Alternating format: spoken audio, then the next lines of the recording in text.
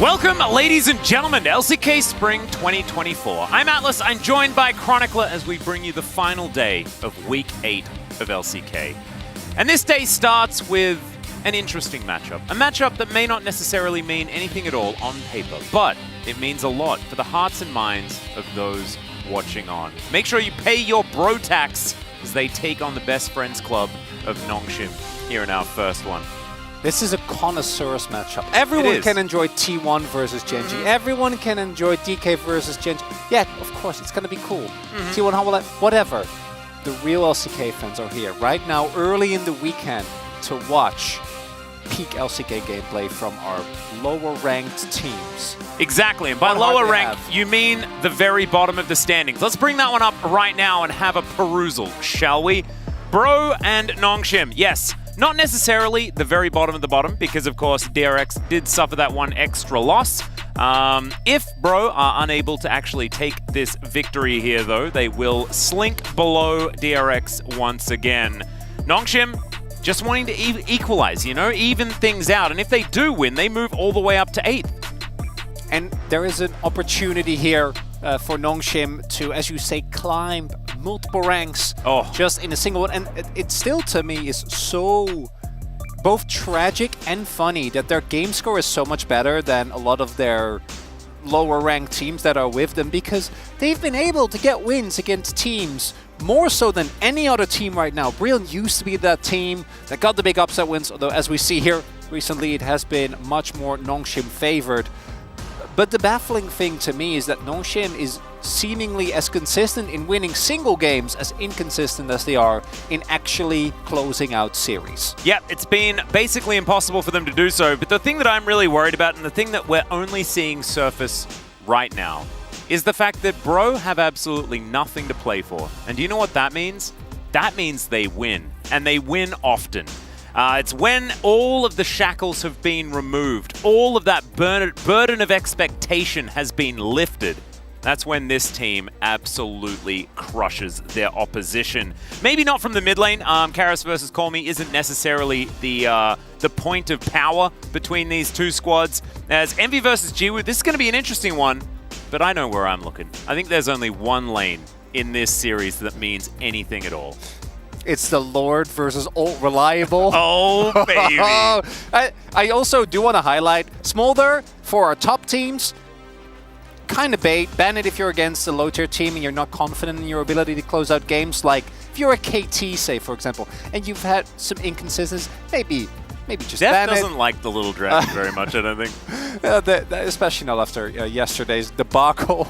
But please do not remind me. Between these two teams, Smolder, I think, is actually a highly contested pick. Oh, absolutely. Because neither of these two teams should be trusted with closing out a game cleanly and quickly. And it is power of friendship on both sides of the rift today. So really what we're learning here today is whose friendship is stronger.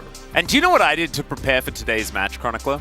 I woke up extraordinarily early, and I watched Silver Scrapes, NRG versus 100 Thieves. And I think the LCS has really put me in a great headspace to be prepared for a series like this one.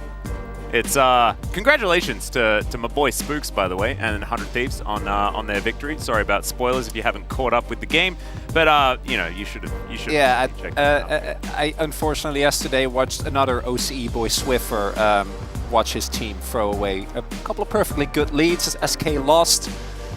It was a roughie, but I don't know if you've seen the at least there's a Chiefs win for today, you know, like there's something. At least Spooks gets one, so it's fine. Jiwoo versus Envy. Jiwoo, I don't think he has been as consistently of a high opponent for Nongshim as he was last summer. I think that's where he really excelled. This is where it's at. This man right here on your screen, the Mo Nectin, as it is written here in the LCK, is about to be unleashed on the Rift. I would actually not mind if Nongshim actually just banned it in the first round of bans. No, I think they should. That's crazy to me. No, it's not. I mean, it is, though. Because no, it's not. We haven't seen Renekton bans at all. He's not even that necessarily. Well, he is. I mean, Dundun was pretty ridiculous on it yesterday. Maybe the Renekton is just broken. And maybe it should just always be think back to Dudu yesterday as well. Yes, true. Yeah. Okay. So perhaps it's not actually that unfathomable. We both know these two teams will throw games for Herald. They will throw games for first dragon, second dragon. You know what goes great with trying to all-in an entire game at an early objective fight? Crocodiles. Heck yeah, it does. I'm very much looking forward to seeing what is actually going to be played. I just need it to be not a wet noodle fight between the Lord and Old Reliable. I want to see like some 0-7 winning Jaxes up there towards the top side of the map. Renekton. Oh baby, that's what we want. That is what we want.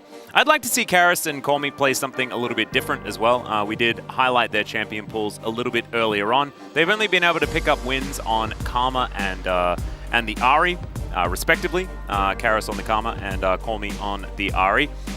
I think that there's going to be some Taliyah in our future, though. And yesterday we actually saw some really good Taliyah play.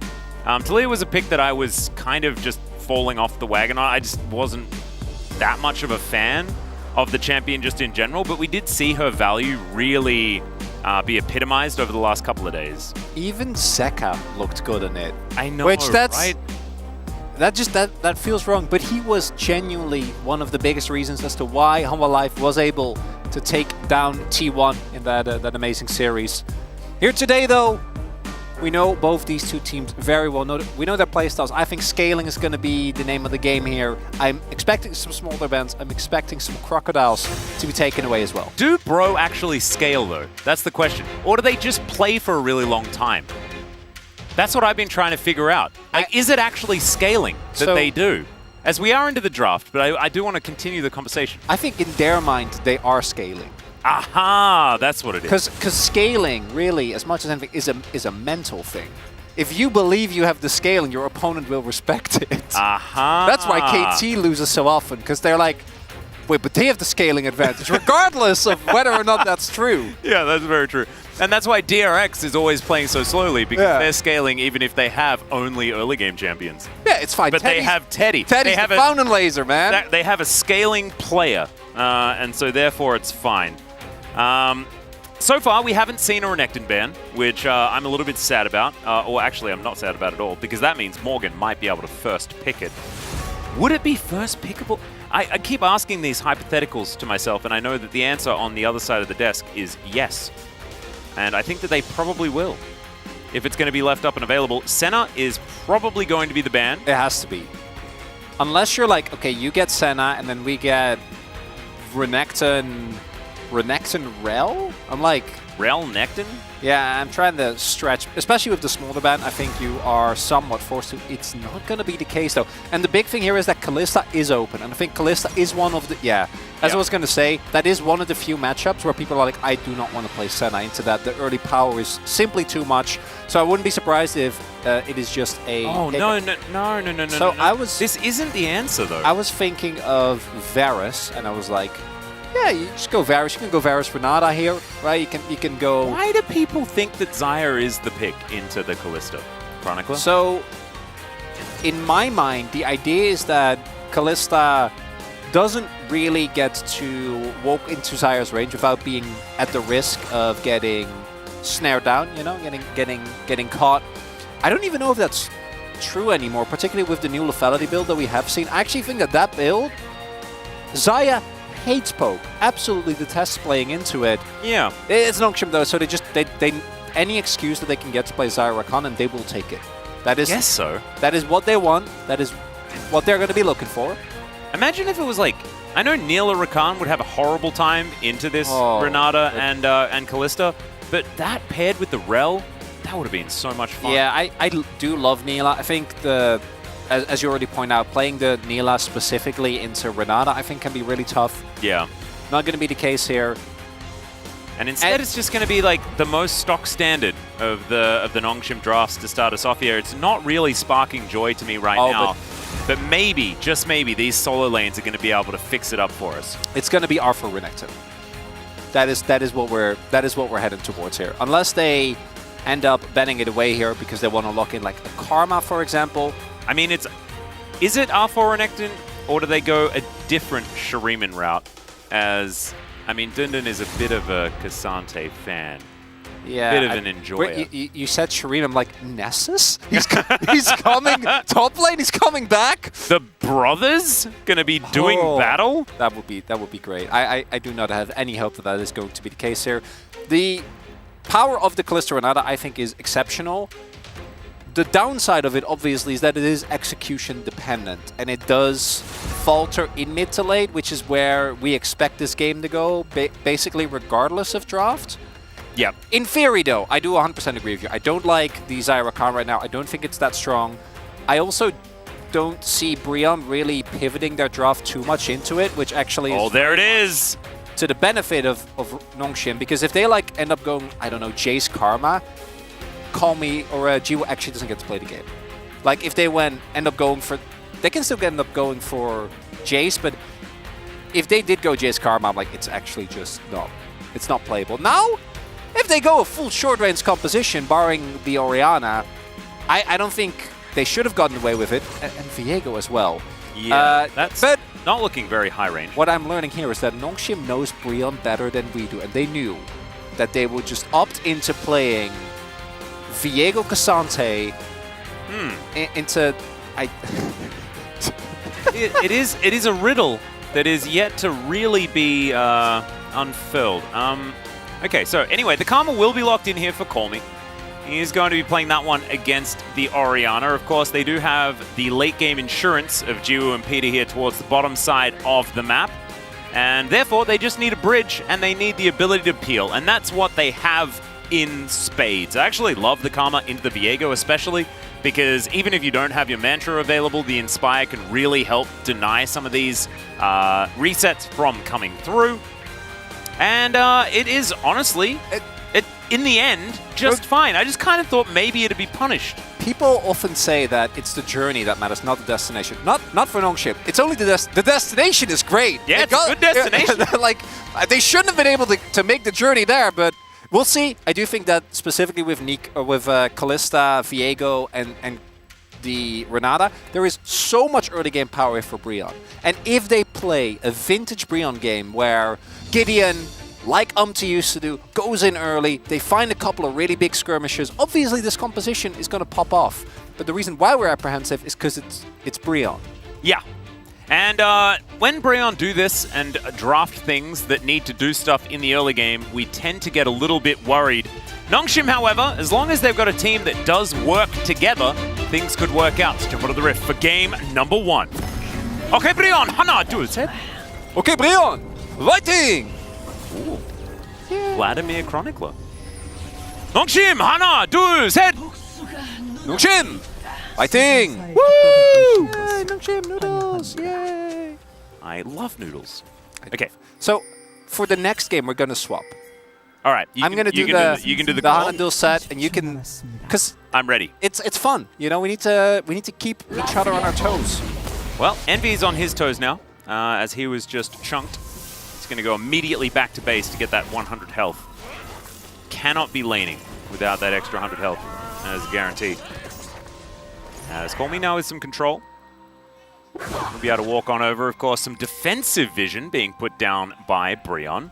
A very Brionne maneuver. It's not often that you're going to be warding your own stuff in the early stages. Oftentimes it is just trying to get as much information as you possibly can in the enemy jungle. Not for bro. No. It's about battening down the hatches, you know? Yeah. Their level 1 is decent with courtesy of the Renata, Kalista, as well as the Viego, but playing into Karma, I think you don't really want to run any risks. We have seen the early weakness of the Rakan and Xayah lanes many a time throughout this split, and hopefully for Envy and Polo they'll be able to make use of that. A little disappointed though that Envy isn't going for the lethality build. I really was so impressed with not only how strong that build looked, but also, to me, trying to play those type of poke builds into Xayah takes away so much of her agency. Yeah. I actually trust Jiwoo to, when we get to a mid game where he's able to like finish an item, to actually match some of these early fights. And with lethality, you just take away that ability to play the game at all because you Q. And if you Q and you hit and you E, Jiwoo's at like 50% health. Yeah. It's very, very difficult to play the game. We have seen it many, many times. It was it Keria that actually played it first? I think it was Pace. Kalista game? Pace. I think, well, Pace and maybe Keria like way back, but I think it was Pace specifically with the opportunity, like full 100% lethality. Yep. As, oh, like this from Gideon. This is what you want to see. Sylvie already path towards bot to try and cover for a possible dive on his bot lane. Now remounting here, as we can see. Gideon charging things up as Jiwoo is going to come on over and try and get him out of here. But that means it's going to be difficult for them to take very much control. Polo clearing out this ward. And Gideon suffering from a little bit of a reset issue But Sylvie's not going to be able to secure that one, and it looks like blue buff is also going to go over to Bro. Sylvie just giving up on the whole situation here, as he will just rotate over towards either his top side or look to try and steal away a blue buff himself. But it's been a full red side clear already for Gideon, and so nothing for him to really do here on this bottom side. Was actually thinking of heading over towards the wolves that have already been taken. That's a little greedy. Yeah, that is a bit unfortunate for Gideon. He's going to waste a little bit of his time. So, nicely done by Brion. At the same time, though, Jiwoo and Peter were able to eat that entire wave. There was no risk for a crash, because for a dive rather, because instead, they obviously moved in. So I think by the end of that... Clockwork wind up. Meanwhile, here towards the bottom side, Polo's flashing in, looking for Jiwoo, but the Blade Caller is just a little bit too good. Gets himself out of there, but that is Flash now down in trade for Polo's. So Jiwoo losing his Flash, definitely important, but they're able to trade back, and honestly, not that bad. As meanwhile, what happened in the mid lane was Karis flashed in order to try to kill Call Me, but was unable to do so. I guess. I understand the willingness for Jiwoo and Peter to try and force, because they had the level advantage, because they had the huge wave crash.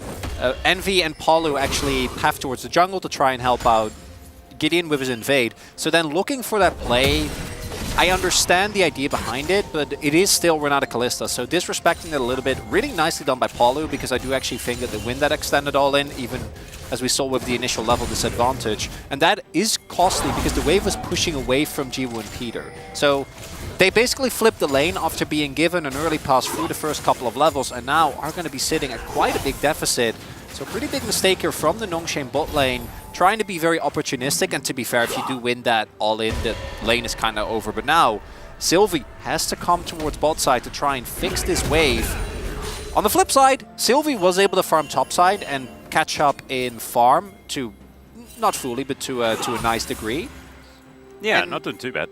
Call Me also absorbing his Oh, yeah, they all just dive on top of him. He's in the bouncy castle, and there goes first blood. And it's over to Jiwoo. You mentioned things potentially being over in the bottom lane. This might help, as Nongshim picking one up for themselves, and this is exactly where they needed the extra money. Really, really big moment there for Nongshim. Gideon attempting a play, but Sylvie at the ready. Again, knowing that there's probably going to be a lot of attention towards this bottom side of the map. First, pathed very early towards the bot side to try and cover for a dive. Did have to give up his jungle, but then farmed his enemy's top side. Now back at it again, and as long as Peter and Jiwoo get to catch the wave that is being built up here, they should be fine. I think Brion isn't going to look for a dive with still heal available, with flash available.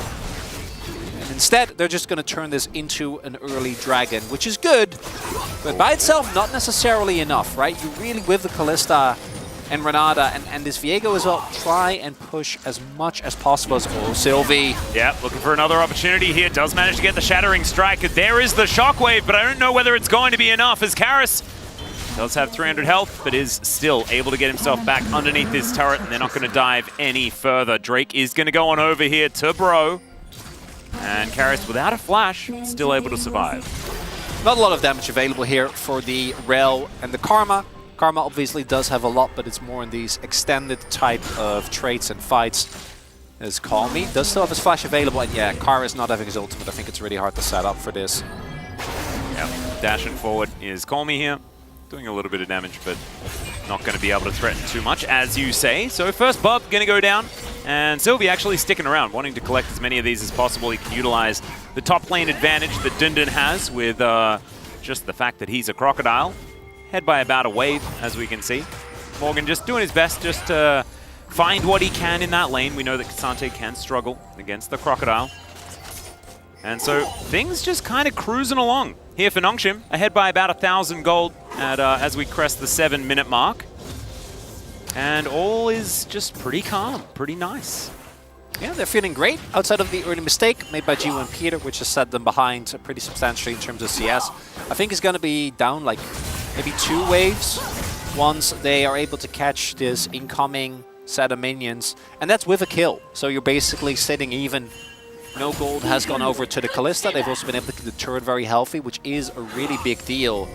Sylvie backing there. I don't think he was spotted on vision, and there isn't really any opportunity for a dive just yet, with Gideon currently clearing his bot side jungle. So again, yeah, as long as you can keep just catching these waves under turret, you're not going to have prio, but we are, again, operating from the assumption that if we get to mid to late, Nongshim is going to be able to execute. And yes, Sylvie has actually been really good on the rel.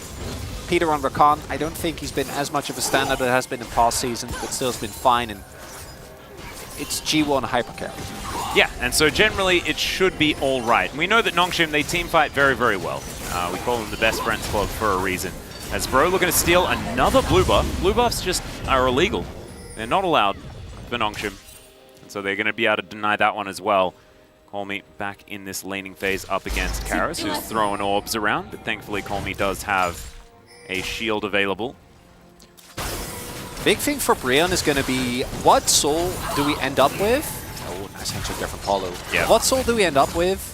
And to what extent are we going to be able to win fights in mid? Because I don't think it is even close to over yet for this composition. The Nongshim comp, I think, is quite strong, but it is also... With a lot of these Xayah comps, I think a lot of our teams get into a false sense of security if they get through like the first, say, 7 or 8 levels. There's an all-out. There's Morgan. No, I mean, I guess it's not an all-out. It's a somewhat out here for the Cassante.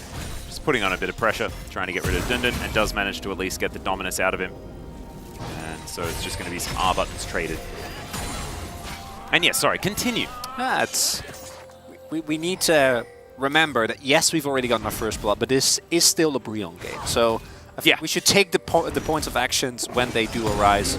But yeah, the second Drake fight, I wouldn't be surprised if Nongshim just gives it up. Third Drake fight, I think, is really where we see compositions like Brion, even if they don't have the best early game. That's where I think there can be, sometimes at their most lethal, if you make a single misstep and like these resets start coming through, Gideon starts to get going, Envy is able to start hopping around, and you get the bailout for big value. You can suddenly find yourself in a situation where you're like down the soul point as Karis. Yeah, Sylvie just crashing on in, managing to get the Shattering Strike there. Shockwave onto both of them, but the Magnet Storm still going to pull back Karis, and once again, they just don't have the damage.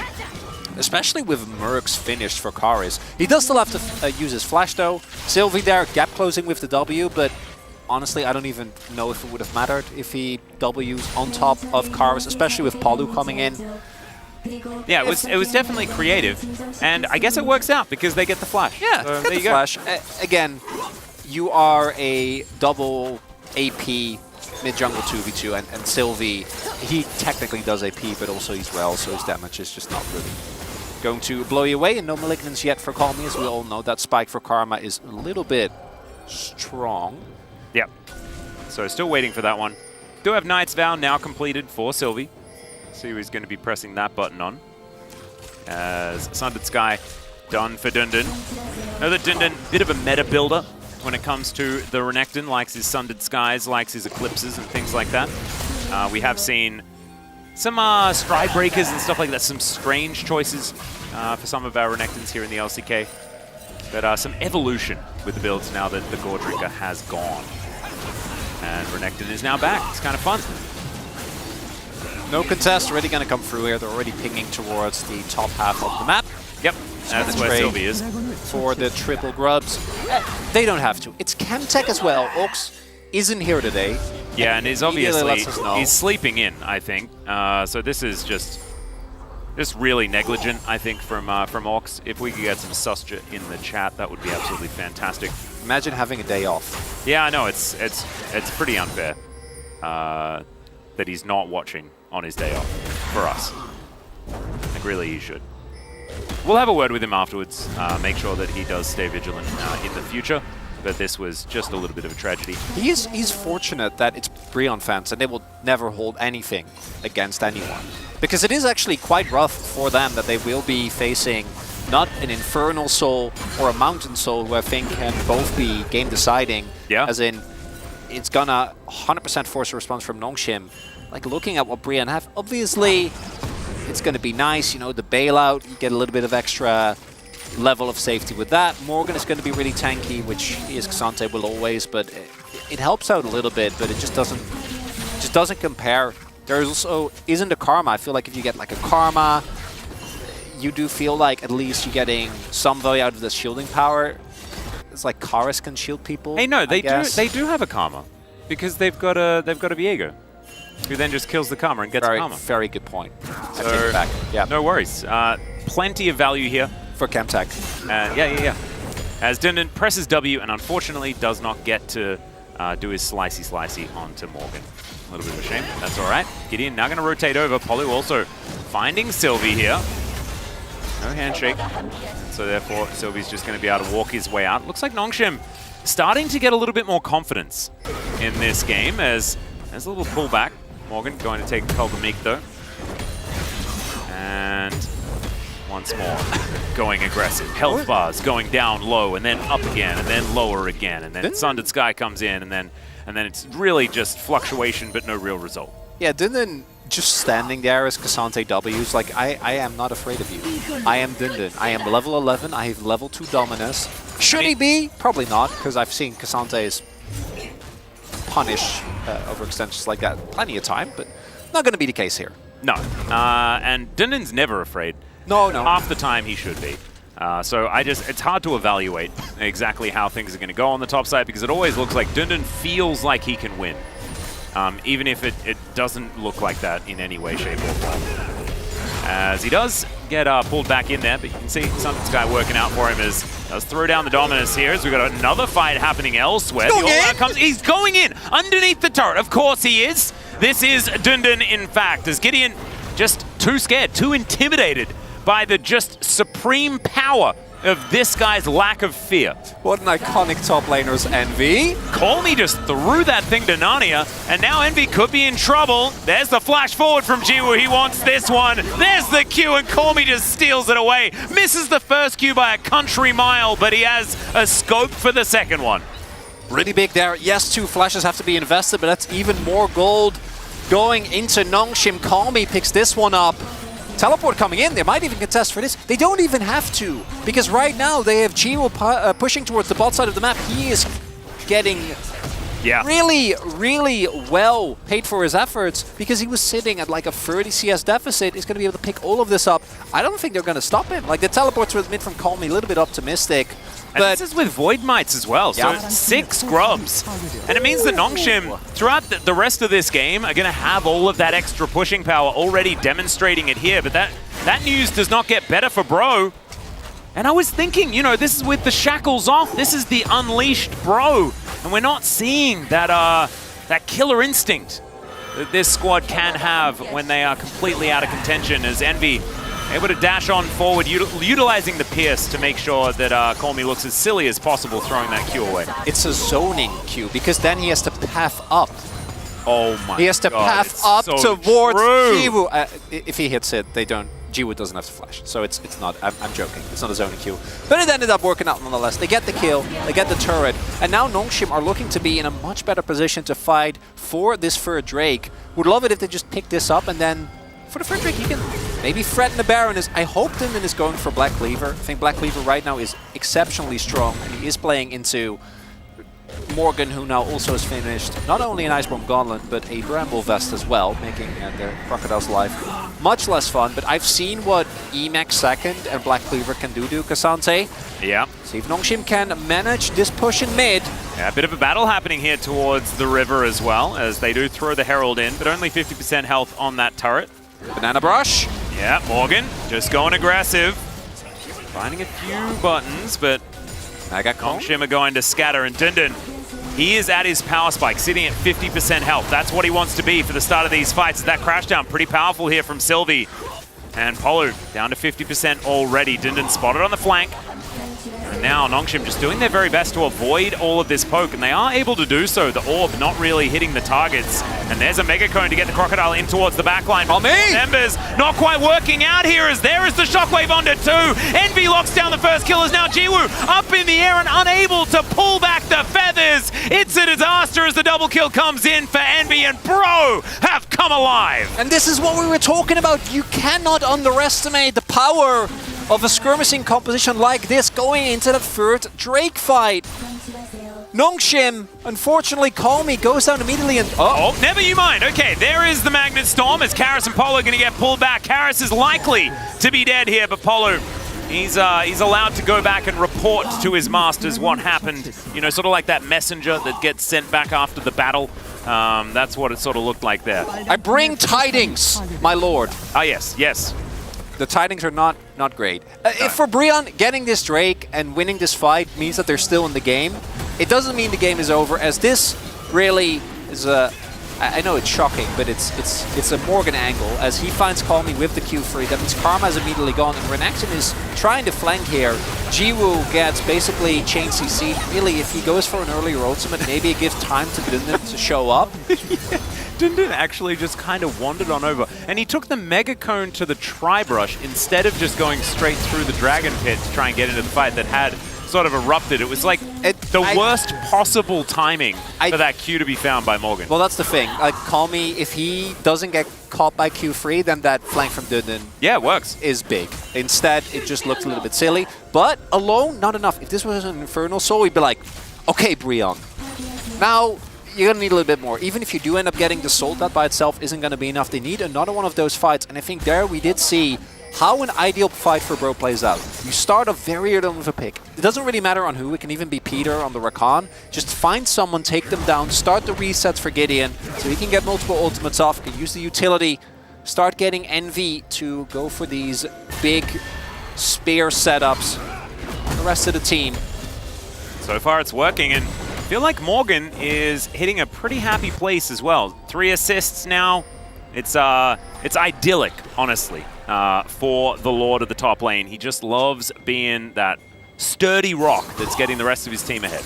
But the one downside is in the 1v1, Dundun actually has gotten quite far ahead, and it looks like he is going Cleaver second. So I don't know exactly how much armor shred you get between Carve, so the Black Cleaver passive, and the Emax. I assume Dundun is going second into a tank matchup with Envy. Yeah, Peter is just going to dive on top of Envy. That is Cleanse and Flash immediately used. Great trade. Nice work from Peter.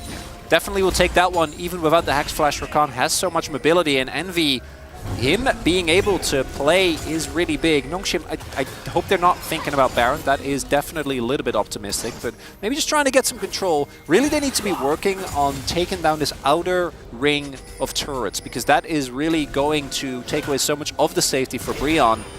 And the fact that the mid lane turret for Nongshim is still standing for a composition that wants to look for all-ins and dives, not going to be feeling great as Dundun. Yeah, Slice and Dyson just doing some things, but really doesn't look like it's going to result in too much as Nongshim setting up the siege once again. Call Me somehow not managing to land that Q onto anyone at all, as Gideon happily tanking things up. The Malignance is done here for Call Me, but not really doing massive damage just yet on this Karma.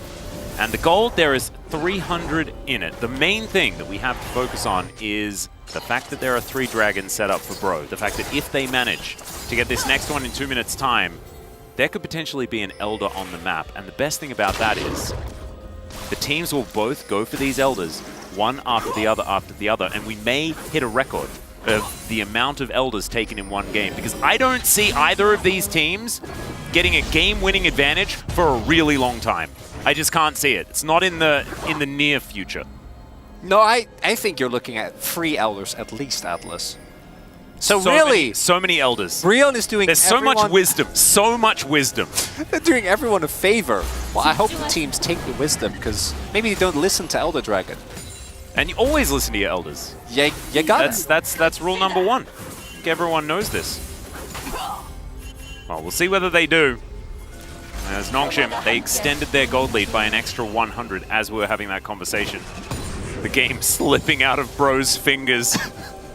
1 coin at a time. I think a lot of it to do with Dundun just taking a few more minions on this map. Does now have that Black Cleaver like you were talking about completed. Oh yeah. We'll see how these trades are improved as Morgan makes it back towards that bottom lane. Currently moving towards the mid lane, wanting to join up with the rest of his team in preparation for this dragon in 35 seconds. Decent vision still lingering here for Nongshim, though. That means that the Crocodile is able to sort of safely swim his way up here. And for Nongshim, the engage from Brion really isn't that good. Just don't get hit by Cassante Q3s. Yeah, that'd be a great idea. You have great engage yourself. Just don't immediately get hit as, ooh, this is where we've seen Nongshim struggle before. Can they actually find the cohesion? Not just in this game, but in general, this split with Dundun off in a flank.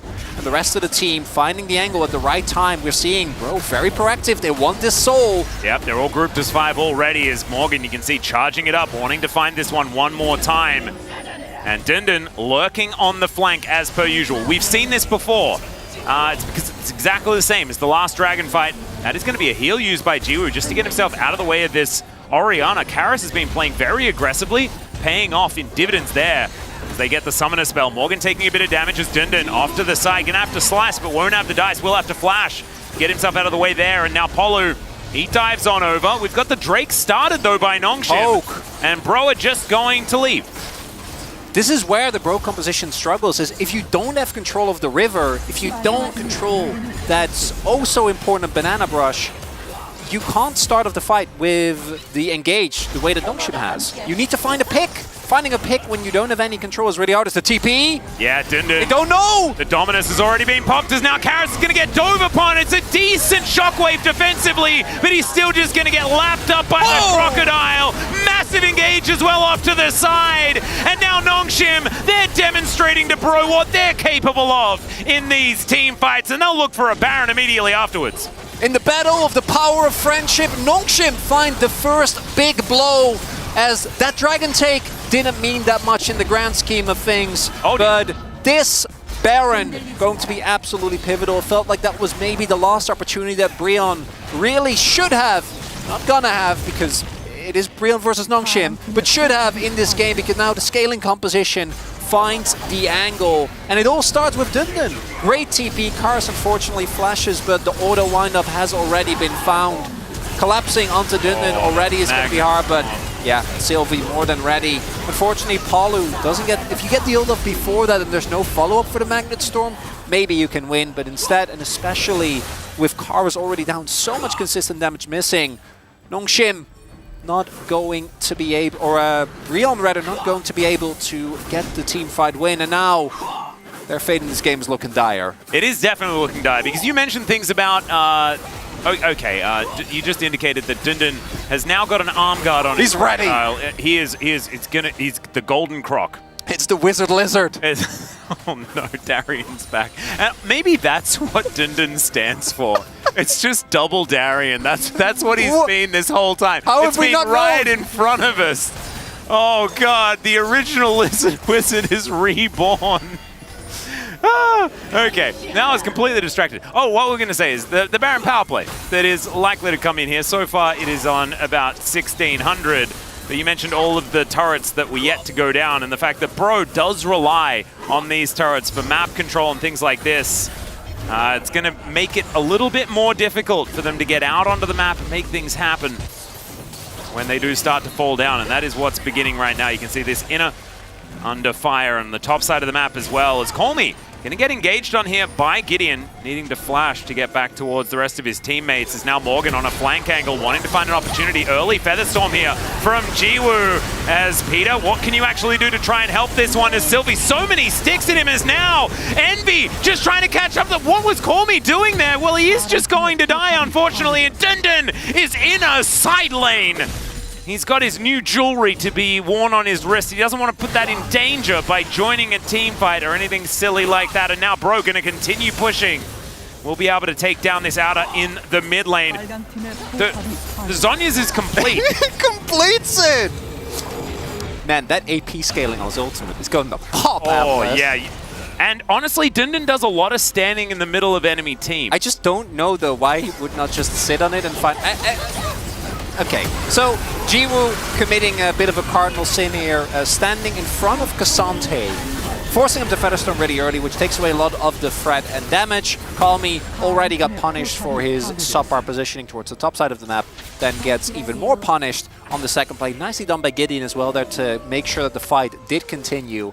What this means is that Nongshim clearly needs the wisdom of an Elder Dragon to actually close out the game, because their Baron power play was alright, but this is one of the issues with some of our weaker teams where the waves just aren't quite synced up, right? So you have Dundun pushing in bot and then Calmy also pushing towards top, trying to make use of the Baron buff, which in theory is good, but then in practice you do need to have the vision and make sure that if Calmy is absorbing pressure, then Dundun is right there ready to make sure that they can actually get something out of it. As he can He can slice and then dice. Yep. And he can also go golden. And then it comes back off cooldown, and then he does it again in this game. It's very, very cool. I think Dundun going to be building a Guardian Angel next. Think about the amount of immunity that he's going to have to death. And Dundun with an immunity to death sounds terrifying. Because death has been one of the things it's the one thing most, honestly. It's the one thing that keeps Dundun down. And it's employed quite a lot against him. Very but he's now going to be successfully. he's now going to be able to clear out this wave and probably continue shoving his. It really did put a bit of a dampener into the amount of momentum that Nongshim had this game. I think they're going to be looking to take down this next dragon and then set up around yet another Baron, and that will be another opportunity for Bro to get back into this game. They can find themselves a skirmish if Morgan can get a flank angle, go all out onto a key target. Things will be very, very good. I actually had to check because I wanted to make sure that I wasn't spouting any nonsense. So as far as AP ratios for Renekton go, Q, 0. Yeah. W, 0. 0. E, 0. Yeah, 0, yeah. R, the magic damage per tick, 5% AP. Hell yeah. But the total magic damage is 150 AP. So he's going to get a very middling amount of value out of it. He's going, I assume, Renduin's next? Which is actually it's actually a great item into Kalista. Like, Envy already was not going to have a good time. It's not getting better. But it could be a Frozen Heart, just to add to the weirdness of Dundun's build. Wait, but actually, Sylvie hasn't bought it. He might actually do that, yeah. Just say, I don't care about the mana. Yeah, I don't need it. And to be perfectly honest, it is the best anti-Kalista item in the game. You can use Renduins for it as well. You know, slowing down Kalista is very, very powerful. It's much better. Yeah. But it's not as cheap.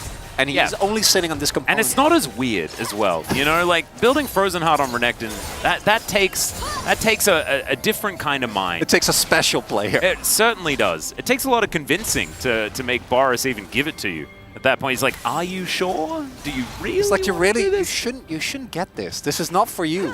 It would be good for some of our players if there was a little pop-up that just asked, "Is this actually what you want to be doing here?" No, I think that will make BDD too powerful. I think he's already too good. He can't buy the right items all the time as well. And it'd also mean that aiming would be stuck in the shop most of the game, just clicking off that particular warning. As we will be checking in on aiming in some of his build paths in our next series. For now, Bro grouped up. Okay, there is a Fate's Call. And Sonya's. Yeah, he has Sonya's and a Dream and a lot of vision, and that was never going to work. Well now, Nongshim 50% health on this Baron. They really did manage to get through that, as Call Me loving the fact that Bro have to walk down that corridor to join this battle. They don't know. He is back, and he knows that there's no Fate's Call. Now ready to possibly get over this wall, start something up at Karis. He's going to spot him out. There's the command dissonance, fair bit of damage, but not too much. And the Q's starting to hit from Call Me. Ooh, banana brush control here for Nongshim. You have Karma. You can start this and force them to come in. Look at them go. There's the Q. Misses entirely. They didn't quite know where Gideon was in that moment. Really a type of game where if Nongshim win, it's despite Call Me's Karma, not because of. Not ideal, but all you need now is to press your shield on Jiwoo. Yeah, no, that's all you need to do. Just press R and E, and it'll be totally fine. And then if they come at you, press R and W. And don't worry about the Qs, it's totally okay. As Dundun still lurking. The river. He's exactly where he wants to be as a crocodile. It's his natural habitat. As now Morgan, he's flanking as well. Gideon's found Peter, but he can battle dance to get back to Jiwoo. The extra range working out there as Jiwoo gets back onto this Baron once again. Sylvie can tank it for quite a long time. Just start the fight, Nongshim. You have multiple flashes. Yeah, and they don't have, well, I mean, they almost have Fate's Call back up again. I thought that was part of this same sort of passage of play, but it's now sort of irrelevant entirely, as now Jiwoo's managed to push in a top lane. Fake inner push so that you can go back to Baron and do it again? No. They're not doing it. They're securing control. It was for the Rift Scuttler. We thought it was the Baron that they were after, but it's the Scuttle. It's the anticipation, Atlas. You know how when you've been really looking forward to a specific sandwich for a long time, unpacking it is the best part? Even more so than the actual eating it? No, I don't know that at all. It's always the eating it. I don't care about unpacking it. That's annoying. What about birthday gifts? Like birthday? No, no? Because before the birthday gift, it could be anything. You know, it could be all of the gifts. It's anticipation. Yeah, that makes sense. That makes sense. But if I know what the sandwich is, I don't really mind. We're going to start off this team fight, though, as Call Me does manage to put Gideon on a leash for a little while. He's taken down to 50% health as Dundun trying to get in there, but the dice not available as the slice hit nothing. And saying slice, the talking about sandwiches. on Nongshim! Oh, man. It's very, very confusing. But now Morgan going to get queued by Call Me. Running out of mana a little bit here, but he should be all right. Double flank. Yeah, Peter. Will he be able to get in there? They do get the control ward down. Is now Dundun going to get engaged on that? 3-man Q was gigantic from Call Me. And a 2-man knockback from Morgan. But the feathers, they fly back. And Bro, not going to be able to do anything here. The hostile takeover does absolutely nothing because it's trying to be used as disengage. And Nongshim, they could go back to the Baron, but perhaps they won't. Maybe they'll go over to grab themselves a soul point as well. Bird Chemtech Drake, you need that shielding power for the Karma Atlas. You absolutely do. No risks. We're not giving up soul. We're not doing Baron. We are just winning the fight with the least amount of lethality possible, and then we get ourselves a dragon. Beautiful, gorgeous. Let's have a look at this Q once again. Oh my god, the damages. We see Peter go for this attempted engager, but instead he just has to run away immediately. Morgan really does a lot of heavy lifting, and that ult from Palu absolutely pivotal because that's all that stood behind Breon just outright losing the game. Like, that would be Nash. They would probably get aced in the follow-up, and that would be the end of it. Running away from Karma exceptionally hard. Not going to be the case, as Dundun has TP, level 18. Here for the Crocodile, he can just be in a side lane, but he probably won't. Probably going to back. What will he buy? Oh. Are the prophecies true? Is it the Frozen Heart? It's got to be Randuin's, right? Yeah, it's going to be Randuin's. So not going completely insane. Just a little bit. With the build path, just a little bit insane. Next item probably going to be a GA or something like that, just for immunity to death, which we do like to talk about when it comes to Dundun, that are not going to be prepared just yet. Sylvie going to be moving on over just to keep an eye on what Bro are attempting to do here as Morgan charged up the Q, not able to find Peter though. A difficult target to lock down as Morgan taking a bit of damage there. He is pretty tanky, but still going to lose a third of his health bar here. And that is important. So it means that he's not going to be able to start off these fights because they've been using Morgan as their engage choice, and it's not normally the job of a Gasante. As Gideon dashing on in there. A little scary there. Dundun, he can just keep going. Okay, no one can match him in side lane. Yep. Oh, Breon, don't. It's Rel. I know you feel desperate. I mean, it's Rel Callista. They do have a... Oh, wait. I mean, never mind. It's Rel versus Callista. And also Rel, or Callista specifically, really, I feel like it's so much harder than it used to be. Yeah. It used to be basically guaranteed because it did triple the damage of Smite, and now it's not really the same thing. I don't want to take the risk, and you know what? Neither do Nongshim. We are just... Taking risks is not what we're into. There is so much on the line, Chronicler. Such as... winning this game? Maybe that sandwich you were talking about before? Yeah! You don't know what agreements were made earlier on. Just engage on him! Yeah, well, Nongshim is just going to back away. The Baron is going to get all of his health back as Dundun, he's just out of here. Do you have Callista and Rakan, or Rel and Rakan? Taking a fair bit of damage. He's going to get snared up. Heartbreaker does come down, but the Q is at the ready. Now the Viego going to be far more difficult to get these resets as Morgan going to get attacked by Dundun here, who has so much health, but it's Sylvie that's taken down first. The hostile takeover rains down and Dundun's health bar is just melting. Look at how glorious he is when he goes golden, and then he's immediately dead afterwards. Nongshim just kind of flubbing that fight a little bit there, not able to get their ducks in a row. And now Sylvie dead, Dundun dead. Nongshim are going to find it very difficult to do battle with Bro, although the health bars are low. This Baron could be a difficulty. Palmy gets TP back in. Karis. It's never Brover, Atlas! It ain't Brover. We are both breathing. We are all breathing as Call Me comes on in. Palu getting taken down so low. Karis in trouble. He gets bailed out, and it is going to work here as Jiwoo picks up a double. Okay, Gideon and Envy against the world, and Jiwoo has a full health bar. That is going to be ended, though, because Envy takes it down. And now Call Me, he's going to have to run away. I don't know, what's another Q that we're just completely baffled by? And Envy doesn't want to do the Baron. No, no, no, no, no. We're going to go back to base, buy some items, and we'll prepare to do this again. This is exactly what I thought this match would be, Atlas. Oh, all it says on the tin. As Nongshim, after having so many great opportunities to start good fights, or then you can just back off here and do Nash, because you actually have Gideon and Morgan at half health, but instead, the one time they shouldn't try to force a fight in full vision with all sums available, they do that, and then it ends up backfiring immensely. Call me on Karma. No, please. We need to find something different for the next game. As Jiwoo does a lot of heavy lifting here, finds both cars. Yeah, absolutely pivotal. Then tries to get a little bit too much out of it here. And Envy, look at the amount of burst coming through there. The recall not enough. That Q would have meant that they didn't, because I think they got Nash still because of them not hitting the Q there. Yep. Like, if they get the kill, that could have been it. But now, game's dead even. Who knows what will happen. I'm sure Nongshim will get the soul off the back of this. And then we can get Chemtech soul? We can get started on the Elder Dragons, Atlas. We knew we had about 3 coming in this game. To be perfectly honest, with Call Me on Karma, I think Chemtech Soul is actually good.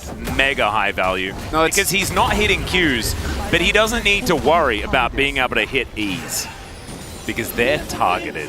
Just click the portrait. Oh, yeah. Doesn't even need to do that. He just presses R first, and then it goes on everyone. It's glorious. Okay, Nongshim, they are going to lose their top inner turret. As we mentioned before, they are able to take that Chemtech Soul. Morgan wanders into this brush, doesn't get to see. Oh, they're looking for a TP angle. Yeah, as Kara's going to get crashed into here. This is a little bit of danger. Gets the shockwave out, but that has a pretty low cooldown. There's the quickness, there's Grand Entrance, and a Q going to land on the stationary target. And Karas, unfortunately, just punished for some flubbed positioning. Dundan's like, I'm TPing, I want to be part of this. It didn't need to, should have held it. If Morgan TPs, then you can TP Dundan, but you didn't have to. The rest of the team really was fine, taking down the one Orianna without flash. Well, it is still a 3.8 thousand gold Baron power play. So not too bad at all. Taking down that inner turret as well with all of the time that they were spending. Oh, the AP ratio on that ult. Oh, just gigantic as Dundan. Look at him tick. And Nongshim are going to be able to take an inhibitor turret off the back of this as well. And so stop the backs is going to be the game plan here for Nongshim, as they will leave this inhibitor alive. So that's what they want. As Colmy's going to have to flash to get out of the way of Polu. Nice handshake going to come on through there as he gets a huge shield.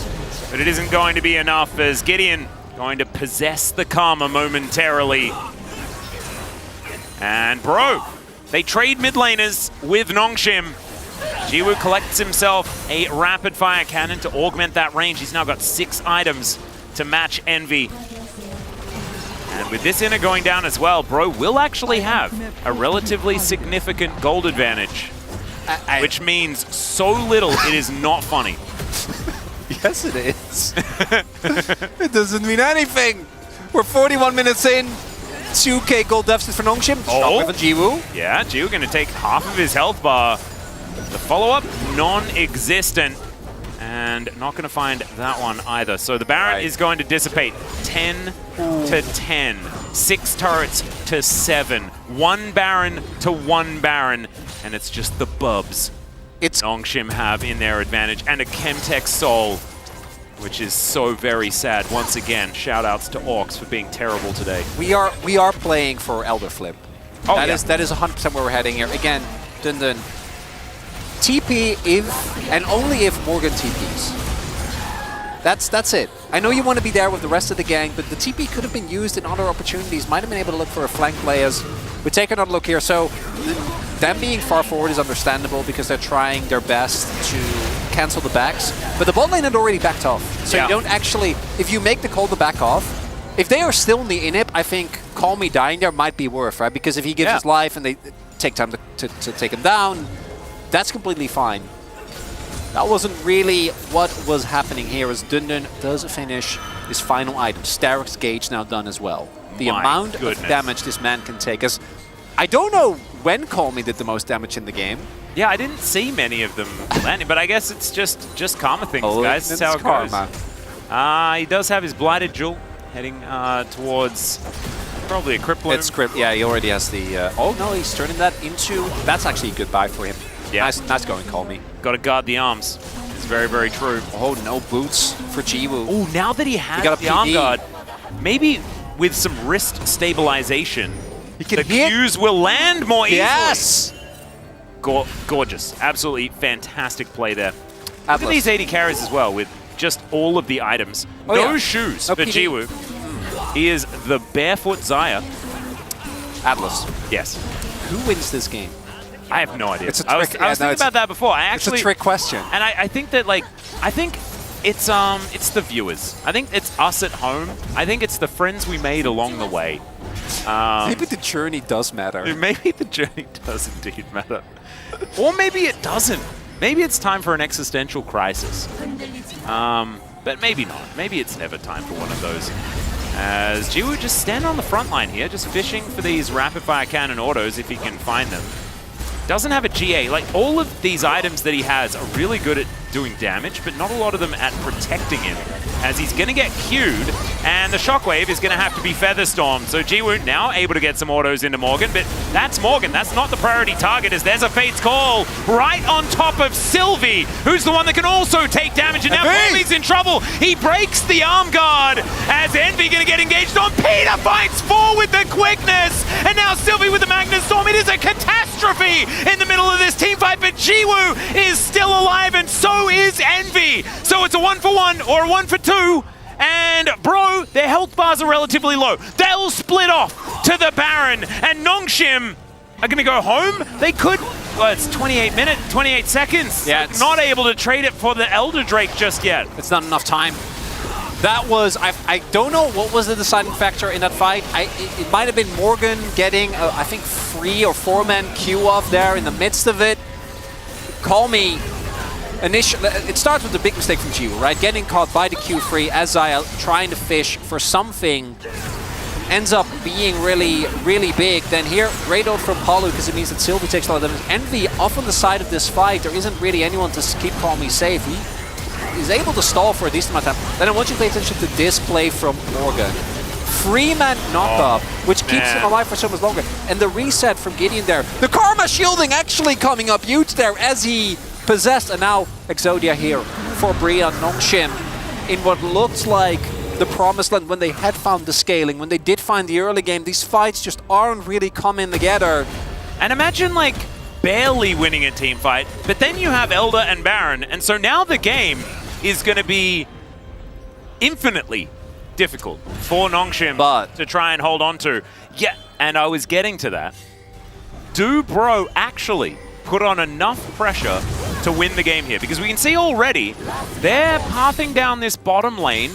The minions are a long way away from getting towards the base of Nongshim.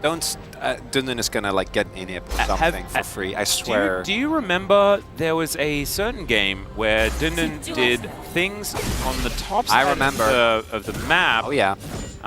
Okay, just keep pushing. Just hard start the fight. Real. Just yeet Polo in there. Yeah, make sure that you keep these minions all alive. That is what they need to do. That's it! As there it is, they do yeet Polo in there, but it is just going to be to try and lock down Sylvie. He's going to get shielded though as the hostile takeover comes in, but it doesn't get too much done. The Renekton is still in the base. I repeat, he is still in the base, and now Jiwoo's going to have to Featherstorm as Polo. Oh, he gets hit back, and the GA is going to get procced as now Peter is dashing around the fight. They still have 2 Nexus turrets up and available. The Renekton is back in here, but it's Envy that's starting to pop off. Gideon going to get feathers ripped through him, and there is the wrath of the dragon. Dundun trying to get health back, trying to use this Sundered Sky, but he pops like a balloon. And Bro, after 47 grueling minutes, they managed to take down Nongshim.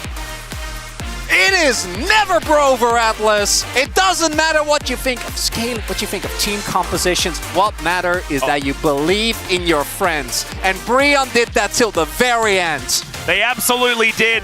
The late game Callista. That's all of that scaling that they got together for themselves. And no one's surprised.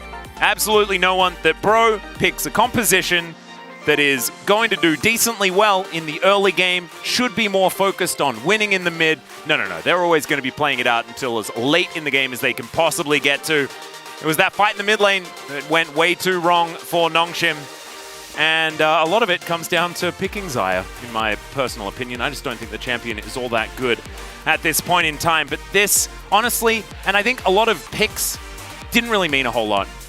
It was about coordinating together, making things happen, buying Zhonya's on Renekton, all sorts of things like this that really all culminate in what was an absolute joy to watch. Realistically, call me, if he hits like 3 of those Qs in some of those fights, Nongshim might have won the game.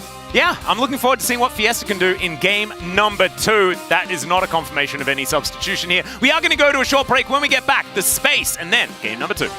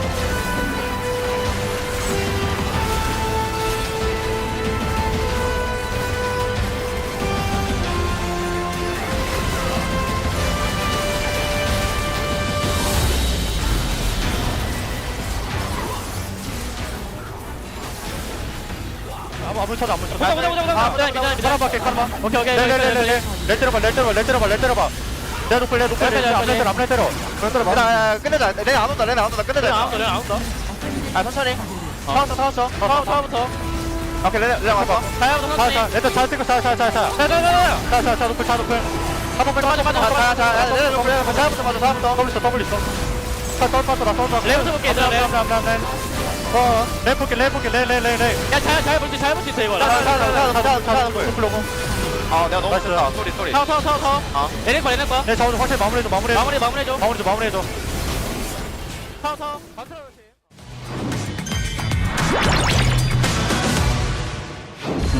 바텀은 그냥 하플이다. 바텀 하플.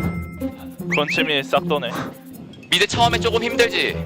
아니요? 아니야 괜찮아. 네. 아 얘기 많이 하면서 해라. 얘들아 잘해줘. 네, 파이팅. 파이팅. 바텀 주도권 계속 있고.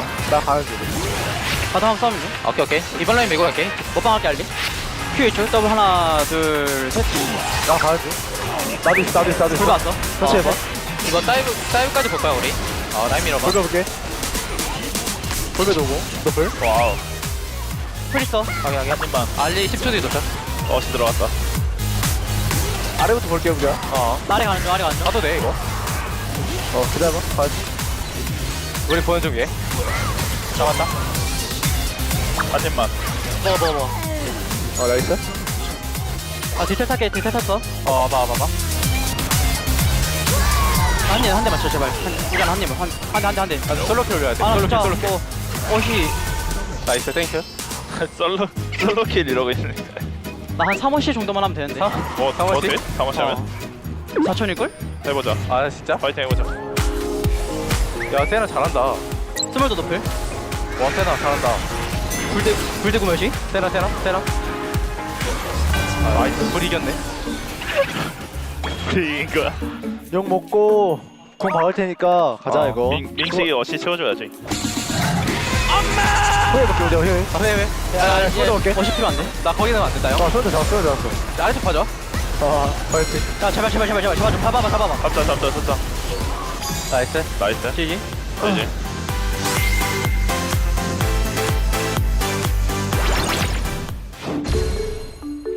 돌린 사람 없제. 스트레치 한번 쫙 하고 남겠어? 아니요. 좀 벌겠어 이거. 시작하면 깰 듯? 말 좀 많이 해야 될 것 같아. 말. 아 기관지로. KT 롤스타. 한번 쓱 웃고 가자. 정신 차리고. 네. 화이팅. 나 오른쪽 찍으면 호응되고. 일단 여기까지 땡길게. 3분 다음에. 앞에부터 봐봐. 앞에 보자. 막아볼게. 일단. 천천히 봐봐. 마우 노플. 야, 됐다. 나 스킬을 줘. 가볼게. 괜찮아. 잡은 듯. 아 여기까지. 까비. 이득인가? 우리 제리 2킬 먹긴 했는데 이거. 아 이득이야 이득. Not bad. 오 뭐야. 마이 갓. 뭐야 이것도? 뭐야? 섭씨한테. 물컵이 뭐냐고. 진짜 다 망했는데. 젠장. 야 가자. 볼게. 나 위치 좋아. 나 위치 좋아. 맞아. 나 트리스타나. 앞에부터 때려봐. 앞에부터 봐봐. 어디래? 앞에 때려야 돼. 이거 나 이제 왔어. 나 넘어갈 수 있어? 카이사 공 몰라? 바로 가자. 바로 가자. 야, 우디로. 가운데 우디로. 세타까지 볼게. 이따가 해봐. 아이고, 들어온 거 맞을게. 나 펜타 주라 펜타. 펜타. 펜타 먹고 가자. 형, 가보자. 협경. 네, 형. 일단 잡아볼게. 형 내가 첫 펜타? 내가 잠깐 내가 어울게. 땡겨봐. 제발. 해봐. 펜타 되나? 펜타. 이게 뭐야? 나도 해본 펜타길. 재미없다, 근데 펜타 뭐야?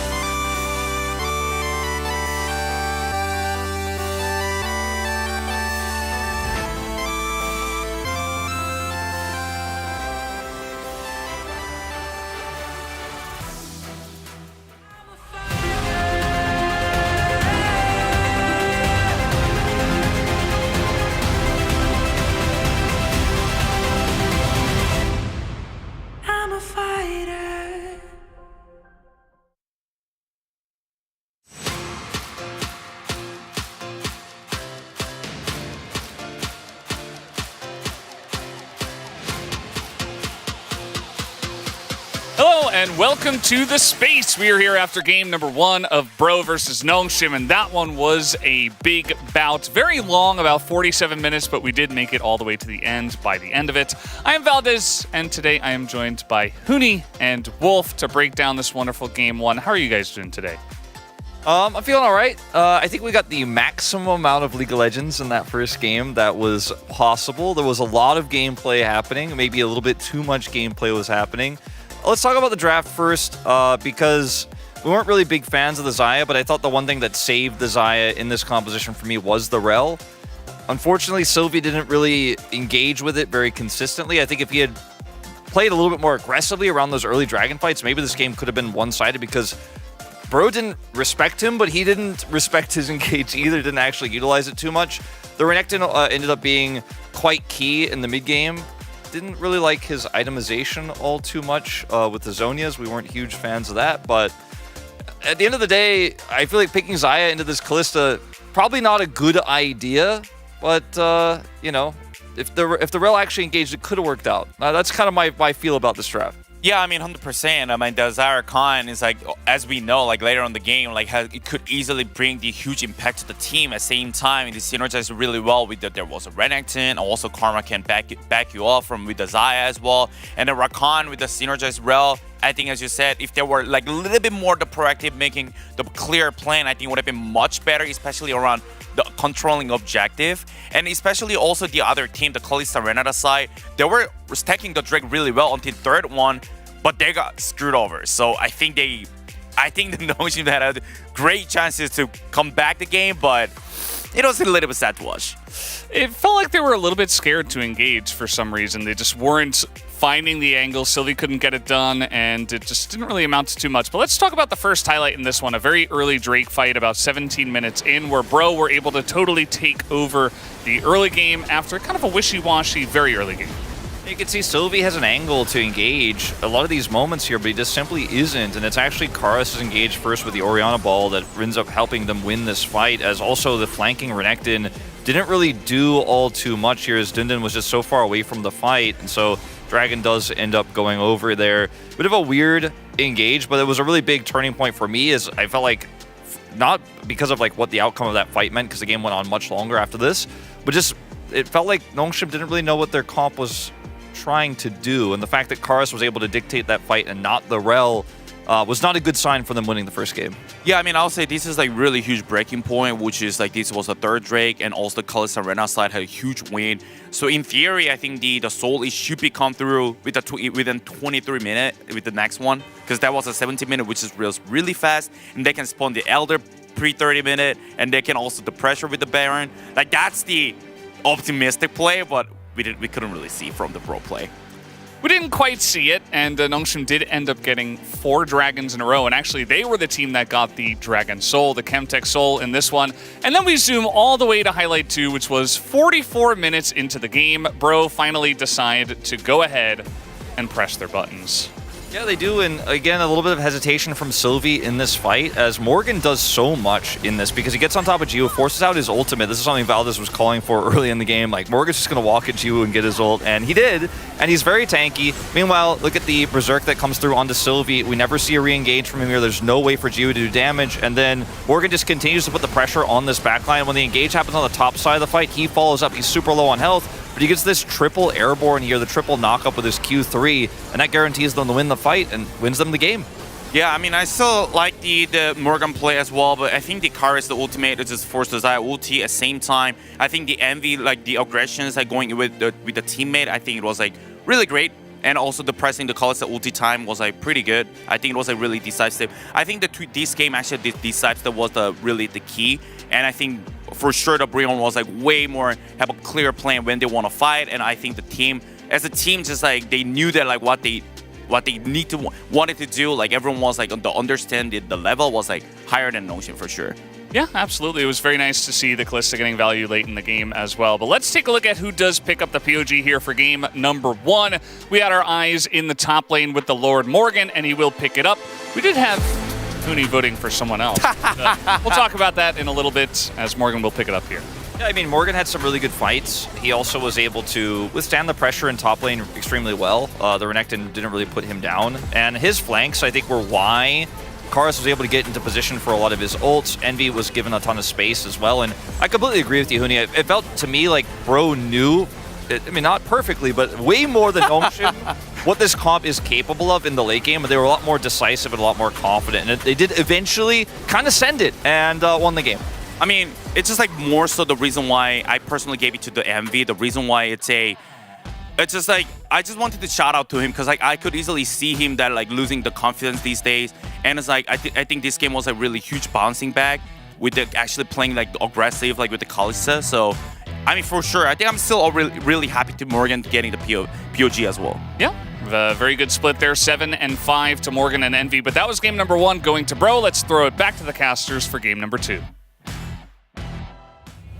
Thank you so much, gentlemen, for the breakdown of game number 1, sifting through that game to try and find the pivotal points that really were the turnarounds. Must have been a challenge, and I commend all of you for your work there. As Morgan going to pick up the POG, our Lord always deserving. I think that even if he doesn't make the big plays, his presence on the team is enough to give him POGs every time. I'm very sad. If there's ever a game that Morgan doesn't win POG, I think he's robbed. It's a Chovy situation. Oh, it's worse. But what if they're on the same team? So when they were on Humble Life Esports, that was when everyone was robbed, and it was just really sad. You can't have 2 of these unstoppable forces on the same squad. Really, Morgan and Chovy in the same league. I know, it's absolutely absurd. That's why they managed to just go to quarterfinals on a team that wasn't all that good in the LCK. Yeah, I remember that. That was a weird year. Oh look, Senna's been re-enabled for this game. Look at that. Maybe now Nongshim gets to B1 Callista and not use it for 40 minutes. No, they're gonna try to B1 Smolder, and that's gonna be banned. So we're not gonna do that. That's, I assume, what's gonna happen. What if Brion doesn't ban it? Like, we can play Callista into Smolder. This is the most, if they... It's the most face-up, we're gonna pick Smolder yes. First 2 bans that I've ever seen in my life. But you can, as Brion, you don't have to ban... Okay, there it is. You don't have to ban him here, though, because maybe you can get a Callista ban out of them. Yeah. And then you can ban it in the last rotation. Not going to be the case here. Call me. Obviously, when it comes to damage, numbers looking great, but we watching the game knew, unfortunately, Karma not really hitting the mark. This player really hasn't been able to live up to the highs that we saw in Challenger. This is something that happens often when players come over. Sometimes it takes time, and sometimes it never really comes to fruition. Unfortunately, Karis is an example of that as well. Exactly. It's sort of like Call Me seeing his potential future on the other side of the Rift, as Karis has had his share of struggles over the last couple of years here in the LCK. Last ban going to be the Sejuani, and there is the Callista ban. Some respect being given to the early game pressure or the late game pressure or the something of the Callista. What is going to be the first pick here? Because I feel like the Zeri stock is rising. Ashe is also up and available, and could be something that one of these teams could consider. As Sylvie back to the Rel doesn't exactly make me too excited. I'm sort of in agreement with Wolf's take on how the Rel was utilized or not really utilized in Game 1. It was not good, but I do think Sylvie, this split in recent times, has had good performances on the Rel. I'm hoping that last game was an outlier, because I do think Rel as a pick right now is insanely strong, and it is a flex pick, so hopefully Nongshim will either be able to have Sylvie play better, use his offensive potential. Is the Lucian Nami looking to come through here?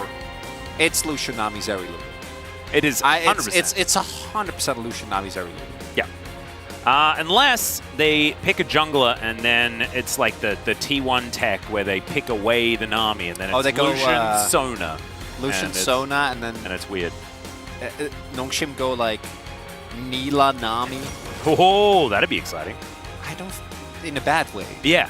Yeah. Okay, yeah, just making sure. Yeah, it's Zeri Lulu. Yeah, it's 100% Zeri Lulu. And there it is. So we're going to handshake. And look, it's not every game, right? It's not every game, but it's PTSD, and it's really difficult. It's difficult to shake what was just a very stale bot lane meta that we are now returning to once again. And I hear that it's only going to get worse as we get to the next patch as well. So we've got that to look forward to. Isn't that fantastic? I know what you're talking about. I love Zeri Lulu versus Lucian Nami. I think it's a cool, skill-expressive matchup. Uh-huh. I got nothing. Not even I can make that one work without sounding sarcastic, which is a bad look on me. I do think Nongshim are going to be very happy with this. I don't think the draft necessarily was the problem last game with the position they'd gotten themselves in. Again, the way in which they went about the draft, I think was wrong, but the game should have definitely been winnable when they got to the position that they did with the draft that they had. But I do trust Jiwoo a lot more, not even because of Jiwoo himself, but because we are just collectively in agreement that Xayah is just not that good right now, and it doesn't feel great to play. Yep. I would also think that Lucian isn't that good right now either. No. We have seen a lot of teams putting a lot of priority on the Lucian, and has found some victories here and there, but has otherwise been somewhat underwhelming and doesn't really feel like the main character in a lot of these compositions. With the Orianna, I do like it a lot more. I think that if you're going to make Lucian work, making it work with Orianna and Nami at the same time is very powerful, and you augment that with the Xin Zhao, which pairs very, very well with the Orianna in the mid lane, and Brion have themselves a pretty powerful composition, as that's Tristana going to be used by Call Me into the Ori this time. and has been a decent matchup. And blast from the past as the Udyr going to be picked up by Dindin. One of his favorites, of course, but now Morgan, kind of with a free lane, can pick whatever he would like. And I really do like the Aatrox in this composition. It is just a very short-range handshake between both of these squads until the late game where Tristana finishes drawing beads and is going to be able to shoot things from a really long way away. But this is going to be a, well, I was going to say going to be a slugfest, but it is going to be a game where teams will be at the height of their strength in the mid-game. Man, you have to choose your words very carefully when it comes to these two teams. I would personally say that already is too much of a statement. I don't think we know. I think this game is a present. We will see what happens when we unpack it in joyous anticipation. After last game, revelry. Yeah, after last game, I've really given up on trying to. Yeah, it's not about analyzing, is it? It's about vibes. It's about the experience. And I don't think that... I think you're doing the series a disservice if you try and predict what's going to happen. Oh, I would never. No. I wouldn't be so forward. And you could use such things as, you know, when these champions are powerful, how many items they need to really come online and things like Runes. that. Yeah, all that sort of stuff. But it's not relevant. It is not something that we really want to be discussing here because I think all of us know, as a collective, that this is going to 50 minutes and we're fighting for Elders. Let's jump into the rift with game number 2.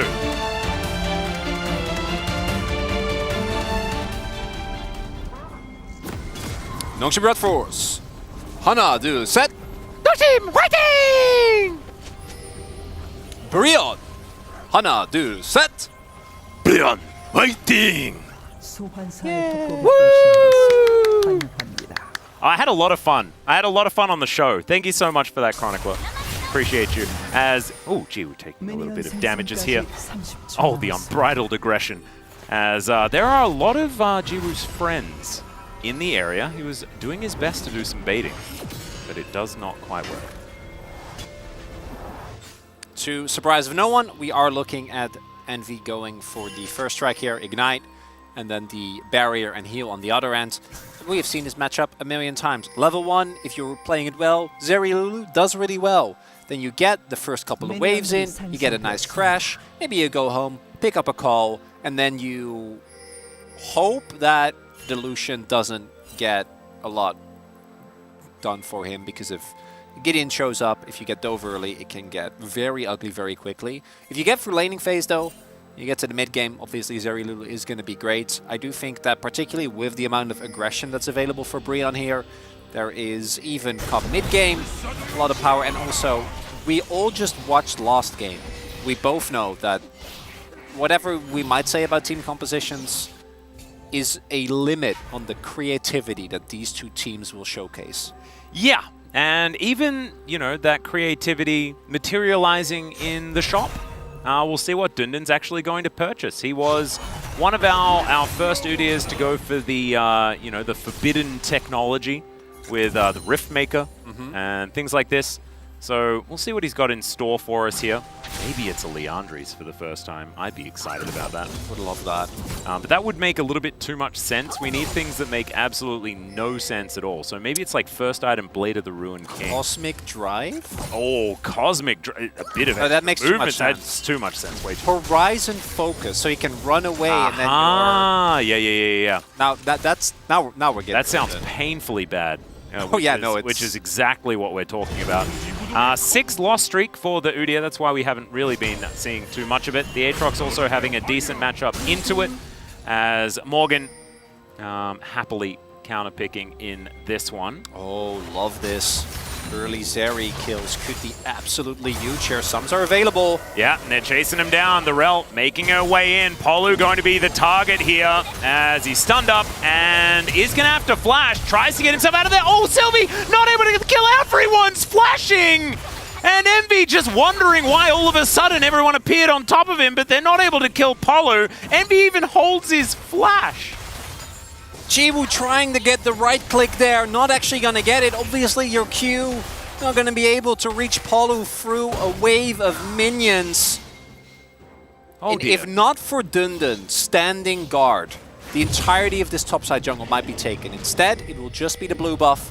Yeah. We'll be aware of that. That is still a sacrifice made by Sylvie. The one upside of this is that they were able to buy a early base for G1 Peter, but that's not going to be worth the investment that you made. Maybe a return gank on Polu can swing the skills in favor as, oh, Sylvie. Yeah, it becomes lightning, and now Sylvie in potentially a bit of trouble here, but he's got the disengage cone, the anti-fun cone, or whatever Valdez does like to call it. And Gideon now just going to police. Has to be a bit careful, though, because he doesn't have Prio in mid, so he can't really stick around here. Does have Morgan in an okay spot, but Aatrox early on does struggle with getting priority, so it looks like Gideon really, I think, wasting a little bit of time. That could have just gone back to his clear. Already getting the buff by itself would have been good. So the big thing here is that G1 Peter start this up a little bit too quickly by healing in preemptively, which means that Breon very obviously knows something is wrong. And then as a result, like, Peter doesn't actually get on top. They don't get really the CC off. They don't... just like, you need be a little bit more sneaky with the gank. Because I don't think that Envy and Polo, if they wait like half a second more, Polo wouldn't have survived, and that could have been a kill for the Zeri. That would have been big as that's a ghosting. Indeed. I don't know whether he's necessarily winning, but right now things not necessarily going as well as they could be as Wind becomes lightning, and there's the audacious charge. Flash forward from Morgan, but he gets stunned up with the boot from the E, and now Dundun is trying to run. He gets a big old shield, but that does not matter, and that is going to be first blood going over to Gideon. Bro off on the right foot. Peak Dundun there, unfortunately, goes for the ward, which is big if you then don't run into it. Instead, ends up going down. The 1v1, he was going to win, but the 1v2, not so lucky. That's going to be an early kill for the Zinza, which is going to feel amazing. Getting these type of early kills is going to be big, and Nongshim, last game, I think surprisingly solid job in the early game. This time around, falling behind already as Dundun, I think, actually knowing the matchup quite well. The presence of mind to know, I am winning this. This all-in would have 100% gone his way if he just walks away here. Yeah. That's all he needed to do, but he ends up getting greedy for the kill and ends up getting massively punished for it. Kill for Gideon going to be absolutely huge, and the lane was pushing towards him. He doesn't miss too much in terms of CS, and a 1v1 doesn't really suffer, but it is still a big price to be paid here for Nongshim as a team. And you mentioned that it was peak Dundun. What is the difference between peak Dundun and trough Dundun? They're the same thing. Oh, okay, got it. Just wanting to double check. No, they're the same thing. Okay, good. Because if he'd gotten that solo kill, then it would have also been peak Dundun. It's still just, it's just the same. Because obviously the result isn't the point. If there was no Zin there, then he would have gotten the kill, but he shouldn't have. It's the journey, not the destination. It all comes back to it. But you know, it's not about the result. You know he will. And you know who? Full credit to Gideon for knowing his enemy's top laners so well. Beautiful. That's what ends up being the difference maker. Sylvie is a little bit behind, but after this, Raptor Camp will be feeling a whole lot better. Yep. And it is only a little bit of a lead as Morgan going to find Dundun here once again. He just wants to get back to this wave. Of course, things are getting quite annoying. That caster minion is going to slip out of the Udyr's grasp. Having a little bit of a check-in on the mid lane, it looks like everything is absolutely even. As that cannon, Karis regretting that last auto attack. So the Clockwork wind-up will just take that cannon's money away from him. But Jiwoo happily farming. Envy going to come back down here once again. He's got his Kachizi's shard sorted out. But we don't have the Imperial Mandate completed yet for Polu. Don't have that first item spike that the Lucian army really look for. And at that point, that's when Bro could fight and find themselves some leads. But fighting around item spikes is not something that either of these teams have been very good at. They fight around vibes, Nongshim especially. Bro, they fight when the other team forces them to. And so we'll see when Nongshim force Bro to fight. And then they do a great job, sometimes, depending on their opponent. Yeah, and the champions that they have. And how they're feeling on the any given day. True. It's a lot of factors. Once again, we're doing that analysis thing, which does feel a bit like a mistake. As, all right, Sylvie, that is a crash. Down. Down into the wall. Attempt to play that doesn't end up working out. It's actually better. That's the nice way of saying it. Engaging on Xin Zhao. As Tommy also misses one. Engaging on Xin Zhao, just don't do it. It's not worth it. It's not gonna happen. Good thing though is that Orcs, I assume, is now actually at the ready. We did give him a bit of a hard time throughout the last game. I did not. No, I did. I say weeping. Oh, you were here. Well, I am. I could have stopped me. No, I could have defended. You're right. I should take responsibility as well. But it was. I'm willing to take this one. As Dunan is taking a fair bit of damage, but dealing some as well. As Morgan is trying to end the world, and the culling going to be typewritten over the top of Peter here. Jiwoo still at full health, and Peter probably pretty capable of keeping himself up. As okay, Gideon trying to sneak into this brush. Should be able to do so, and is just going to go for a bit of a back. So looks like Jiwoo not going to get caught out this time around, as the back is going to be completed. Tidal Wave up and available for the disengage if they would like to. But the Rel not stopping as Jiwoo dives on forward. They get the heal, and that is all they're going to need in order to get out alongside the Relentless Pursuit. So Bro been playing the defensive game on this bottom side of the map quite well, but it has led to Jiwoo with an 11 CS advantage. Yes, defensive Lucian. Oh! Yes, and there's a Magna Storm in the mid lane. Karis is going to have to flash, and the Shockwave is nothing. As Colmy's going to be able to lock that one down. Nongshim answering back. They get their first kill. Big win for Colmy. Nicely done there by Sylvie. He just walked into the lane. Yeah, just wandered on forward. And flashed, and it was good enough. Karis, unfortunately, getting taken down there. Really big win. Back-to-back. Sylvie, at least in the early game, he's doing stuff. Making things happen. He's making plays. So Sylvie will get spotted. Play some wards. And having his wards destroyed. So that's great, as it looks like Envy is going to go, as any AD carry really is at the moment, for a Shiv. First build. Yep. Unsurprisingly, my God, 6 little grubs again, and all the early objectives going to Nongshim. Now, again, especially after game 1, do not be fooled into thinking this means things. No, it does not. It doesn't even mean that they're going to be taking turrets more easily. As you can see here towards the bottom side, Envy and Polo still in battle with Dundun, who will place this red circle in the lane and be quite frustrating. As Colmy taking some damage from Karis. Still level even, as Peter going to get pulled back. Morgan getting on top of him. Oh man, that win becomes lightning. Very, very close. Being able to lock him down. They do get the heal out. That is it. So Peter holding onto his flash, actually pretty important. As Morgan just doing his best to weather the storm after this lane swap has come on in. Yelling a whole bunch is going to stop Polu's back here, which is quite annoying. Now Polu wanting to escape. Dundun is going to be a merciful god. This is actually working out really nicely for Nongshim. Yeah. This lane swap, because Udyr in a 1v2 is basically impossible to dive, but his wave clear and this one is great.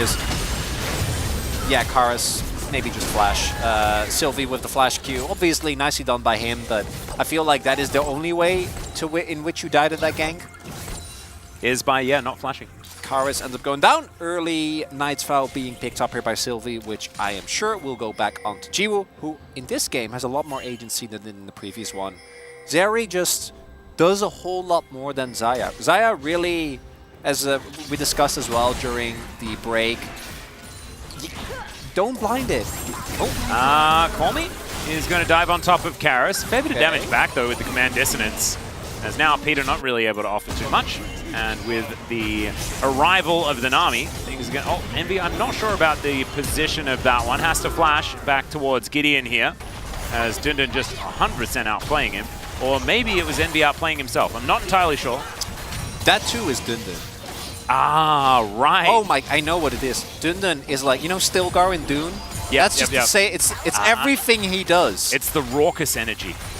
I like it. But in the movie version. Yeah. Not in the book version. As he is a little bit more stoic, you could say. In the book? In the book. Never mind. It's not enough talk. about Dune. Let's talk about this first turret going down for Nongshim. And then we can go back and talk about Dune. Okay, first turret went down. A lot of gold into Zeri. The big win condition for Nongshim. Indeed. And I don't know whether it's enough for certification. We could, you know, talk to the board of directors about that, aka Wolf. He's the entire board. He is the entire board. Do you think he'll advisory? He has advisories as well, or what is it? Advisors? Advisors, yeah. They do advisory things. Yeah, exactly. Absolutely. I think he might. We'll have to talk to him about it. I haven't spoken to him about people that he's collaborated. I just wonder what the administrative structure is of a Zeri certification. Yeah, I haven't really paid it too much mind. I'm too busy often being frustrated at the ease of these certifications being thrown around. I'm usually not that interested in... Interested? Yeah, exactly. Wow. In administrative law, but in this case, really, due to the narrow scope of the organ, I think it could be really interesting. Yeah. Verb, adjective, noun. We're going to teleport in towards this Cloud Drake. They are going to be able to take that one down, and now Dundun going to walk back towards the top lane. Not interested in that Drake whatsoever. It's a Mountain Soul this game. Lots of defense. Things like that. Not about aggression here. I have a feeling our second series today is going to feel very weird after this one. It's a bit of a tonal whiplash. I think it will be that. Another good movie. As Envy, he's trying to collect waves where he can, but he's falling further and further behind. This is the problem that I've had with Lucian, is that he's supposed to hit this mid-game spike, as Call Me does a lot of damage to Gideon. He's supposed to hit this mid-game spike, but often the Lucians is kind of left by themselves and they do nothing by themselves, or you've got a Nami locked in a lane and then they just trade farm, and that's also bad. Not a lot of teams putting a lot of pressure on with the Lucian, and that sort of results in underwhelming outcomes. It's okay. Late game Kalista can win. Yeah, so can a good point. What inevitably will be a Twisted Lucian build coming through here from MV. What's your favorite J.K. Simmons movie? A role, maybe. I know that's a very hard question. I was going to say, it's not Spider-Man. Okay, Call Me going to dive on in. That is a high-value buster shot, going to deny the hula hoop that Karis put up. Of course, if he wasn't wearing the orb, it may have been a different story. However, going to get that interruption as MB playing some sweet, sweet saxophone. That isn't actually going to go home, so never mind.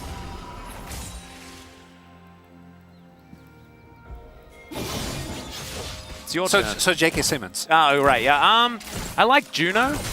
Okay, yeah. I thought that movie was pretty cool. But Whiplash is probably my favorite. Just because he... that would have been a very difficult role to navigate. I think that's... I would have thought. That's probably his... It's really hard to argue that it's his best role, because obviously the man has a crazy repertoire. You have to work in, like, this is my favorite, because I definitely haven't seen or probably even appreciated every single one of his movies. As Gideon is going to be able to find Call Me. For a little bit. Call Me will jump away. Have you seen Palm Springs? Palm Springs? No, I haven't even been there. Okay, so it's a movie with Andy Samberg. Really fun comedy. And there he plays a character named Roy. He plays... Yeah, I really can't give more away, but... Is his brother's name Ma? No, although that... Actually, that's not covered in the movie, so it could be. Ah, okay, cool. I think you would love it. Very fun movie, but he plays a truly iconic character in that one. All right. Well, but you haven't seen it, so... I'll have to give that one a go. That could go along with my learnings. Well, if you're going through the whole catalog, you might as well.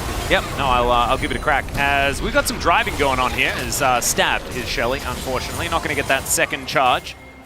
As Nongshim, they do manage to take down the outer turret in the mid lane. And we are just cruising towards Nongshim winning, because Bro aren't really doing anything to mitigate all of their things being destroyed. Or is that what they want you to think? I don't know.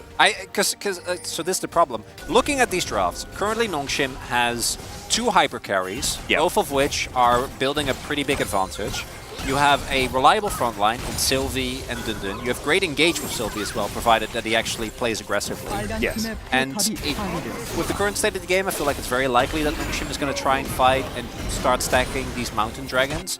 And if you start stacking mountain dragons into the Bro composition that really relies on a lot of aggressive and initial burst and getting the reset for Aatrox, it's looking really rough for Breon. Yeah, real rough. As Envy does hit level 11, so the culling does do a little bit more damage, but that's only if he manages to hit it and presses the button. And they're not really doing so much of that, as Dundun going to walk towards Morgan, as he does really like to do. Seraph's Embrace now going to evolve for Karis, as Jiwoo taking a little bit of damage here. Sylvie off to the side will get pushed out by the Xin Zhao. As Morgan does have his Profane Hydra and his second tank item in the Serrated Dirk. It's Gideon once again chasing after this Rel, who will just crash away. Gideon will let him go for the moment. Envy dashes on in. That is a fair bit of damage onto Jiwoo. The Redemption comes out immediately, and he gets a quarter of that health bar back once again. But 15 seconds. That is going to be the big moment. Flash forward. There's the Shockwave as Karis comes on over looking for Colmy here. Colmy's able to get himself out once again, using the Buster Shot, using the Rocket Jump.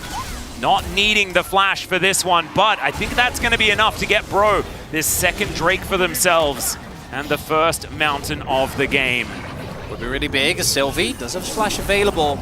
These health bars are not very high. I think they can just let this go, but a TP is coming in. Dundun might TP in as well. They don't want to give up this Drake. They are committed to it. All right, Colmy around on the flank here as the crash down, not really doing too much. Magnustorm only onto Gideon, and he has so many options defensively as now Morgan, he's popped the World Ender. Jiwoo skates over the wall to try and escape the Aatrox, but the flash forward is so big! The ultimate gonna do nothing for Jiwoo because he's in the death chamber and the knockup's just raining down. The Lord has said that Bro are 2-0ing this series, and I cannot fault him after that.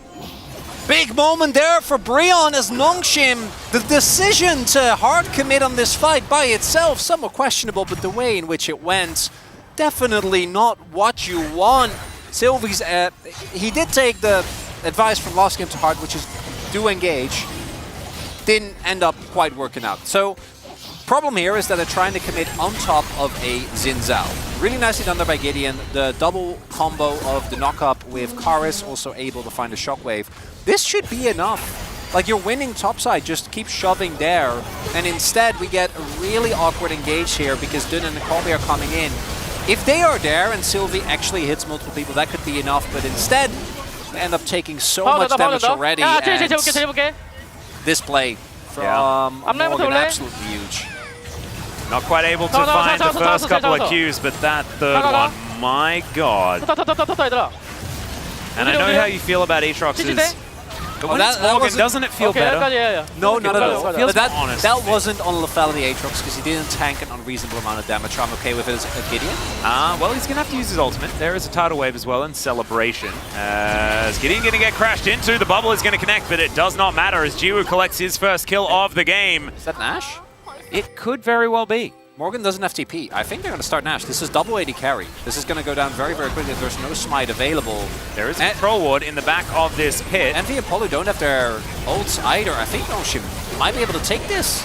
Well, we'll just have to see. Karis moving on over here. Morgan is going to get into the area as Dundun doing his very best just to tank this one up. Karis, can you find a hero Shockwave in this moment? As there goes the Baron, but can they keep themselves alive? The Shockwave connects onto Jiwoo. That is a priority target, as Envy is kept alive by all these shields and heals, but that is not going to save them from the wrath of this Baron, as that was a costly mistake from Gideon. I'm a bit flabbergasted after a great win in the fight from Breon. Gideon feeling safe, because let's be honest, he's Xin Zhao. If there is a character where you feel safe to walk up in this manner, it is him, but they are not ready for the extension of this play. A little bit too far forward, Dundun ends up showing up, and you're like, I'm Xin Zhao, we have the Nami ult, everything is fine. But then here, Sylvie, that actually ends up being huge, more so his positioning than anything else. And then here, Dundun is able to tank a lot, because again, no wave, no ultimate available for Envy. Colmy ends up going mega aggressive there. His Tristana has been so much. His buffers have been great. His aggressive play, and that is after an extremely rough first Karma game. Envy is forced to flash, which is a big summoner gone for the Lucian, and now the Baron buff is here. The Rebel Baron power plays from Nongshim have not been great, so we'll see what they're actually able to get out of this. Yeah, this is so far sort of neutral. The 1700 or 1500 is what you just kind of get from killing the Baron. But it is starting to tick up, as we can see. 2.1k as Jiwoo now caught potentially as he's pulled back. Okay, the ulti does come on through. Morgan just going to solo kill Jiwoo, and one of their Barons is now gone. Jiwoo! That flash! That's Lethality Aatrox, the one fat member on the enemy team! Yeah! And he was in melee range for a really long time. It's not like you missed it. Huh. Well, now the 80 carry is gone for the next little while. Yeah, this Rebel Baron is going to mean a whole lot, Atlas. They should be able to use it to pick up the second Drake. But this is going to be exactly the same game as the last one. Like, that's actually what we're learning here. That is the real takeaway from this. 보고 싶은데 어때? 야, 이거 어때? 이거 어때? This is not on Lethality Aatrox. This is on Jiwoo. Yeah. And 잡아. yeah. 잡아. Yeah. 여기까지. Nice work by 방어로 Morgan. 잡아. No, he's doing well. Take some risks, but end up paying off big time. Absolutely. Okay, I'm not gonna continue trying to make sense of that because it did do some damage to my mind trying to think about it. And instead, we're gonna focus on where this dragon is gonna go. 55 seconds until this possible third Drake for Bro is gonna be up and available. Possible second for Nongshim to even things out. Oh, maybe a little bit of damage on the more. No, just the smite to no avail, unfortunately. There is now full control here for Nongshim towards the dragon, and if they maintain that, they should be able to turn it into at least a second Drake, which we'll see who ends up picking Soul eventually, because inevitably the game is going to go to Soul. Oh yeah, as Jiwoo dashing forward, and Envy is just going to get collapsed on. The Lucian really has done absolutely nothing this game, and that is going to continue to be the case as he's in the death chamber. Morgan now just trying to defend this turret once again. Drake going to be up very, very soon as Nongshim. They're looking for even more, wanting to dive onto the strongest member of Bro. Magnetstorm does come in, and Morgan, he's tanking, he's still tanking, and he's still alive. Trying to kill the main tank. That's not okay, okay? Up until this point, I was fine with Morgan getting the kill. You know, the big Q freeze, that's not okay. He should have died. I mean, they were just trying to That's a Lethality Aatrox, come on! They were trying to soften him up so that they couldn't go and defend this Drake that is going to be taken. Yeah, and they had to double flash. Or they did double flash. I still disagree with Nongshim's decision to go for that, because we do know that Aatrox is in the state, don't get me wrong, but I need to get some of this anger off of my chest as Brion losing the respect that they had for Nongshim the moment that Baron timed out might not have been the right call. No. It's exactly the same way that Gideon got caught as well. Although this time it's Call Me instead of Sylvie making the flank. Well, Envy with 3 items now completed. The Lord Dom's coming in as item number 3. See what he's going to be able to complete next, because right now it feels like he just doesn't really do very much damage at all. Even with these energized shots that he's throwing on in.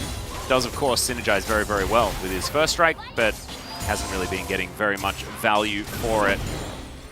And Dindin continuing to pressure here towards this top side of the map. Does have his Frozen Heart and his Frozen Fist. Bit of an icy vibe. No creative items, which makes me very sad, but that's okay. We'll forgive you, Dindin, just this once. I wish he went the Andres. Yeah, it would have been good. It would have been very fun. He might. Maybe 4th item? We'll see. For chance.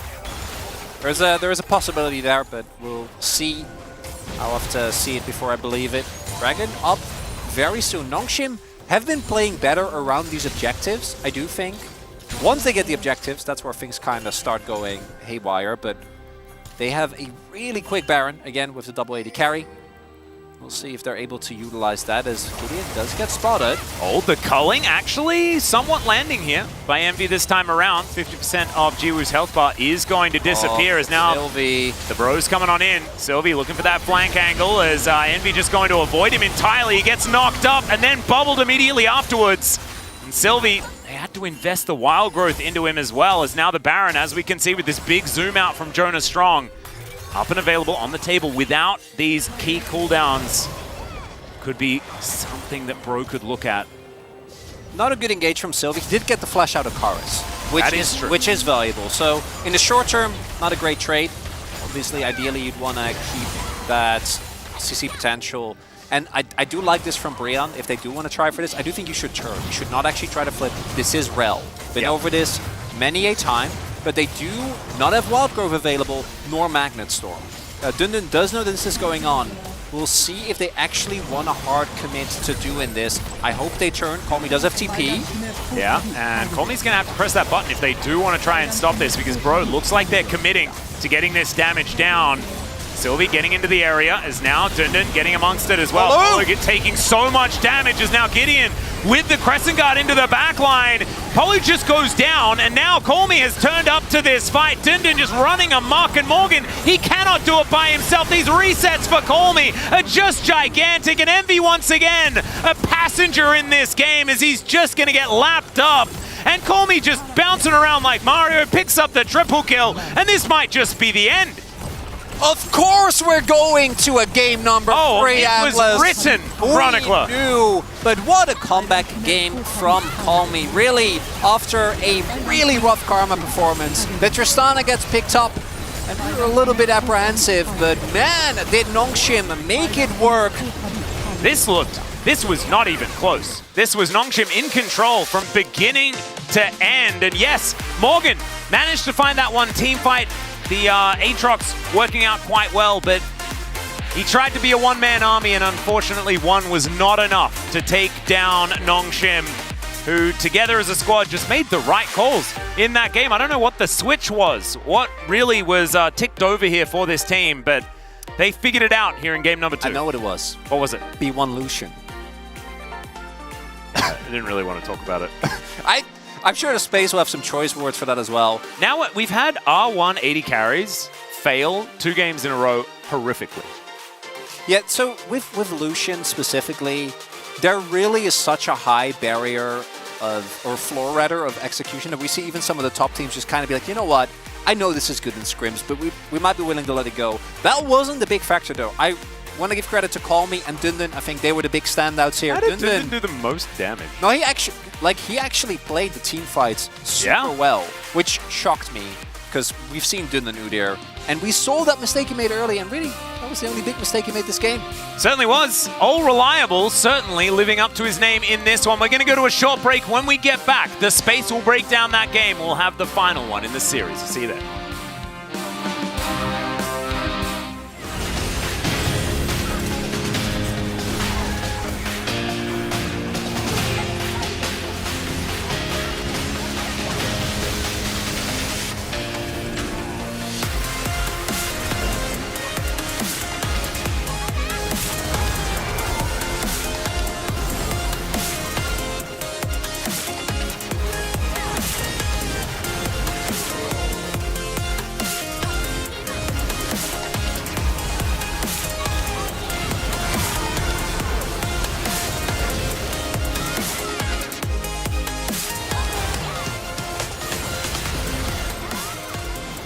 넓게 나가야 돼.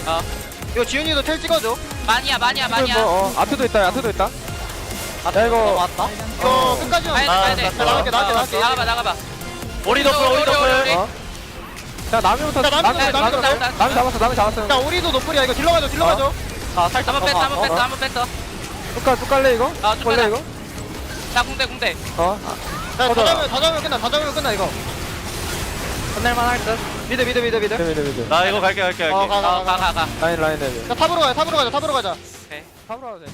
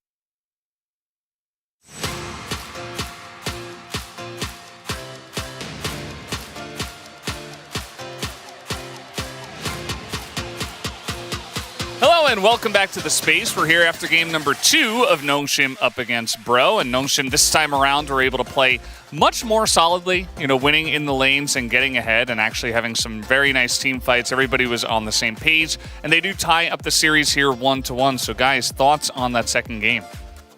I think it starts with the draft. It starts with a little bit of Lucian, and tale as old as time, right? Lucian is very good into Zeri. Zeri is very good into Lucian. They do different things, and so if the Lucian gets ahead, the Zeri gets put down, the Zeri can't carry. If the Lucian doesn't do anything and the Zeri becomes big, the Zeri can carry. But they also had the Tristana in this draft as well as some additional damage. And I think the build that we saw a little Twisted Felucian here, doesn't give you a ton of agency. It gives you a little bit of follow-up, but ultimately, it was basically just Envy opting into trading waves with Azeri in mid lane with Shiv versus Shiv. Was never really given any agency. And the fact that Azeri was able to just go top and get multiple plates and take a whole turret down without any punish whatsoever is not a good look for if you're the Lucian drafting team. Maybe don't pick that in game 3. Yeah, I mean, I really like the especially the Tristana pick and also the Udyr on the 5. Like, it's just so much a secure pick that we just go later in the game. Like, not even later. I would say just like middle game, just go like decently well. Like, you just have a prior just automatically just by picking these champion. And also, I think just when you're picking the Lucian Nami first, and it's like the Zeri Lulu coming, like as you said, also if you make one small mistake, the Zeri Lulu will just take over the whole map. And also the Orianna is like, just die one time in the mid lane. That was a kind of huge mistake as well. Just Tristan was be able to just move all around the map, and they got the 6 Void really early at that. From that point, it was like really easy for actually Nongshim to play it out this game. Yeah, and speaking of which, it really did start from the early game. As we can take a look at our first highlight here, it was basically just take down all the turrets. A bit of PvE in the beginning of this one. And with this lane swap here in the context of the game, yeah, I will certify this moment here with Jiwoo actually killing the turret, even denying some farm here as well at the same time. So starts with Jiwoo getting this. He gets about 400 gold worth of plates in total this game. They drop a Herald here, and look at Call Me pushing bottom as Karis with no TP is backing. So there's no answer to this play here.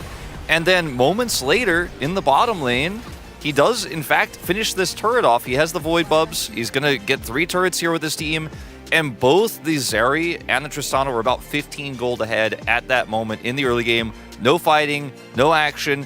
And the Lucian lane ended when we saw the gank come through. Yeah, it wasn't successful. It was a little bit mistimed. But that ended his pressure there. And from this point on, it was kind of like, what are you going to do? Now your Lucian's behind. You don't have a good build with him to actually threaten or do anything. And the scaling 80 carries are ready to fight. Yeah, I mean, this is like so smooth at Snowball, like how I feel like without actually there was no action, just like as a macro play. I mean, I think this was a really great example why Nongshim was be able to taking the game off like from like the stronger team, especially. There were also so many teams that Nongshim was just winning just randomly one game because of this kind of snowballing. The macro play was like really smooth. Yeah, and that's the highlight. There was no action, just taking down the turrets. But then eventually we did get to a Baron fight for highlight 2, which was essentially, they try to go for it, bro, and they try to create some action, and it does not go well. Nongshim handled this very nicely. They're just outnumbered, of course, in this fight. Dundun untouched, and then Call Me able to do massive amounts of work. And, more than this fight, I just want to give Call Me credit for a pretty nice early laning phase. He was able to crush Karis there, got his teleport out, got the early kill. And he just, in general, looked really confident on this pick. And I wasn't ready to trust when we saw it locked in the draft because Call Me has had some pretty shaky laning phases. But against Karis, he definitely was the better mid laner in game 2. Yeah, I mean, it's just like this is like kind of top of the like actually just generally having the snowball from actually if you look at the strong team, like just 3 minutes just pressuring Nash and it's a second Baron, it's just game's ending. Like I feel like this is like really one of the like best snowballing game from Nongshim since they had, and I feel like if they play one more like this, I think it would be pretty easy for them to actually go on 3 for the next game. Yeah, Nongshim for game 3 will probably have to move over to the red side. That might affect some of the drafting priority we should see. Hopefully no B1 Lucian this time. Guys, let's take a look at the POG for game number 2 and see who does get it on the side of Bro, as it will be Call Me for the first time, actually, in this entire season. He's been swapping game time with Fiesta because his laning phases on a lot of the meta mid picks have been just really unfortunate, you know. He's a very talented player. We know this about him. He was great in Challengers. We were really excited to have him come into the LCK, but he hasn't lived up to those expectations. In this game, against weaker opposition, to be fair, he did step up to the plate. His macro was really good. He was constantly threatening sides, always holding his teleport for critical team fights, and bro just didn't have any answer to this Trist. I mean, and also shout out to Sylvie as well. I think the last game he had a really big criticizes as well, but actually he mid-gang, it was like really decisive, just using the flash this time like consistently well, and that makes be able to the Call Me be able to just kind of carry the game.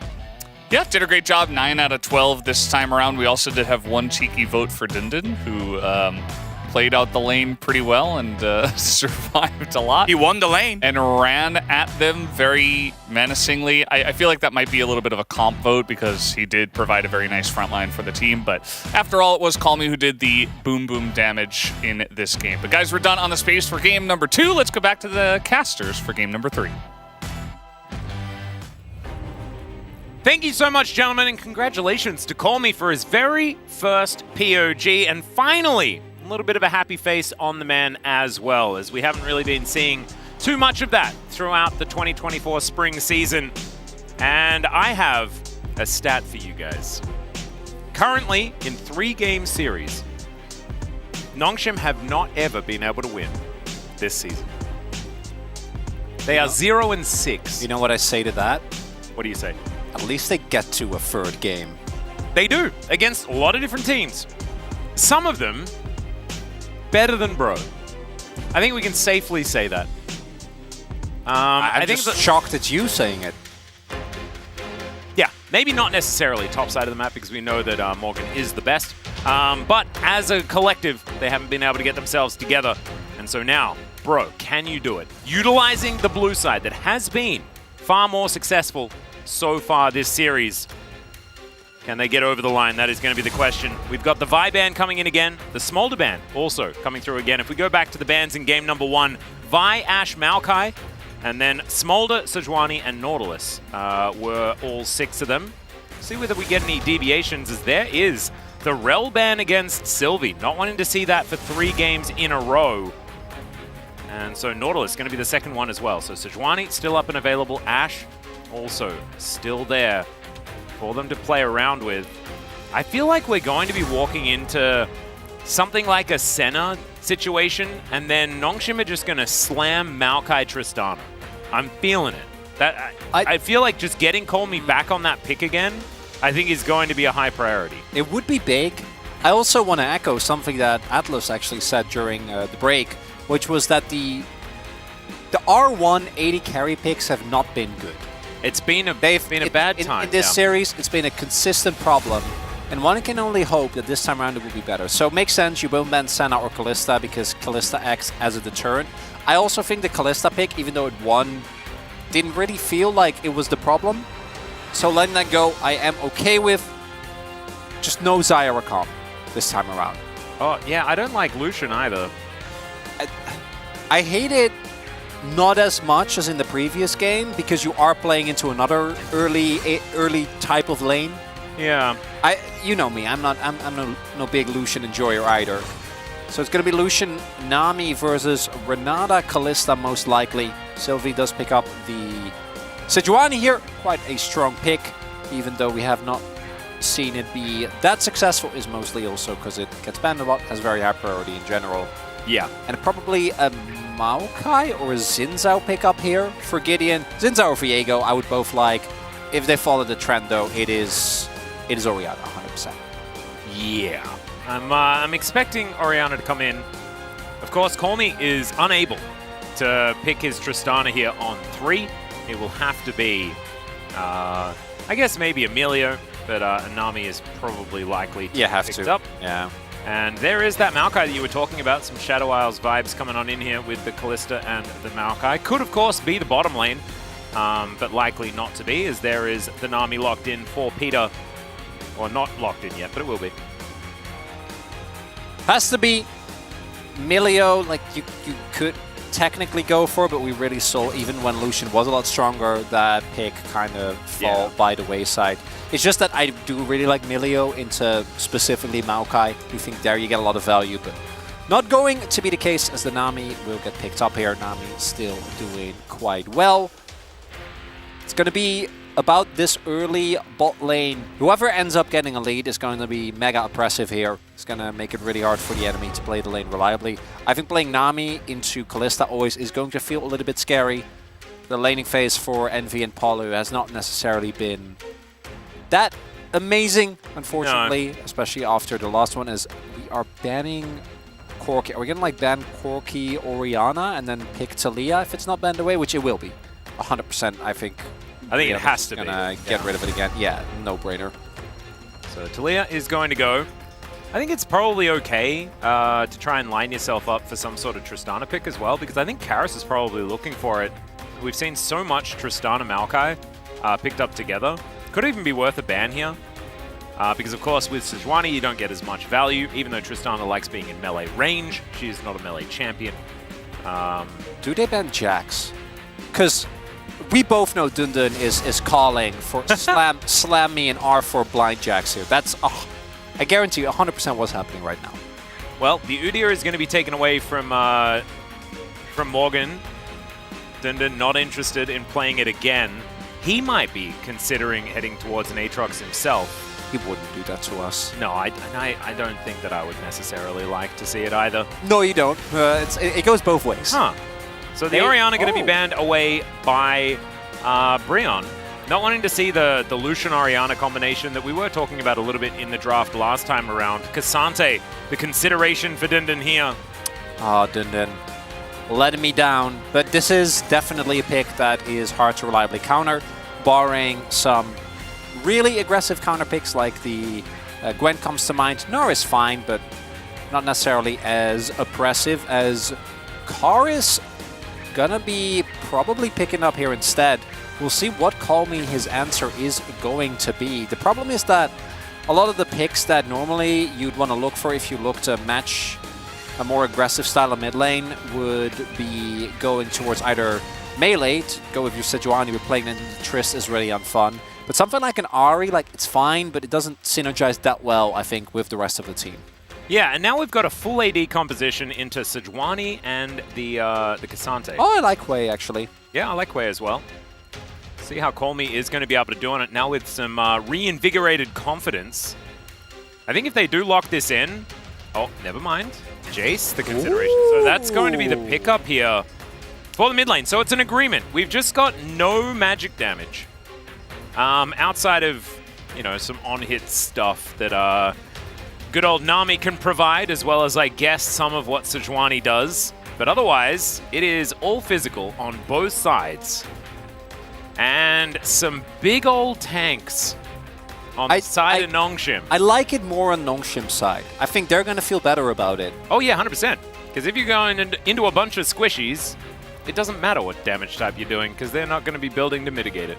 The big thing, though, as we have seen, I think, in all three of the, or two of these games, and without a shadow of a doubt in this one as well, is it comes down to how it is executed. Jace is the type of pick where, particularly in mid lane, I think more so than in top, where generally if you get put out of the game early, you can just farm up, right, and still scale into a pretty big, reliable carry. We've seen a lot of players do that.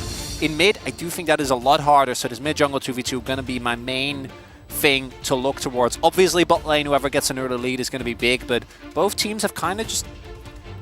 Like, there's been ganks towards bot lane, but it doesn't feel like either team really gets the lead. No. See if this game is any different. Not a whole lot has been decided very early on. But we'll see what's going to happen now as we jump into game number 3. Bro versus Nongshim.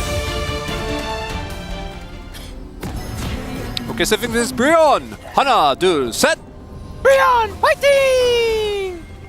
Nongshim, Red Force. Hana, do, set. Brionne, fighting! Wait, that was Nongshim fighting is what I needed double to know. Brionne? I double Brionne. He double Brionne! No! No, I'm sorry. I'm sorry, Nongshim fans. I got Bro on the mind. Did you predict Bro as well? I don't know. I don't remember. I think I flipped a coin that had one name on either side. The KT approach. Yeah. Naturally. Felt like that was sort of going to be the way for this one. Yeah, I 100% agree. I don't think this is the type of series where either either person looks at it and goes, if you predict the other team, you are, like, you can't do that. That's not okay. There's no way that is allowed. Oh yeah, no. Any prediction for this series is absolutely valid, and no prediction I think is valid as well. I think you could just choose not to predict. I didn't know there was an option. I might have wanted to do that. I would have preferred. I would have preferred just to say I'll take the L. I'm just not going to choose. Predicting against either of these teams always feels bad as well. It's a tough situation as Morgan. He is going to stab Dundun a little bit here, as Sylvie just focusing on his red buff. That's what he wants to deal with. And Dundun just going to walk away now. Yeah, you do have to be careful, because if they do actually get permafrost stacks, it can become very unfun for you quite quickly. Yeah. But nicely done, nonetheless, as Envy and Paulo doing a good job here. Level 1 Lucianami, not necessarily the strongest. See if they're able to contest for the wave. That is some good poke come through. Yep, Evan Flow working out here. The minions... We're not going to be able to kill that minion. Yeah, he hasn't been able to kill a lot. Oh, yeah, so the 0 situation here is subpar. Yeah, they are looking for an early all-in angle, though. I assume at level 2, because Peter did go for Doran's Ring. So they do have a lot of extra health, which you're going to need, but not going to be on this level. We'll see. Sylvie has been going for some creative pathings, and right now might be looking towards that as well as Dundun goes flash. And yeah, of course, it's Morgan versus Dundun. Why not blow sums in the first minute of laning phase? That's in fact how you're supposed to do it. You got to get that stuff on cooldown. Ah, you're right. Get that value. As Gideon playing pretty aggressively in his pajamas here, as we can see, but Sylvie kind of okay with it. Going to try and stack up that permafrost, not able to quite get it all the way, as the cat goes into the brush and isn't going to find the Poro Rider.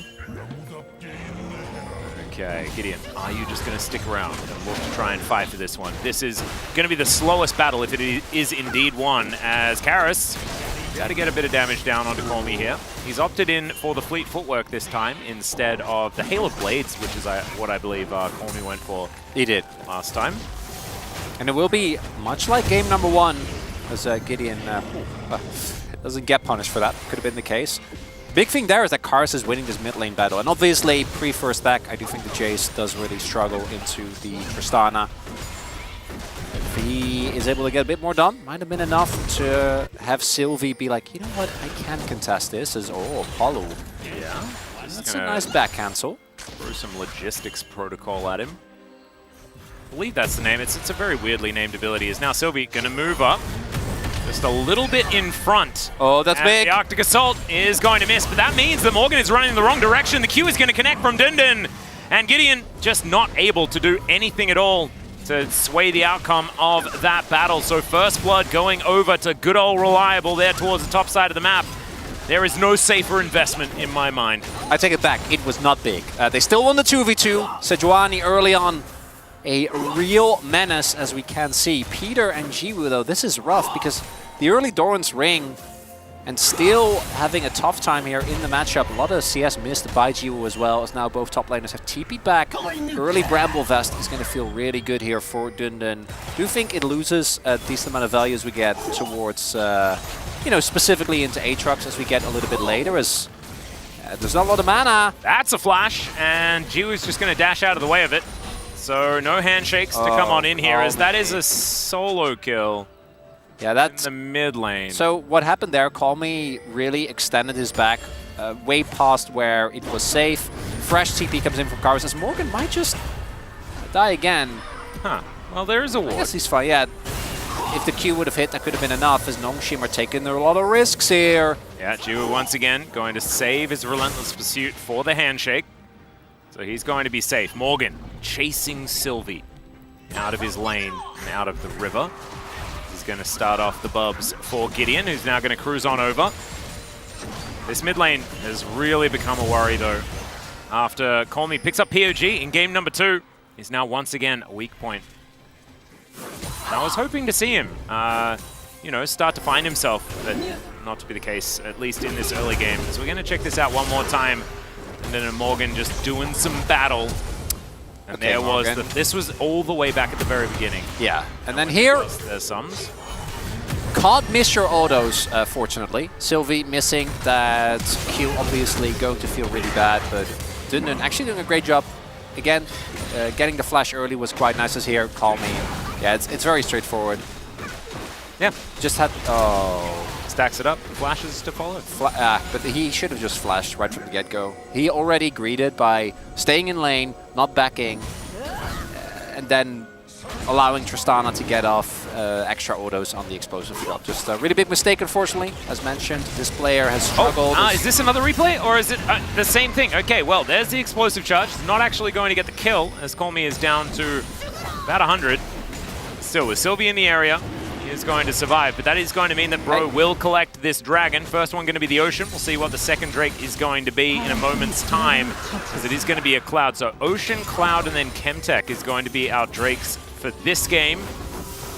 It's kind of fun, you know, the least impactful dragons. I don't mind it. What I am worried about is Nongshim's early game, because outside of the kill they got towards topside, everyone is struggling. Yeah.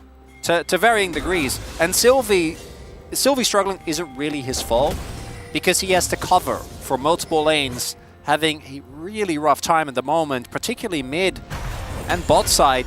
Again, this was the knowing pick into this Kalista. The R1. The R1 it's once a curse again. Just really not working out. We need to tell these teams that there are other things that you can pick in your first slot on red side, and that's it's certainly a good move. It would be. Yeah. After game 1, we thought that early game didn't matter. Game 2 taught us that it did. Oh, nice bubble going to connect here as Jiwoo does have to cleanse. And so Envy and Polu just putting on pressure. 30 CS is the lead for Envy.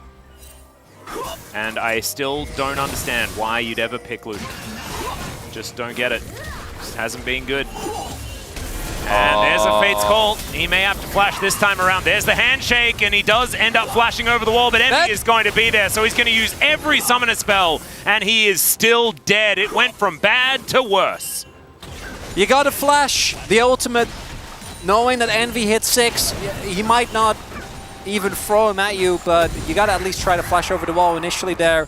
Nongshim not coping with the stress of game 3 very well. And credit as well to Polu and Envy playing this early game out so much better than we saw in game number 1. And right now, Breon are starting an early snowball. Oh my goodness! Is this really OK Man Breon? Well, we'll just have to see, because yes, it's the start of a snowball, and they've done that many times this season. That is... Yeah. The start of a snowball isn't the problem. It's the end of the snowball and having it not crash into a warm puddle and then disintegrate. That's kind of the issue. Yeah, just have to flash. Yeah, immediately. Flashing a little bit late. Do manage to get the flash out of Envy, I guess there's that. But it's not really going to mean a whole lot if they have full control of the entire map. And you can see there's vision absolutely everywhere for Bro. So no need for them to stop playing with the amount of aggression that they have been playing with. Oh, the lane is pushing away from them as well. Oh, no. Is this the top lane over as well? As now Morgan is just chasing Dun Dun down. He's not going to get CC'd, so he's going to be able to get out of there. Didn't actually have to press the ghost button either. So unfortunately, you know, I was looking at the bottom lane and, you know, damage happens on each other and then there's a result, but in the top lane that's not how it works. So I got a little bit in the wrong mindset for that moment. It happens to everyone. Yeah, mostly me. I feel like I'm an optimist when it comes to action. Sylvie is going to get pushed out of his jungle. Maybe Tristana is just the best champion in the game, because Karis looking really good on this pick as well after Colmy just picked up a POG on it himself. Tristana when winning is definitely a fun experience for the Tristana. Colmy, unfortunately, he struck us early, if not given a little favors. Ooh, he's going in. Yeah, managed to trade back relatively well there with Gideon in the area, though. Good idea to disengage. He accelerates himself via his gate, and we'll be able to take the cannon. So there we go. Not all bad news. As now Sylvie just wants to go for a bit of a walk in his jungle and is instead just going to get thrown around. Envy going to grab himself yet another kill. I think the game 3 curse is too strong, Atlas. Yeah, that's what we're learning here. It might be the 0-7. Nongshim is really, really, like, obviously there were a lot of feedback to be had in game number 1 that they lost, but I don't think it was individual misplays to this extent. Credit to Brion as well. They are keeping up this relentless aggression, particularly for their standard. 4 kills at 11 minutes. No, that's way too bloodthirsty. This is ludicrous. When have we seen action like more than this? In a pro game? Not ever. I can't. Oh, okay, well. It was yesterday. We did have Kwangdong versus FearX. Yeah, it was yesterday. And another, if you flash immediately and you like order the blast cone, maybe you get out. Maybe you even take Gideon with you for a merry jaunt, but that is not what happened. Shock blast value from Call Me here, but fortunately he has sort of lost his window for being able to take control of this Tristana in this lane. Only lead is Dundun. Yeah, and there is a Glacial Prison. Okay, let's see what they can actually get done here as the Tidal Wave is going to land onto Envy, but he is now far enough away to be safe. Decent culling value from Jiwoo. We'll see. If this gets them a Drake, that might be the breathing room that they need, because despite everything, the gold is, it's a 1k advantage. It is nice, but it by itself is a... It does look like it feels like Bro are really far ahead. It should be more. Yeah, they're not a team that is necessarily all that reliable at making these leads matter, as Dundun is looking for Morgan here. Maybe Dundun is actually going to be their way back into this game as he misses the majority of the buttons available for the Cassante, and therefore the Aatrox takes no damage and everything is fine. Still, there's going to be Bro taking their second Drake of the game. It's an Infernal Soul? Whoa, okay. Okay, Orcs, he's awake now. He managed to give us one of his favorite dragons. We can pick up Cinders. We can have a great time. Looking good here, both in terms of Orcs, his effort towards getting us a fun dragon. Additionally, not sus. Additionally, for Brion fans, because they really got the short end of the stick with the first dragon. They didn't, or the dragon in the first, they didn't end up getting the soul, but I still feel like they might have tried harder to get it if it was a relevant dragon. Oh, yes. So, right now, 2k gold lead. Looks like they're going to be able to bully the people off of this bot side wave. More of a advantage for Envy. This is getting pretty dire pretty quickly. Oh, yeah.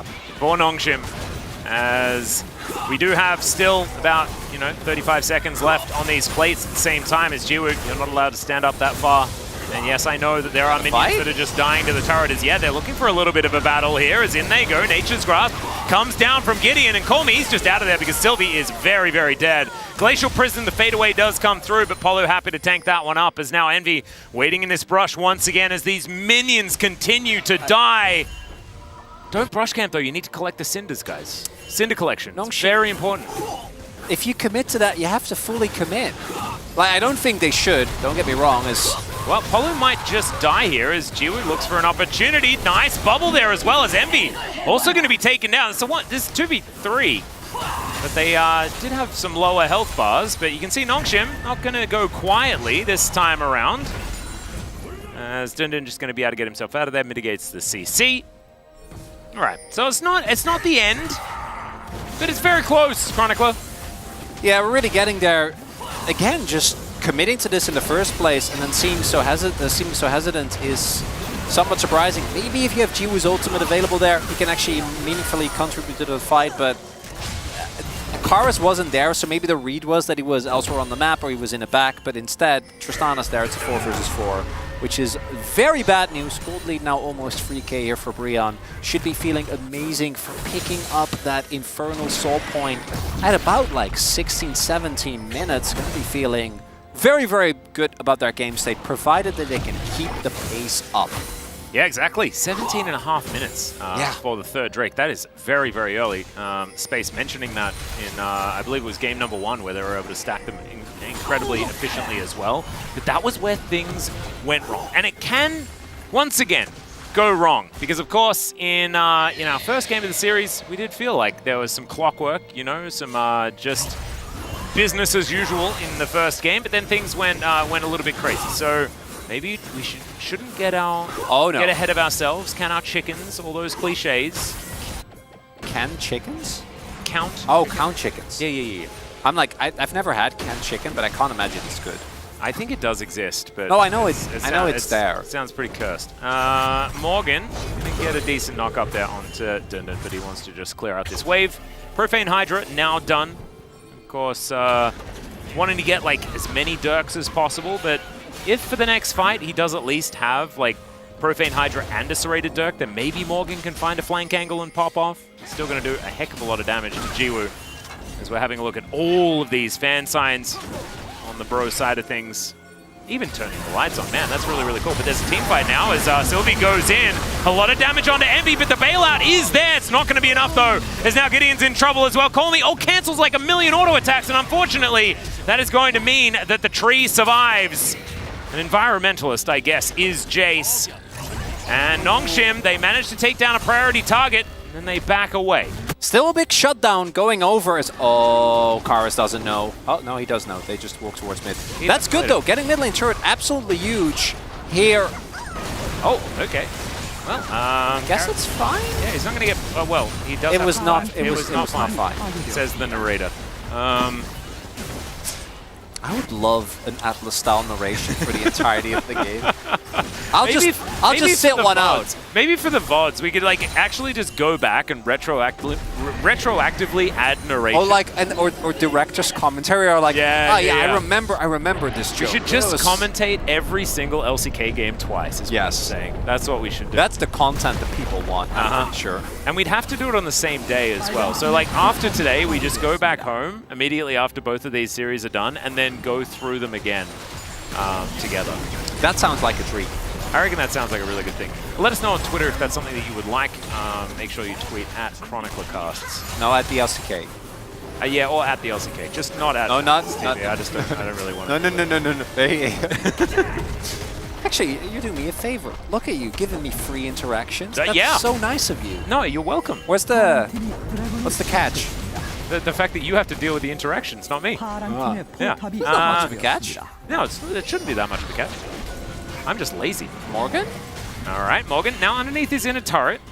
So we are moving just on over. There is the Glacial Prison, but it doesn't really find too much there as Dundon's still going aggressive. Of course he went forward. Of course he did. Palu, that Captain Jack coming out clean there on Morgan. Is he dead? Yeah, well, it does have to flash, as that tidal wave would have been enough to knock him up so that he takes the extra damage. I need a... You're probably wondering how I got into this position. How did we pan away from the engage failing and then Morgan has to flash and almost dies? Yeah, I'm not entirely sure.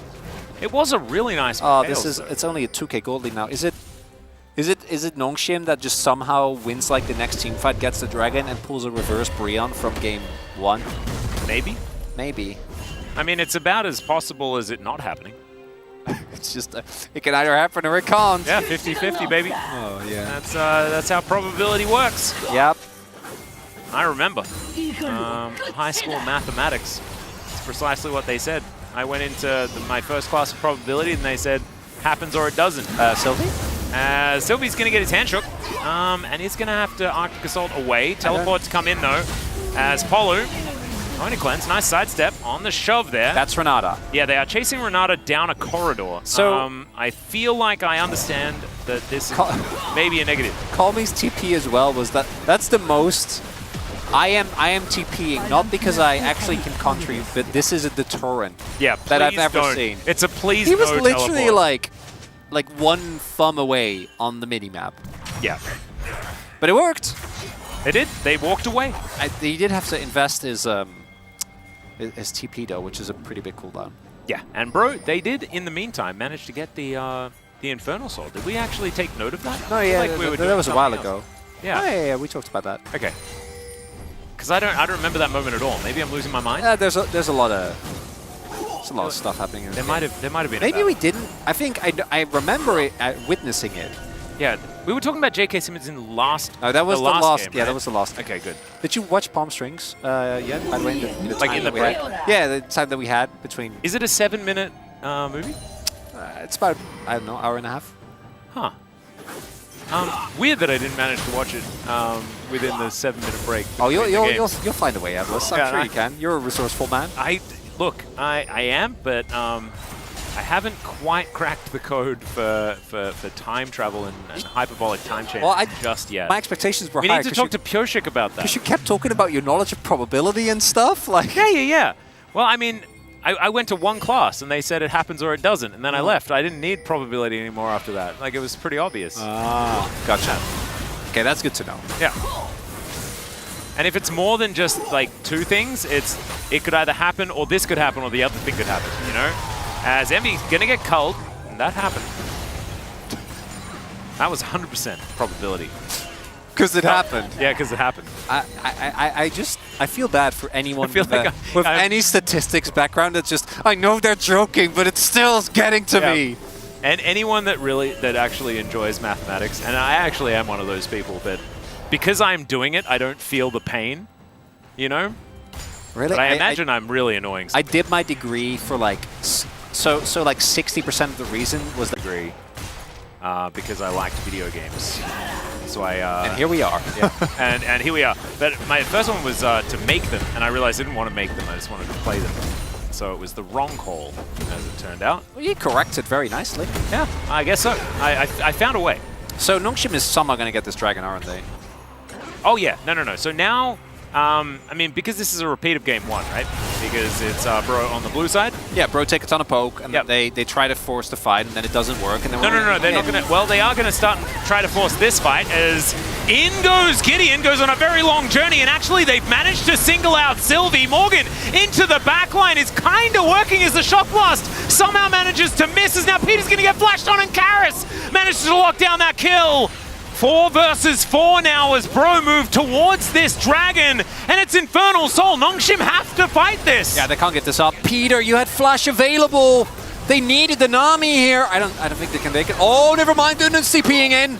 All right, let's see whether they can make something happen, but the Buster Shot is going to push Sylvie away. They're trying to burst this one down. Sylvie has to get there, but he's not going to be able to. They lock down their soul, and now the explosive charge is doing so much work. Envy locks down the first one onto Call Me, who just went to the skies and gets wiped out. Polu going to be rewarded for his efforts by taking down the Cassante. And Bro, I think they may have just made the largest dent that they have so far in this series here in Game 3. Might even be able to make a play towards Nash here. I don't think, I think they should back first. You already got Infernal Soul. You don't need to risk it. Your health bars are low. No, risk it, because Morgan is here. The Lord has found Jiwoo, and he's going to have to flash to get himself out of the way. The culling does come down, though, just to try and soften him up. Sylvie's going to be here. Yeah, Sylvie can potentially get over this wall. Oh, this would be the most Bro thing to do. No! As Sylvie gets it, he's down, and it goes down to about 17 HP. Oh, dear. Well, Bro, I mean, you knew that was going to happen. If anyone complains backstage, oh, I can't believe that you didn't make the right call. So no one has any sympathy. As we take another look here, the Maokai engage, unfortunately, again, not looking too hot. Crucially here, though, is the kill onto Peter. He is full health. If he flashes and doesn't allow Karis, again, to get off these shots, at least he forced a flash. Maybe he can get to the rest of his team. Would be absolutely huge. And then here, Nongshim feel very, very pressed into trying to hard contest this, win the fight here. Call Me with the flash to the skies. If he was fed, maybe that would have worked, but he wasn't, so it didn't. And then this is, in hindsight, ends up being a big boon for Nongshim because it gives a false sense of security to Brion. 73, so it wasn't 17, it was just 73.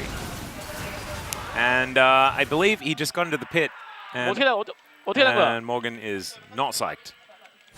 It still is, don't get me wrong, extremely favorable for Nongshim. Sorry, for Brion, the whole sequence. Oh, because we know the Baron power play isn't really going to lead to a whole lot, and Brion do get Infernal Soul. Yeah. So it's not a bad trade, it's just they didn't have to. You can have maybe 1 or 2 people back. Yeah. And then other people stand guard so that Nongshim can't do it. And then you just have more than a ward. And like a health bar combined. Yeah. Because you can have more health bars if there's going to be a lacking of health bars on Nongshim's side potentially, as now Peter throws down the wave. As the hostile takeover does not too much. Morgan taking a lot of damage as he makes his way in here, actually, as Jiwoo going to convince him that it's not a good idea. Thwarted entirely. Bro. Big they look sidestep. to try and make something happen. Big sidestep there. Yeah, I'm not ready to see what Lethality Aatrox does to a backline if he has Infernal Soul. Yeah. But what this does mean is that despite Nongshim's rough condition, despite the fact that the Infernal Soul is taken and everything seems to be against them. You can always get an Elder. We're getting to an Elder flip. It is 100% happening. And who has had the better smites so far today? I reckon it's been Sylvie. Has it been? Did we also get an objective stolen? I have recency bias. I don't know why that one got me. It did. Because I don't know either. I've forgotten how the smites went in the other games. But he did just manage to steal the Nash. Yeah. Very true. So there we go. That's all I really need. So Nongshim might be able to find that avenue. They will need to be able to be around there in order to contest. Yeah, reiterating, this game, even though the gold looks relatively even, it's really not. If you've got a coin, you can predict who's going to be able to win. Oh, don't you? We've already done enough damage to the statisticians as is, Atlas. We don't need to make their lives worse. Yeah. So right now, no objective up. Do see some posturing going on, but I don't expect either team to really want to heavily commit here. Also, the objective is fighting for position around the potential objective. The flank, okay. Morgan. Here we go. Let's see whether he can find it. They dive on top of the jungler as now you can see Karis tanking up an entire culling as Morgan gets into the back line and then doesn't really do too much. And now Dundun, it's his turn. He is taking so much damage though. Oh my god. Well, Gideon, he's also extraordinarily low. No one's dead. We're just testing the waters, guys. That's what we're doing. There's nothing really to fight for yet. This is a practice run for the Elder Drake that's going to be up in 1 minute's time now. Gentleman's agreement. Everyone gets to go back, convince Boris to give them some more items, and then we're going to be fighting for real, for real. That's the most damage I've ever seen a Cassante take, man. Unbelievable as Morgan. The Aatrox this game is just not really hitting the way it should. Sylvie, thanks to the help of his team, does actually make it out. The wave doesn't really get a whole lot done. And then here, Dundun's like, I am Cassante. Don't open with All Out if your goal is to tank. You are not as tanky as... Going all out into 3 people and then getting like stunned immediately. If that's like Envy and you take him into your team, that's okay. But what this does mean is that right now... 30 seconds. 30 seconds, Atlas, till we figure out who's... If Brion loses with It's a 3,000 gold lead for just Karis. Well, I know! This game should be done! Well, it also means that if they kill Karis, technically, and if they go 1 for 1, Karis for one of them, or they poke him out, but Nongshim are richer has than free items. Like, his poke actually is going to be really, really big here. Just finished this Surreal does. Yeah. And there it is! They managed to find the Glacial Prison, and he's out of there! Envy now as well! Oh my god, Jiwoo! Taking matters into his own hands! No way! Bail that out! Not a chance! Okay, yeah, Morgan over the wall, but I don't think he's going to be able to do it. Yeah, we know that this lethality Aatrox is weirdly tanky and stuff. Turn, though. They can't afford to flip this against Gideon. Wait, oh, no. Well, why would you It's Brion. It's Brion! They're not going to risk it! Oh my god, bro, if you lose with Infernal Soul... Oh dear, well... With Karis out of the fight, I mean, there's nothing they can actually do. He is everything to this team. They could have tried to force a mistake. That's going to be Nash. Yeah, and so now we've got no dragons for Nongshim, but they have the big ones. Oh, it's the reverse game #1. It actually is. As we take another look, so Call Me already is landing some poke. This ult from Sylvie here might end up being the game decider. Harvest was not ready for that one. Flashes late, and then Envy gets taken so low here. Doesn't get the bailout, obviously. And with Karis, as you point out of the fight, that's basically most of the gold lead. And the gold lead alone is not indicative of this game because of the Infernal Soul. But if your squishy members die immediately, none of that matters. And look, we talked about it. We haven't mentioned it for a really long time. But the amount of armor stacking that is happening on Nongshim is going to, at some point, be severely detrimental to Brion's chance, even with Infernal Soul. And I feel like Infernal Soul should still just easily get it done. But right now, Exodia is assembled for Nongshim, which they probably won't use it because... No, it's not. It's not Exodia. They have Elder and Baron. Yeah, I don't know, but to make Exodia, like, you don't have just one arm, because you need the soul for Exodia. Ah, well, I guess they have 2 arms, but and no now, arms. actually, I think you need 6 bubs as well, otherwise it's not. It's like the definition of a perfect game. Just keeps getting harder and harder. Yeah, that's fair. that's not our fault. It's just how League of Legends evolves. Atlas? Yeah, call me. I mean, it doesn't matter. He's a Jace, right? You build 3 items, you build enough Dirks, and these squishy champions do just take big damage. Yeah, especially with the Elder Burn as well. This alone is not enough. Breon, I think, still has a lot of opportunity in this game. The cats, they have been called. The burn, and though. then they go away. If Nongshim get 2 inhibs and just never let Breon leave their base, that could actually be enough. That could be what ends up. There's no way Breon. It's 19 seconds. 19 seconds until Bro can actually fight them. Because with this Elder, there is nothing that they can do. 10 seconds just inhibs, time. right? We're not trying to end the game, right? Oh, no, Jiwoo. I don't know about that one, but there's a Glacial Prison. They are following up on this. So much damage here. And I love that even after Jiwoo had the most awful oh my god, they're going to try game, to end with Nash? Yeah, they're looking for it. The Baron's still there for another minute, and these Shock Blasts are raining hell TP! down upon them. Okay, here's the flank from the Lord. Can Morgan make something happen here? Twisted advance, Gideon explodes as the Lucian takes him down, but he's found the back line! The Morgan getting in there! And Nongshim are running away. They lose the Lucian. Gideon goes down as well. It's 1 for 1, and really, I got really excited and stuff. Nothing really happened, let's be honest. Not even close, baby! That's Bro versus Nongshim for ya! As 2 inhibs go down. Okay, let's take us through the replay here. Take us through the replay. So Gideon dies He does. unceremoniously. Polo having tried to save him. And then there's so much damage, but it's actually the CC combined of like... So Dundun all outs him into the team, and then I think Colmy hits him with an E, and then by that point they're like, we are gating out of here. We have Nami, we have Jace, we are just running. And as we have learned, Walk is OP. Yeah, Walk works. Run's even better, and that's what they do when they have all of this extra movement speed from the acceleration gate and Nami passive, as Peter is demonstrating right here. Dundun just teleporting in, and he can because he's Dundun, not because he's Cassante.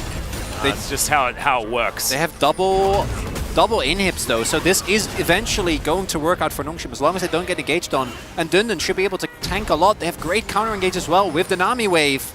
And they can just sit here, poke and siege. They're going to have to send people. Well, there's Glacial Prison. It's going to connect as the culling once again. And a typewriter across is Morgan. The one that soaks it. He's probably okay with that situation here as they deal with the minion wave. Look at the lack of damage. Like, because they can stack full armor, and now the moment that Morgan shows, there's double inhib wave stacking towards bot side as well. Even if Breon... Look at items. Yeah, even if Breon is able to survive this onslaught, I think that Nongshim can now just do the thing where they just chain, right? You have no map control, so we get Elder, then we get Nash, and then we get... At that point, probably the game, so the Infernal Soul isn't even gonna matter. So Nongshim, all they need to do now is not get caught, use the pressure that these double inhibs give them. Did they give Soul in order to win the game? Was that the game plan for Nongshim? I absolutely refuse to believe that that was the call. There is no way that's the takeaway from this.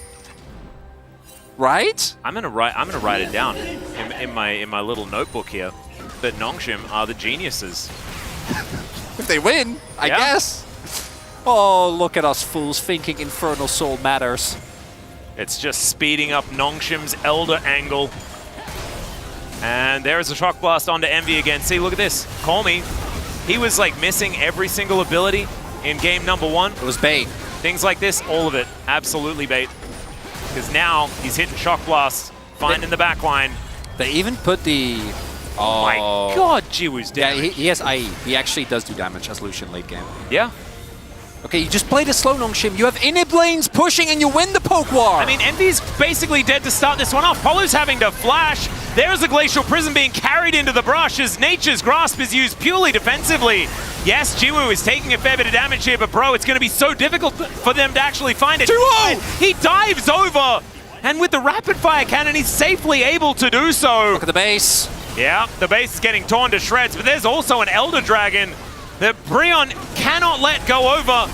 There's a Fate's Call. All right, I can feel the desperation here. Breon, do you have it in you? Just can't throw him in. Yeah, Look at the Polo's just going to get the hell out of there, and now the Elder is going to be started. Nongshim I mean, is there going to be a chance here? Because, yeah, your Nexus turrets are going to explode. The Winions. The TP!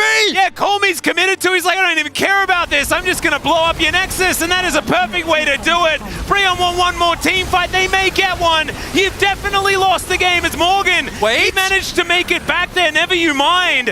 Okay. No. Okay, so Karis and Morgan and Colmey it's a 1 both for 2. made it to the base. It's a 1 for 2. But still, the Elder is going to be taken down. Oh! So Nongshim are just going to take it, and it's going to work out in the end. Old Reliable gives his life To save it, is, for Nongshim. it is so worth it. Car is TPing back as, oh, the trap. The trap! Oh, Jiwoo possibly caught out of position. Epic! Oh my god. Okay, just explode. They have to try. Yeah, they have to you have to give it a there. crack. As now Polu, the dragon, is probably going to yell at him as Sylvie lumbers towards him as this Porro of Doom. Oh my Paris, god! can you do it? Can you defend as the rocket jump does get him back there as Jiwoo? He's taking so much damage. Thankfully, the turret does go down. There's the flash twisted advance as Gideon does say goodnight to the Lucian. Still, Colmey's able to lock down that kill. These inhibitors just respawned. Okay, do the TP's in. It's yeah, fine. there are more teleports. Oh, Atlas! Dindin's health bar is way too big for Morgan to get through. He's got way too much armor as well, as now Peter and Colmey are going to be able to get this one done. Nongshim, for the first time this season, almost are going to be able to win a game. Okay, there it goes. Finally, it is taken down. For the first time this season, they're able to win a 3-game series. Into Infernal Soul, Atlas! Yeah. Yeah. Okay, I know Jiwoo played an amazing game. I know he recuperated after one of the worst early game Lucian's performance that we've seen, but I had to give it to Colmey. Really? Why? Yeah, why? No? Because he hit the shock blasts. But like, wouldn't the game have been better if he had have not chain died in the early game? Yeah, you know what? You make a good point. Never mind. I'm a boom boom damage voter. Hell yeah. We recuperate those. Wait, boom boom damage. Sylvie like hit every ult. He was really good this game. No, I was talking about Jiwoo. No, I know you are. You should have been talking about Sylvie, who saved the game by stealing a Baron. But I can understand why you were a little bit discombobulated I really am. after that particular game. Hopefully, we do have some people on the space and things like that, and media to mitigate your poor decision to vote for the Lucian, when Lucian was definitely making things more difficult by existing in that game. It was a game that I think neither of us are gonna forget anytime soon. That really is the main takeaway for me. I don't even know what that was. I don't know. Is it Lucian like dashing? Yeah, maybe. It was a bit of a dash situation. He was doing like maybe it was like a Super Saiyan evolution type situation as well. Maybe this is a bit of a sneak preview as to what we're going to see out of Nongshim in summer, you know, where they go through their training arc. When they finally are unleashed and they're able to get a win in game number 3, that's all they needed, just the one. Yeah, they've learnt now. The Ronaldo ceremony. Aha! I don't watch the footballs. No, me neither. No, I'm not really much of that thing guy. Apologies to all those that do understand. I think in a way it's very fitting that I double shifted my POG in a game that Infernal Soul lost. Yeah. I feel like it is very unfamous. The early game for Breon was so good, and then they got the Soul as well, and that should have been the end of it. And it wasn't. It really wasn't, because sometimes you just get a bit ahead of yourselves and you run towards a Baron that you're not prepared to actually take, and you're not quite able to turn to. You give an Aatrox an incredible angle, or you give an incredible turn angle for your opposition. It wasn't actually Aatrox, because of course that was on Morgan's side, but the steal was just, it was so obvious, Chronicler. It was just so like this. It was business as usual for Sylvie. He wanders on in there, and bro did not need to do this. They didn't have to do that. That alone was rough, but this is where Atlas knew all along that giving up Infernal Soul is just so you can get the Elder, because it's all that matters. Yeah, you got to speed it up. That bubble from Pete. You know what? Maybe it's Pete just for that bubble. If Morgan hits another Q there, they all die. I mean, if Sylvie doesn't get POG, then there's like I don't know. I don't know what we're doing here. I mean, I really don't know what we're doing here after this series. Well, actually, neither do I. So maybe I actually just don't know what we're doing. As they call me, I like he played it like this. I'm like, does he have GA? No, he doesn't. No, he's got the will of the dragon. That's what he has. And that's 600 gold. Unfortunately, not going to be spent here for Gideon, as they have to take down the inhibitor. Like half the team is like, oh, we've won, right? And the other half is like, no, Aatrox is there, please. Yeah, quick, please, focus. Envy's 10 seconds away. Call me, keep hitting it. Morgan's so close to actually making something happen here as Colmy almost goes down. Having a look at the damage numbers, Colmy did in the end just do massive amounts of it. As you can kind of understand, it's just how it goes when you play Jace. You can do as much dying in the early game and solo kills and things like that, and shock blast. Both journey and destination of this series is exactly what we expected it to be. It was, and it was arduous, but in the end, it was Nongshim being able to overcome all of the issues that they had throughout the rest of the season, finally winning the 3-game series. I think it feels like it is a good news story in the end. Let's throw it over to the space and see what they made with this beautiful win for Nongshim.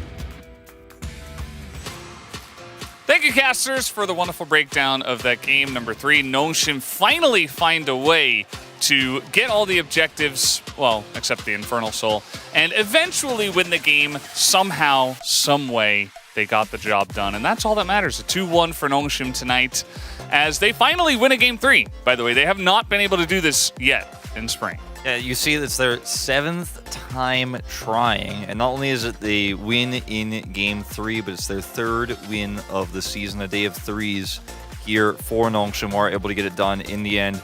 Very back-and-forth series. Unsurprisingly, I think going into this one, we all knew that it was going to be a little bit scrappy. It was going to be a little bit rough around the edges. It was, but the power of friendship prevailed for Nongshim. Yeah, I mean, until they actually end the game, I think the great point is like they didn't give up, you know? Like it could have been like a really easy loss, but I think they still make a turnaround like after 25 minutes, and I think that was really great to see. So we did have a draft that did have a Lucian in it once again, much to our chagrin, but it did win this time around. Do we feel any different about the Lucian after this game? It did not win in lane. It did not win in mid-game. It did not win until he got IE and killed Envy that one time. And then, yeah, they won, so I guess it is good. I guess we were wrong. It did not win the draft. Like, it's, I mean, sure. I mean, it's probably the same thing, right? I think the Colossus Renata side, with them, especially Maokai, like, have to make a mistake to be able to available for Lucian Nami to play it out the game. But I mean, somehow they did make a mistake, and they turn around at the middle game and to be able to impact the game after 29 minutes. I mean, that's a huge turnaround. So it worked. E1 couldn't make it work against Kalista, but Nongshim could make it work against Bro. So I guess it's viable. I guess Lucian is the pick to go to, guys. We figured it out today.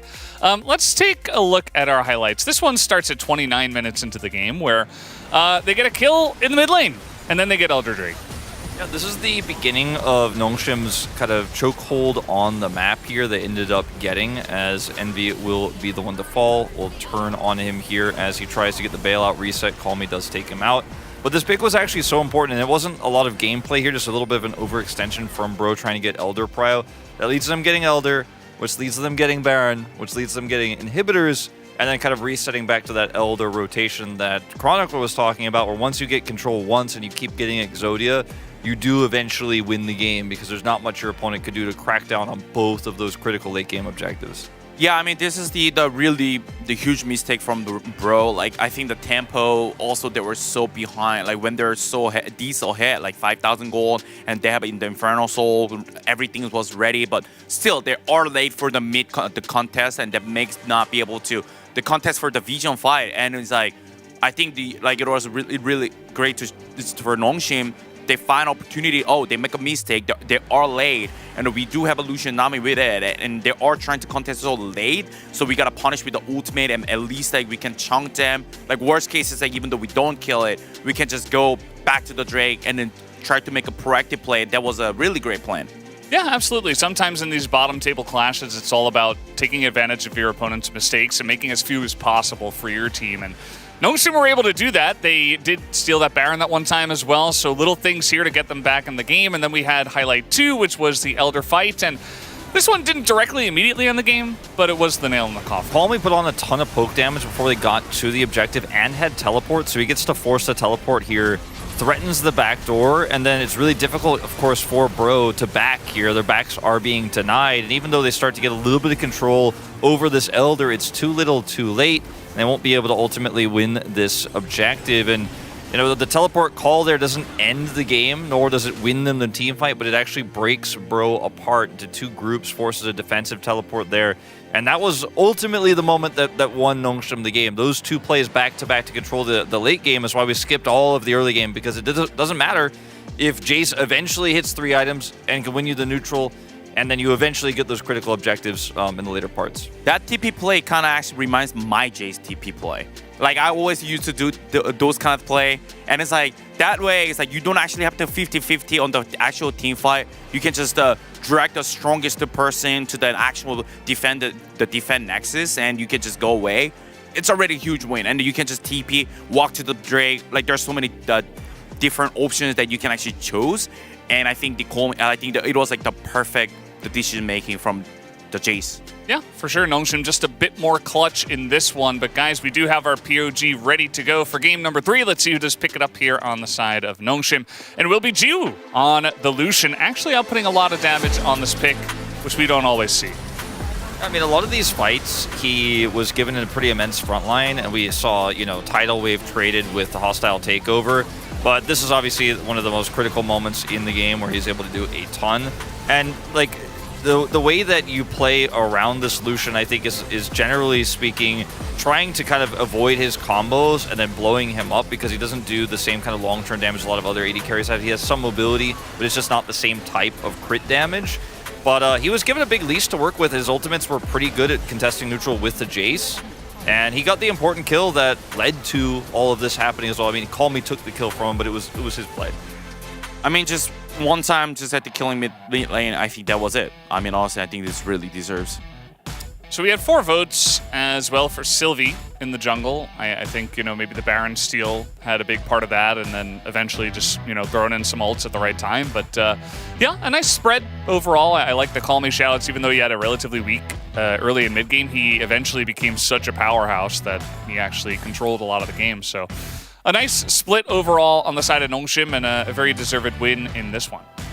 Yeah, now Nongshim and Bro tied at 3 wins.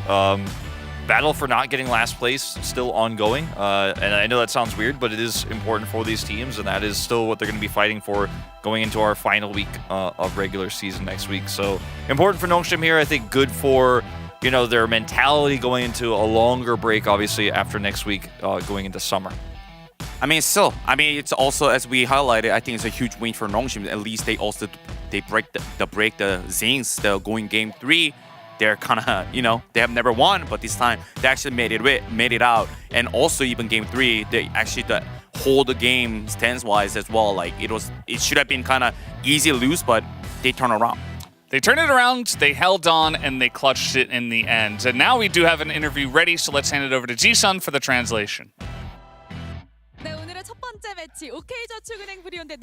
Thank you very much, guys. This is Ji-sun for the POG interview translation. And after a fierce battle against OK Brion, Nongshim put an end to their 7-match losing streak. We are here joined by Kami and Jiwoo on the side of Nongshim Red Force. Congratulations on the win, guys. How do you feel about this victory? Yeah, I mean, apparently we were sitting on a very long losing streak. I was wondering if we can actually end the losing streak, and we finally made it happen. It feels amazing. What about you, Kami? Yeah, of course, it feels great, but I still feel like our performance was not clean, so I think we gotta play better, come back with stronger performance. And Kami, you received your first POG. How do you feel about that? I think it was about last year around this time when I first got called up to the LCK roster and won the POG, and it feels way better than then. Well, Nongshim did manage to get a couple of wins up against West teams, but you guys were not able to get a match win. What did you guys focus on in order to end the losing streak? We really wanted to focus on the late game, our macro play, and our performances. And with that effort, we finally managed to get a match victory today. Kami, in game 2, there was a moment where you were able to get a kill onto the enemy Orianna. A perfect synergy with your jungler. Who made that call? I just told Sylvie, like, if you have nothing else to do, just, pay a visit to the mid lane and let's look for a play, and it worked.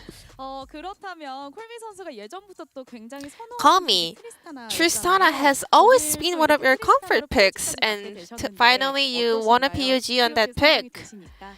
What does this mean to you? Yeah, Tristana has always been my confidence pick, especially like the jump to mitigate some of the critical skills. And today I finally kind of showed what I can do with this champion. I'm really happy. Jiwoo, game 3 was really difficult, especially having Lucia and Nami kind of falling behind early on.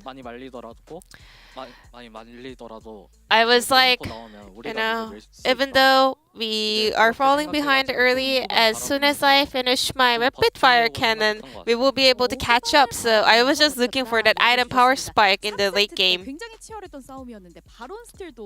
And we even had a Baron steal from Sylvie as well. When was the moment that you were confident to win the entire game? After that Baron steal, I was like, this is now really doable for us. It's way better situation with the steal, because prior to this, we were in a very rough situation. How did other players react to that? We were like, we should not die here, so we just have to back off. And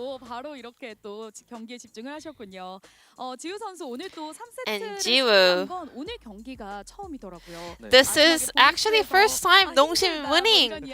Game 3, breaking the Game 3 curse, finally. And we could hear the players were like, why is it so hard to win a series? And how do you feel about this win after 3 gamers?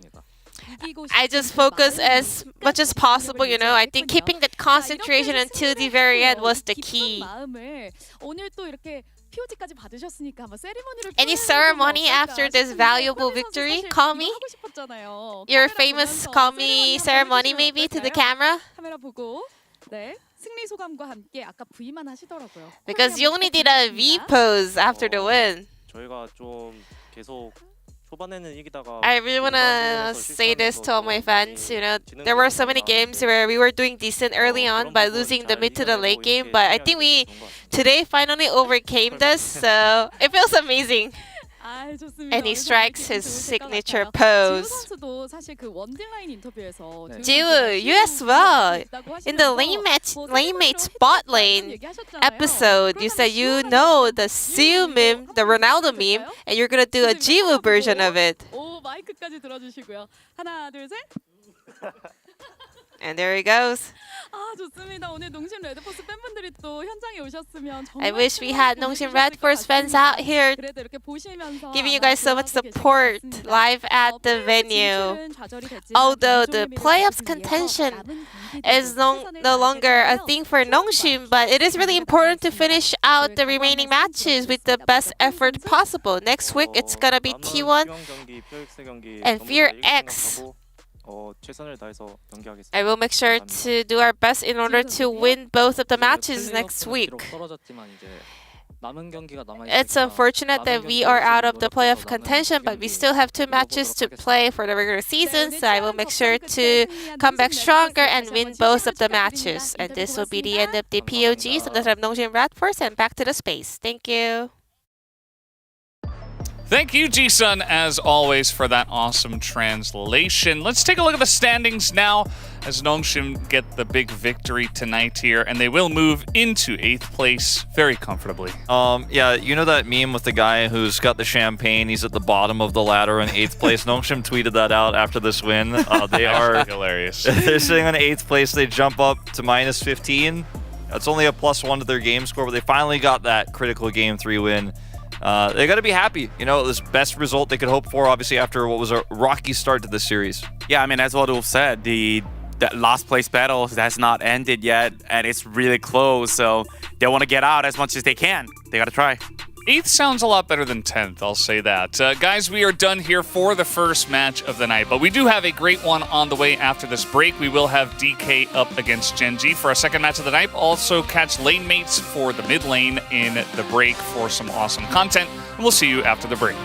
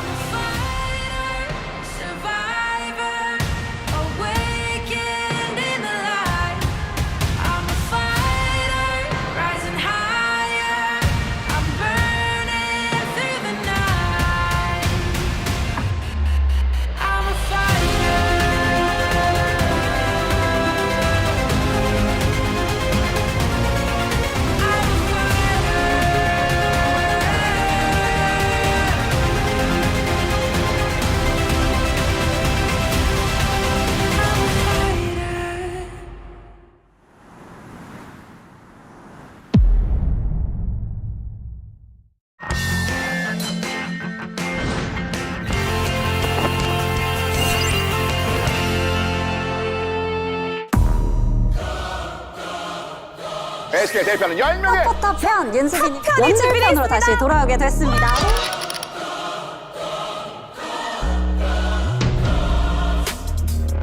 드디어 대망의 마지막 미드편으로 돌아왔습니다. 미드의 정체성은 뭐라고 생각하시는지. 황족이라고 생각해요.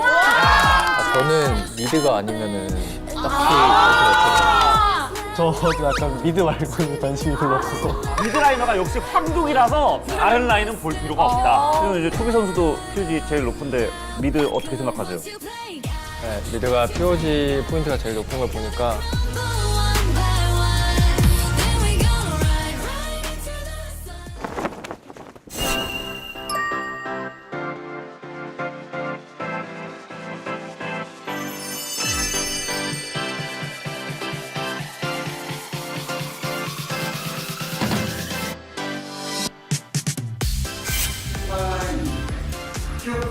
안녕하세요. LCK 단합대회 MC 윤수빈입니다. 반갑습니다.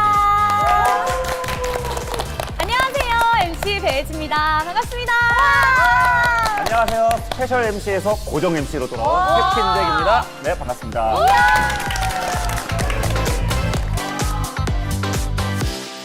LCK 팬분들의 뜨거운 사랑과 관심을 받은 우리 LCK 단합대회 드디어 대망의 마지막 미드편으로 돌아왔습니다. 맞습니다. 저희가 라인마다 단합대회를 하다 보니까 라인에 대한 정체성이 있었는데요. 과연 이 미드의 정체성은 뭐라고 생각하시는지 혹시 이야기해 주실 분 있으실까요? 오, 제카 선수! 황족이라고 생각해요. 이번에 이제 POG 포인트 보면은 지금 미드라이너가 1등부터 4등까지 지금 다 가져가고 있거든요. 그리고 이제 초비 선수도 POG 제일 높은데 미드 어떻게 생각하세요? 이제 좀 세상이 올바르게 가고 있다고 생각합니다. 아니 이게 지난번 원딜편에서는 맞아요. 원딜러들이 좀 자존감이 단체로 이렇게 쭉 낮아져 있었거든요. 이 미드편은 좀 다르네요. 이게. 아니 전체적으로 선수분들의 표정이 굉장히 밝습니다. 맞아요.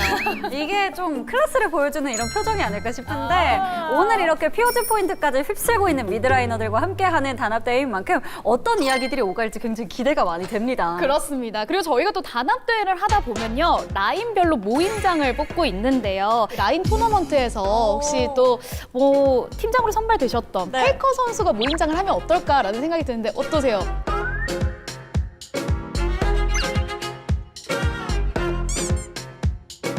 모임장을 하게 돼서 너무 영광입니다.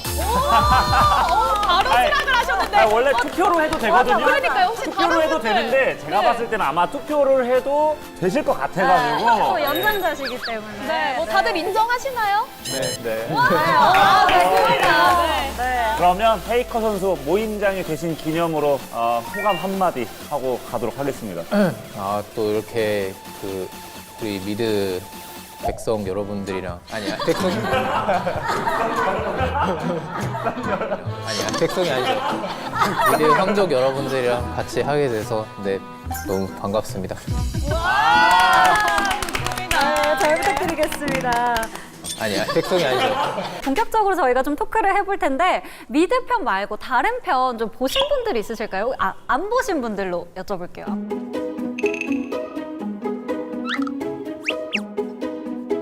안 보신 분들 있으실까요? 오, 다 보셨나 봐요.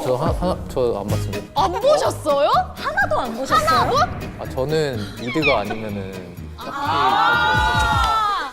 미드가 아니면 볼 필요가 없다. 관심이 없다. 근데 좀 뭔가 페이커 선수가 얘기하시니까 또 멋있는 것 같기도 하고. 초비 선수도 손 드셨어요? 저도 사실 안 봤는데.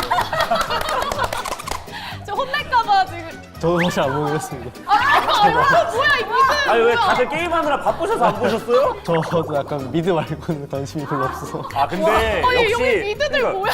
미드라이너가 역시 황족이라서 다른 라인은 볼 필요가 없다. 이런 스탠스인 것 같아요. 약간 본인들만 사랑하는 진짜 최초거든요 지금. 네, 맞아요. 원래 레퍼런스 없이 이제 처음으로 임해야 또 그쵸? 어떤 편견 없이 진행할 수가 있으니까 재밌을 것 같습니다. 그러면 이제 본격적으로 몸풀기 코너에서 이야기를 더 나눠보도록 하겠습니다. 자, 이번 시간은 서로의 마음을 알 수 있는 몸풀기 코너입니다. 저희가 선수분들께 스케치북을 하나씩 다 나눠드렸는데요. 저희가 질문을 드리면 거기에 해당하는 답을 스케치북에 크게 적어주시면 되겠습니다. 첫 번째 질문 바로 드리도록 하겠습니다. 미드 근본 챔프는 뭘까요? 생각하시는 대로 답을 써주시면 됩니다. 컨닝하시면 안 됩니다. 원딜편 때 컨닝하시는 분들이 있었어요. 이게 정답이 있는 건 아니고요. 그냥 본인이 생각하는 근본 챔피언을 써주시면 되겠습니다. 다 써주셨으면 공개해 보도록 하겠습니다. 하나, 둘, 셋. 아지르, 야수, 르블랑, 우리. 왜 이러셨죠? 진짜. 네, 저는 오리 아나를 했고요. 아무래도 좀 시즌 2 때부터 좀 있었던 챔피언이기도 하고 또 이제 좀 근본에 가장 가까운 챔피언인 것 같아서 적었습니다. 덕 아나, 혜지 아나 어떻게 생각하세요? 전 그냥 웃겨요. 제일 좋아해요 지금 혜지 아나운서님. 저 아재 개그를 좀 좋아하는 편이라 취향 저격 좋습니다. 네. 그리고 이제 BDD 선수는 이제 페이커 선수와 같은 오리 하나 적어주셨습니다. 이유가 뭘까요? 비슷한 생각으로 너무 근본 있는 챔피언이라 생각해서 적었습니다. 옛날부터. 근본이다. 그러면 초비 선수는 이제 BDD 선수 말씀에 따르면 이제 근본은 아닌 아지르를 써주셨는데 어떤 이유였을까요? 저도 이제 오리아나랑 아지르를 떠올렸는데 뭔가 이제 살짝 미드라는 이미지에 좀 더 가까운 것 같아가지고 좀 고려했습니다. 이게 아지르가 또 황제거든요, 캐릭터가, 컨셉이. 그래서 그런 것 같습니다. 그리고 쇼메이커 선수도 이제 신드라도 이제 근본 챔피언 중에 하나거든요. 신드라가 진짜 황족에 어울리는 챔피언이에요. 요새 좀 잊혀져 가는 것 같아서 한번 다시 상기시켜 주려고. 네. 쇼메이커 선수 신드라가 이렇게 한 표도 안 나올 거라고 생각하셨나요? 뭐 예상하고 있었고 저라도 계속 신드라를 알려야 여러분들이 한 판이라도 더 해보지 않을까. 안 나올 것 같아서 오히려 내가 좀 앞장서서 상기시키겠다. 자, 그렇다면 두 번째 질문 한번 드려보도록 하겠습니다. 미드 라이너로서 다른 포지션들을 봤을 때 가장 손이 많이 가는 포지션은 어디인가요? 가장 손이 많이 간다고 느끼는. 미드라이너들의 어떤 고충을 들어볼 수 있는 그렇죠. 그런 질문이 아닐까 싶네요. 좋습니다. 자, 그렇다면 정답을 공개해주세요. 하나, 둘, 셋, 짜잔! 여기 영어를 굉장히 좋아하시네요, 페이커 선수. 왜 이러시는 거예요? 역시 보법이 다르셔. 역시 이 답변부터가. 역시 월클이어가지고. 그래서 이제 정글 서포트, 정글 원딜, 정글. 원딜 정글 원딜 정글이 제일 많이 나왔고 일단 서포트부터 그럼 들어볼까요? 제카 선수 서포트 써주셨네요. 솔랭에서 약간 제일 화날 때가 상대 서포터가 갑자기 미드에 나올 때가 좀 많이 화나가지고 그걸 좀 적었던 것 같습니다. 상대 서포터가 미드에 갑자기 나타날 때. 네. 제카 선수가 답을 적을 때 머리를 좀 긁적이셨다고 들었는데. 원딜이랑 좀 고민했어가지고. 그럼 뭐 원딜 쪽 얘기도 듣고 그럼 페이커 선수가 이제 원딜 적어주셨는데 왜 미드 입장에서 원딜이 가장. 일단 뭐 제카 선수가 서폿이 올라온다고 했는데 저는 솔랭에서 원딜도 자꾸 올라오더라고요. 상대 원딜이 자꾸 올라와가지고. 그래서 뭐 잘 큰 원딜이 올라오는 경우인가요? 아니면 못 큰 원딜이? 막 못 큰 원딜이 오기도 하고 그냥 계속 오더라고요 저한테. 좋습니다. 그리고 또 카리스 선수가 원딜 써주셨고요. 네, 이유가 있을까요? 손이 많이 간다고 치면 사실 약간 원딜을 키우는 경우가 좀 많아서 그래서 바텀 내려가서 약간 키워주고 이런 느낌이 많이 받았는데 그랬을 때 원딜은 자기가 약간 그것 때문에 큰 줄 모르는 것 같아서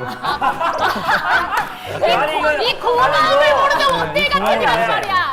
당연히 미드에게 감사해야죠. 이 원딜 클 시간 또 이렇게 비켜주시고 또 사이드도 대신 가지고 이러니까. 그래서 이제 그만큼 손이 많이 간다 해서 적은 것 같습니다. 그만큼 손이 많이 간다. 조비 선수도 원딜 적어주셨는데 혹시 같은 이유인가요? 일단 원딜이 좀 손이 많이 가기도 하고요. 솔랭 할 때 느끼는 게 이게 원딜 친구들이 이제 손을 많이 가서 키워줬는데 갑자기 난 이기기가 싫다 하고 던지는 친구들이 있어가지고 안 좋은 이미지를 남게 된 것 같아요. 우리가 너를 위해서 이렇게 시간을 벌어줬는데 고마운 줄 모르고. 어떻게 생각하세요, 캡장님? 사실 저도 누군가에겐 가해자였을 수도 있어서 저는 말을 아끼겠습니다. 네. 쇼메이커 선수도 원딜 써주셨군요. 그러게요? 그렇네요. 네. 원딜러들이 보통 바텀에서 이제 맨날 보는 챔프만 보니까 상체 챔프들의 스킬을 잘 몰라요. 그래서 죄송한데 원딜이 그 정도로 그 IQ가 낮진 않아요. 여기 다시 원딜 단합 대회가 시작되나요?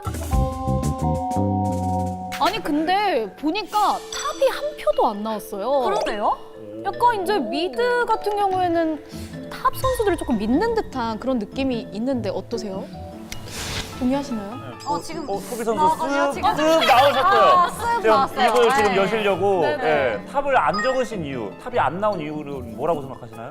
탑은요 좀 내다 버려도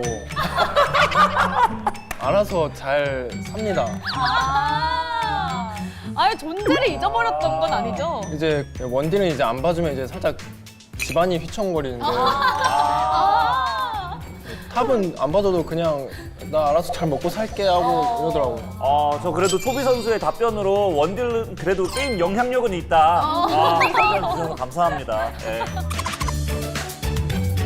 자, 그러면 다음 질문 한번 드려볼게요. 내가 포지션을 다시 선택한다면 그래도 미드 아니면 다른 라인 써주시면 되겠습니다. 네, 포지션을 다시 선택한다면 선택하고 싶은 포지션을 써주시면 돼요. 프로게이머 하기 전으로 돌아갔어요. 포지션을 딱 정해야 되는 타이밍이에요. 그럼 한번 볼까요? 하나, 둘, 셋, 짜잔! 오, 탑도 나왔고, 탑이. 아니 콜비 선수 다른 라인 그러니까 어디? 아니 뭐 미드만 아니면 되는 거예요? 그럼 다시 써주세요. 다시 한 번만. 네, 좀 다양하게 나왔습니다 이번에는. 네, 정글 써주셨는데 이번에는 서폿이 안 나왔네요. 그러면. 그러네요. 서폿은 절대 가기 싫은 그런 라인이라고. 성향이 완전 반대긴 하죠, 미드와. 그래요? 예. 지금 제카 선수가 콕 집어서 정글 서포트 X라고 써주셨거든요. 일단 사실 솔랭이나 이제 대회나 어디를 가더라도 정글 서포트 인권은 엄청 낮다고 생각해서 일단 무조건 미드나 탑을 가야 된다 생각합니다. 그러네요. 혹시 본인의 평소 정글 서폿을 그렇게 생각하고 계신 거 아닐까요? 저는 그렇게까지 생각 안 하는데 다른 사람들이 그렇게 생각하는 것 같더라고요. 알겠습니다. 그러면은 이어서 탑 써주신 분들 이야기 들어볼게요. 예후 선수. 탑이 그 1대1이 제일 많이 난다고 생각해서 1대1 탑은 별 생각 없이 1대1만 하잖아요, 솔직히. 그게 좀 생각 좀 편하게 재밌어 보여가지고 네, 그래서 탑 불렀습니다. 예후 선수의 평소 탑에 대한 생각 잘 들었습니다. 네, 편해 보인다. 네, 생각이 없이 딜교를 할 수 있다. 네, 클로즈 선수 같은 마음이신가요? 저도 탑을 보면 P100으로 서로 한끗 싸움 막 하고 이러는 게 재밌어 보여서 그러면 또 다른 라인 써주신 분, 불독 선수 원딜 써주셨어요? 원딜이 뭔가 재밌기도 하고 이런 말하긴 그런데 그냥 생각 없이 때리기만 하면 되잖아요. 그냥 그러니까 탑은 그냥 생각 없이 1대1만 하면 되고 원딜은 생각 없이 때리기만 하면 되고 때리는 거 잘할 자신이 있기 때문에. 혹시 정말 죄송하지만 불독 선수 평소에 얼마나 생각을 이렇게 많이 하시면서 게임을 하시는지 이걸 또 여쭤. 아닙니다. 이게 제가 MC의 그걸 잊고 죄송합니다. 자, 그러면 이제 쇼메이커 선수는 미드라고 써주셨어요. 왜 미드를 고르셨어요? 사실 롤이라는 코스 요리를 즐기기 위해서는 이제 앞에 다른 라인들은 이제 그냥 입가심하는 느낌이에요. 사실 미드가 좀 메인 디시 느낌이라 다시 골라도 그냥 미드를 하지 않으면 안 될 것 같습니다. 다시 해도 나는 입가심 같은 건 안 하겠다. 디저트를 별로 안 좋아해서 제가. 그러시구나. 아니 미드 단합대 너무 재밌다. 진짜 멘트가 너무 재밌네요. 좋습니다. 자, 그렇다면 이제 마지막 질문 드릴게요. 네, 마지막 질문은 저희가 OX로 한번 받아보도록 하겠습니다. 질문 드릴게요. 나는 관심 받는 걸 좋아한다. OX. 궁금한데? 이거 사실 미드라이너한테만 하는 질문은 아니긴 한데. 그쵸? 네. 관심 받는 걸 좋아한다. 다 써주신 것 같으니까 들어보도록 하겠습니다. 하나, 둘, 셋. 우와. 아니 왜 그러시는 거예요? 뭐예요? X. X가 유일하게 제가 봤을 때 X라고 쓴 게 관심 받는 거예요. 그러니까 저도 그 생각을 아니 잠깐만. 근데 이건 뭐예요? O예요, X예요? 잘 보시면 O입니다. O예요? 이런 게 관심 받고 싶은 거예요? 역시 미드라이너다 보니까 팀의 한 가운데 있잖아요. 내가 관심을 받고 싶다 이런 성향의 분들이 많으신 것 같은데 일단 쇼메이커 선수 이거는 제가 봤을 때는 관심 받고 싶지 않다 호소인 같이 보이긴 하는데 한번 들어보겠습니다. 정확합니다. 그냥 다 옷 쓰길래 관심 받고 싶어서.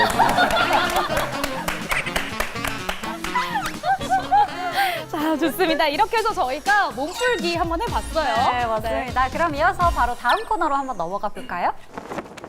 자, 다음 코너는 팬분들에게 가장 많은 사랑을 받고 있는 코너입니다. 바로 LCK 고민 상담소 시간입니다. LCK와 관련된 고민, 그리고 LCK 팬분들의 사연을 저희가 사전에 받아봤습니다. 바로 오늘 이 사연들을 읽어보고요. 함께 고민을 해결해보는 시간을 가져보겠습니다. 네, 이제 LCK 고민 상담소 마지막인 만큼 현역 선수분들이 또 고민을 보내주셨다고 합니다. 혹시 뭐 누가 보낸 사연이실 것 같은지 추측이 되시면 추측을 해주셔도 괜찮습니다. 그러면 고민을 바로 읽어드리도록 하겠습니다. 친해지고 싶은 분이 계신데 친해지기 어려워요.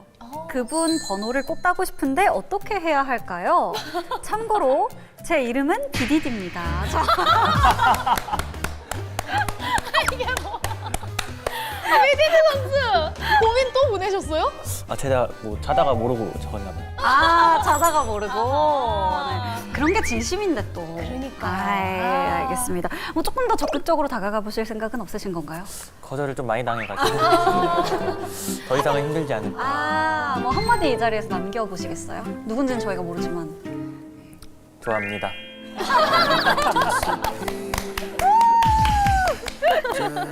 자, 저도 조금 공감이 가는 그런 사연이 있었는데요. 이번 고민은요, 콜미 선수가 한번 읽어주시겠습니다. 제 나이 38.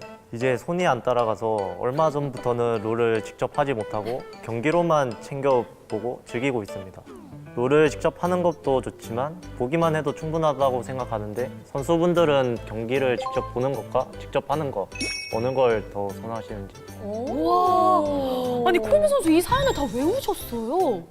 너무 대단하신데요? 아니 아까 위에서 리딩 살짝. 야, 방송 미드 진짜! 와, 방송도 최고예요, 진짜. 와, 이렇게 사연까지 외워주셨는데 선수분들 어떻게 생각하시는지 궁금하네요. 하는 게 더 크다. 네, 6분이 계시는데 클로저 선수도 하는 게 더 좋으시다고 하셨어요? 저도 할 때 더 재미있는 것 같아서 보는 것보다는 뭔가를 직접 하는 게 더 재밌는 것 같습니다. 페이커 선수도? 저는 경기를 보면 좀 잠이 와가지고 하면은 이제 잠은 안 오더라고요. 혹시 약간 이런 건가요? 내가 하는 게임이 아닌 다른 게임은 다 잠이 온다. 좀 비슷한 것 같아요. 역시 자신감. 좋아요. 이 사연을 직접 읽어주신 콜미 선수는 어떻게 생각하세요? 게임을 직접 해서 그 이겼을 때 그 짜릿함이 중요하다 생각해서 직접 하는 게 저는 더 좋다 생각합니다. 그런데 또 반면에 이제 보는 게 더 좋다고 말씀하신 분들도 계셨습니다. 쇼메이커 선수 보는 게 더 좋으세요? 원래 이제 보다 보면 하고 싶어지는데 막상 한 판 해보면 이제 3, 4렙에 업도 한번 당하고 이게 너무 맞는 스트레스에 말이야. 온갖 정이 다 떨어져서 하기 싫어집니다.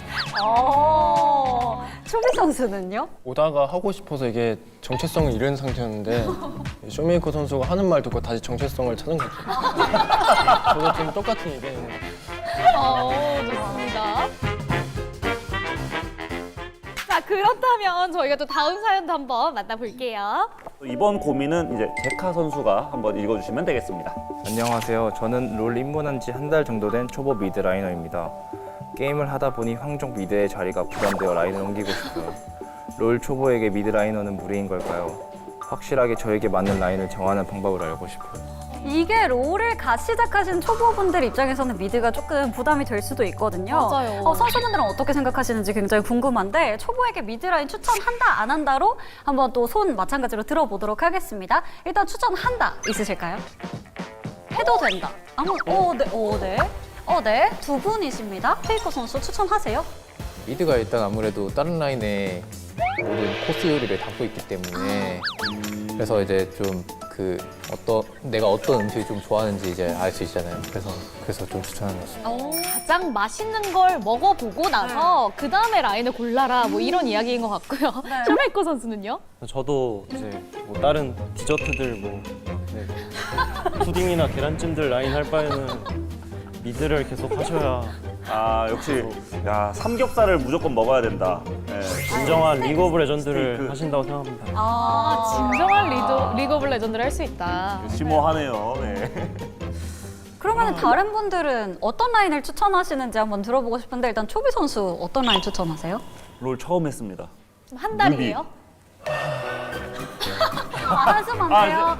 지금 혹시 롤을 추천 안 하시려는 건가요? 그게 아니라 그러면 같은 팀 해버립니다. 안 됩니다.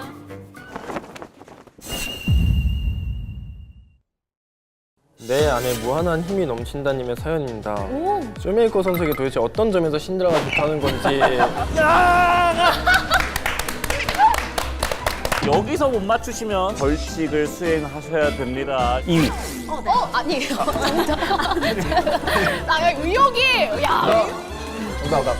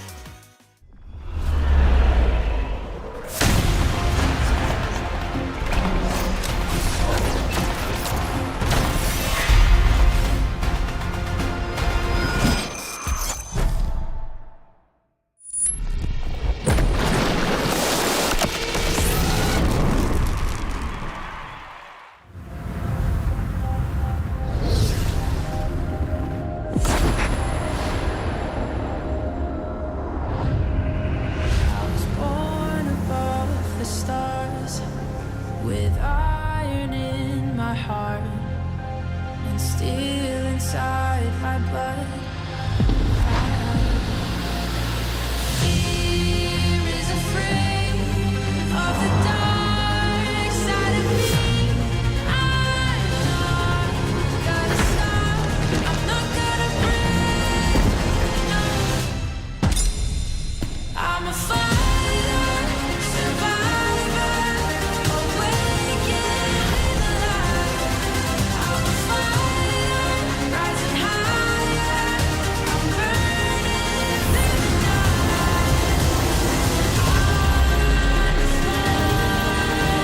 Sets the world on fire. And I will rise again and again, 'cause I'm a fighter, survivor, awakened in the light. I'm a fighter, rising higher. I'm burning through the night. I'm a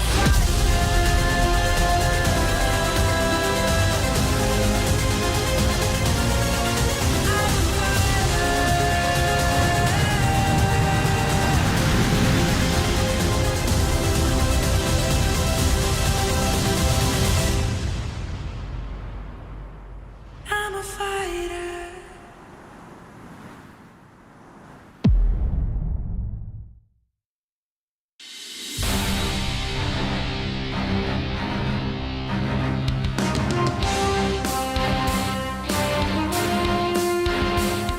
Welcome back, ladies and gentlemen, to LCK Spring 2024. I'm Atlas, joined by Chronicler, and it is time for the very last series of Week 8. Before we get into the last week of the regular season, we have DK taking on Gen.G. This actually means a heck of a lot for the standings this time around. With a victory here, Gen.G will secure second place, which will give them that round 1 bye in the playoffs. Very, very important stuff, not wanting to get upset by some of these upstarts beneath them, wanting to make sure that they secure a bit of safety with that lower bracket aiding them. And of course, on paper, you might be like, oh, it's Gen.G, first place. They just dispatch of T1. They go up against DK. They're in 5th. DK, it'll take us a while to get through all the issues that this team has faced. But we have seen in the past that you and I have been witness of this many a time. Oh yeah. There is magic between these two teams, and one can only hope that it comes out today, because let's be honest, another Gen.G 2-0 in round 2, I feel like we've seen enough of those. Yeah, we don't need those. We don't need those. I also want to keep the race between KT and DK for 5th and 4th place alive. Yep. With a loss here, DK will get a little bit further away, and it will be likely that KT can just sneak in to that 4th slot. Let's have a look at what we have for you in store today. As DK versus Gen.G, of course, both of these squads are definitely going to the playoffs. There is no doubt there. And round 1 will be occupied by DK as well. It's just about where they're going to be, right? And are they going to be chosen, or are they going to be the team that's doing the choosing of their opposition? This is really what it's all about. Ever since 2020, it's been a while, yeah. Yeah, ever since 2022, obviously in 2021 was the last year where DK reigned supreme with Khan in the top lane. But after that, especially 2022, there were some extremely memorable matches. There was the quarterfinals, the Kane coming out. Yep. There was the Bottless situation in that spring playoffs. I do remember that one, yeah. There was a lot of history. And as we do see, obviously, it says so much. And yes, Chovy has, of course, spent his time on teams like, well, Griffin was very successful, but Humble Life, that did struggle. The fact that this is so close, even with DK falling off so much over the last 2 years, to me, it's pretty remarkable. And it was only relatively recently that Chovy was able to eclipse Showmaker, of course. Yep. Like you say, 2020 and 2021 were the years of Showmaker. And now what Chovy has done is he has taken Showmaker's jungler. And that is certainly boding well for Chovy so far. And we'll see whether Lucid is going to be able to step up this time around. Of course, it was the 3-game series last time they met. You saw that on our most recent graphic. And Lucid has been improving, even though he did go through a bit of a slump throughout the middle of the season, and hasn't quite got back to any of his form that we saw in Challenger, and also hasn't really risen to where he was even at the beginning of the season, where he did have a decent debut. Yeah, his highs, the early game, honestly, against T1, is then offset against the very low lows. It's a late game in the same game against T1. And really, Lucid, in that way, kind of does remind me of Aiming, where we have, like, Aiming pulling out amazing Lucian games, making us go, you know what? This guy actually gets to pull off the Lucian and we'll be okay with it, into then, like, melee walking into people and just getting blown up. The inconsistencies are quite big, and unfortunately for Lucid, you know who isn't inconsistent? Canyon. Yeah. The guy that he used to play behind on D+, of course, and certainly the man running the jungle at the moment, that air of inevitability has really reappeared around Canyon. It felt like last year he'd kind of taken a bit of a back foot, you know, like wasn't making the early game plays that we did normally expect from him, and didn't seem to have that mastermind attitude when it came to the jungle, because he just generally know exactly where he was supposed to be. That was what Canyon's main strength was, and didn't really have that last year. Starting to return to him now, which is a terrifying thing for any of the teams that are facing off against Gen G. He also gets to live the life of a Gen G jungler, which is having Chovy as your mid laner, which means you never get Raptors, which is a bit annoying. Really, out of the two junglers, I feel like Canyon gets more Raptors than no, he just goes and takes the enemy team's Raptors. That was actually something that I do think is really remarkable. Obviously, the DPM and a lot of those stats are going to be really low for Lucid, given the low resources that he gets, but he's still playing like he's in Challengers with the second highest counter jungle percentage out of the league, which, given what he's been playing and the type of junglers and the amount of resources, it seems like he probably shouldn't be doing that. And I think that's really where the crux of the issue with Lucid is, where we've seen him be utilized in a way that it doesn't really work for him, but also his team needs him to be that, because Kellen, for example, I think has actually slowly been getting a little bit better and better. Kingen is another example of a player that obviously is a little bit reliant on some specific picks. Aatrox and Gnar come to mind, but they have been stepping up, and it feels, and I think this is maybe the most frustrating thing about watching DK, like they're always like 2 problems away from being a more consistent team.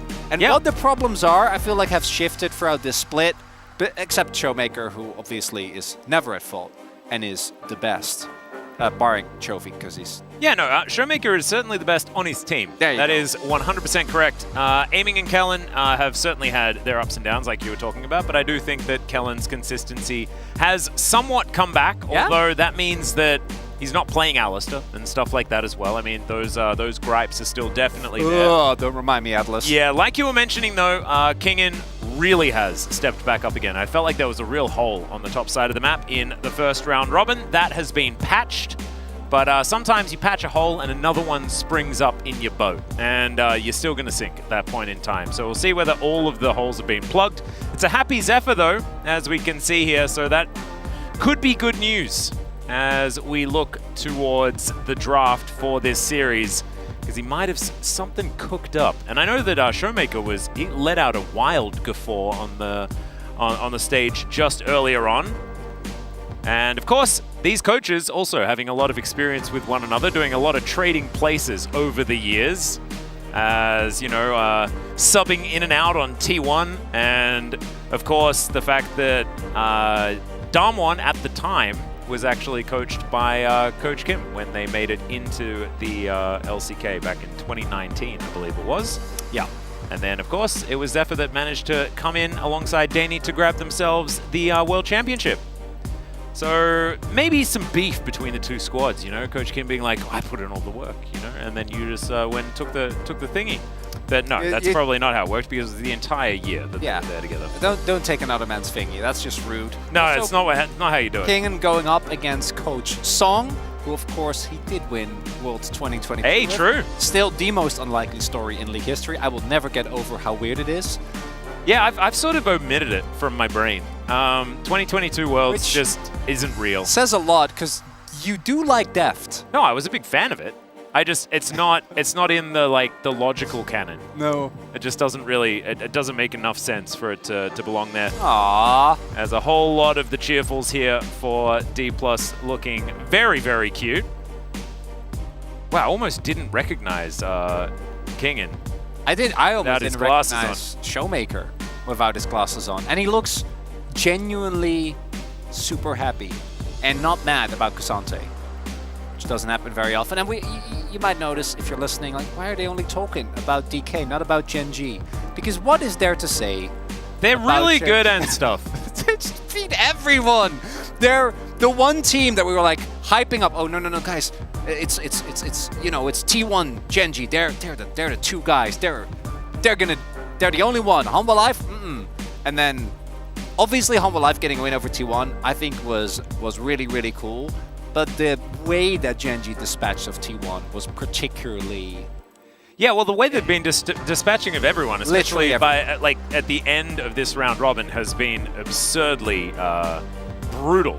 It's what it kind of feels like, you know, like Chovy picking Kassadin and then winning lane. That's Showmaker's champion. I know, but then the way that it sort of happened was pretty ridiculous. As Lucid Legend Unbreakable Champion Intelligent DK win. I love how inconsistent it is. I would have really liked Diligent at the end there, you know. I feel like that's a really nice one that you could have used, but instead it's just DK win. Diligent's a lot better. Yeah, I kind of like that. Anyway, let's jump into the draft and get it going on. See what's going to be picked. I think this one is going to tell us a lot. I assume there's not going to be first pick Xayah or Lucian on red side. I just feel like it's not going to happen. Bold. Yeah, he says. Obviously, you mean no B1 or R1 Lucian because it's going to be B1 Lucian. Ah, I'm not that kidding. would be sad. I am for real though. Yeah. We will see what is going to happen here. Oh, and there's another big thing as well. Keep your eyes out during this game. 11 kills for Keen, and he's going to be the first top laner in LCK history to hit 1,500 kills. 11. He just needs 11. Yeah. Okay. Well. They are on red side, so R5 that Quinn, Canyon set up a tent. Oh yeah! Make it happen for you, boy. Well, Ahri and Twisted Fate, both of them banned away. Two big ones. Of course, Chovy has looked absolutely ridiculously powerful on the Ahri, and the TF goes without saying. Keen has been fantastic on that pickup as well. Rel, the loose attacks, going to be taken away as the Senna gone as well. There's the Nautilus ban. Looking for a first pick Vi, by the looks of things, for D+, as the Ashe is going to be the final one taken away. That Vi could be coming in here. Or Lucian. I really hope that it's Vi. I am with you. I would much prefer Vi. Even with Ahri taken away, it's important to note that Vi has remained extremely strong.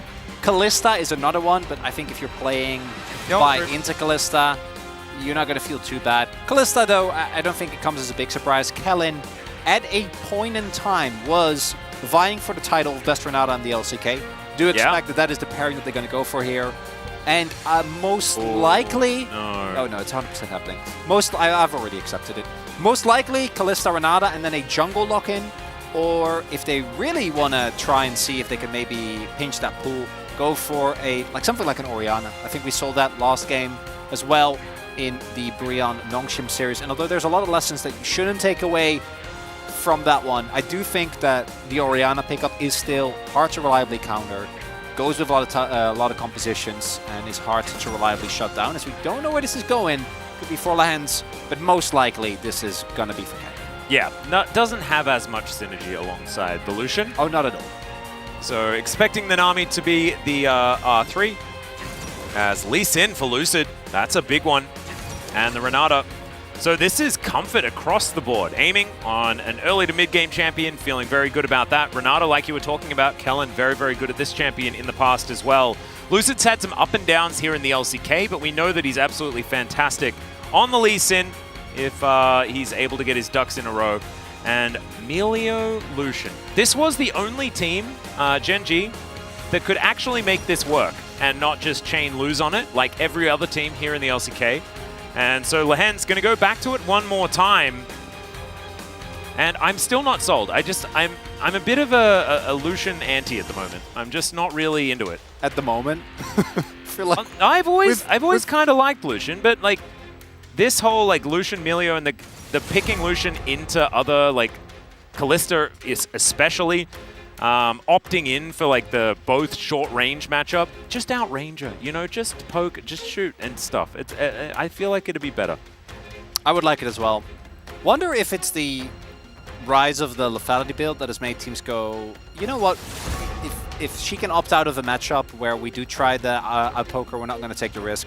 But I think that is just a reality. Teams just love playing with Lucian. He has a lot of explosive power. He has a lot of agency in the early to mid game, although we've seen more and more of the early laning phases not actually going the way of the Lucian, but him really being exclusively a mid-game calling tool to soften up the tanks. We'll see what is going to be the case here. There's a lot of top lane bans already taken away. The Tristana, a Chovy favorite, is also a double ban because Keen picked it up. Not much success, but a big one nonetheless. Ooh, and so now with the Aatrox, it's Gnar for King. Yeah, right? that's what I'm expecting. Unless he goes back to his Smolder. Oh, I was waiting for Ornn actually. I'm like the King and Ornn, the classic. Ooh. But that does rely on Genji blinding for Keen, which I don't think that they're gonna do.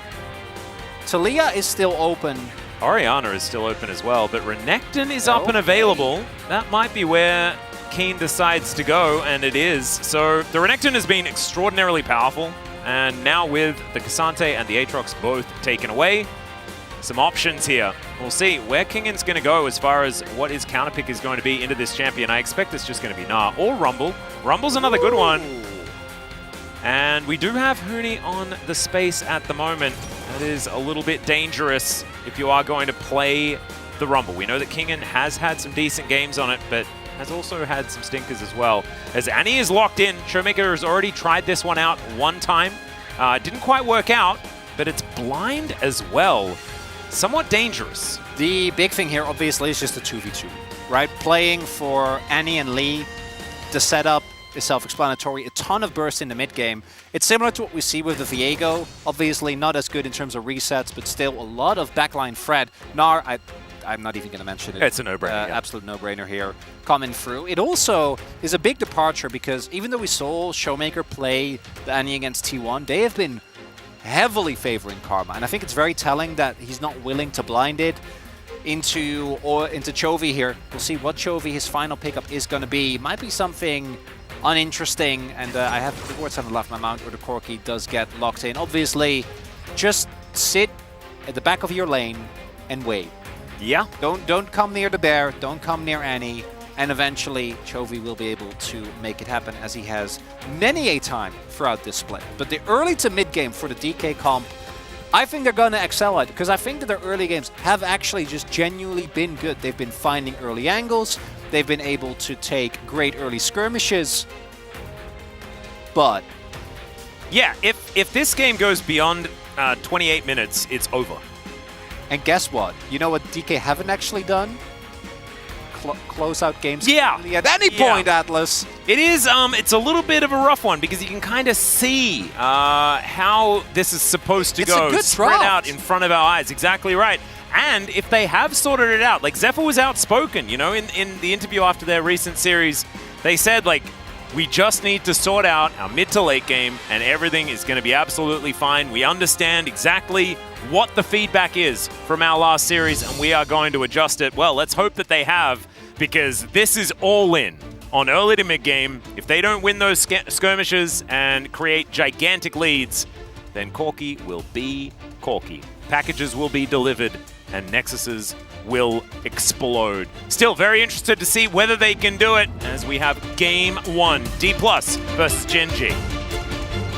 D+ Kia, Hana, do set. D+ Kia, fighting.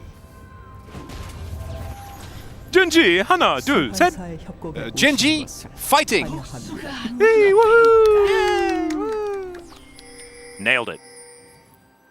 All right. Let's see what's going to happen. As already, D+ sort of just set up with some defensive positioning. Lucid eyeing off exactly where the tree is. But not going to have any scuffles or anything like that just yet. Corki versus Annie. How do you reckon this matchup goes? Chovy hits 10 CS per minute, gets the free items, and wins the game single-handedly. Yeah, but no, I'm not saying like Chovy, I'm saying Corki. So an in theory champion versus champion. Like we know that's what Chovy's going to do. Yeah, I guess actually it's kind of cheating because Chovy just does that on most champions. Yeah, everything.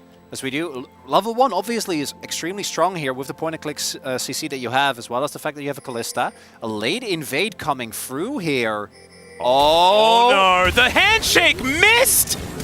Oh, he does have to flash and take Valkyrie first, but if that handshake had have landed, then maybe he just dies.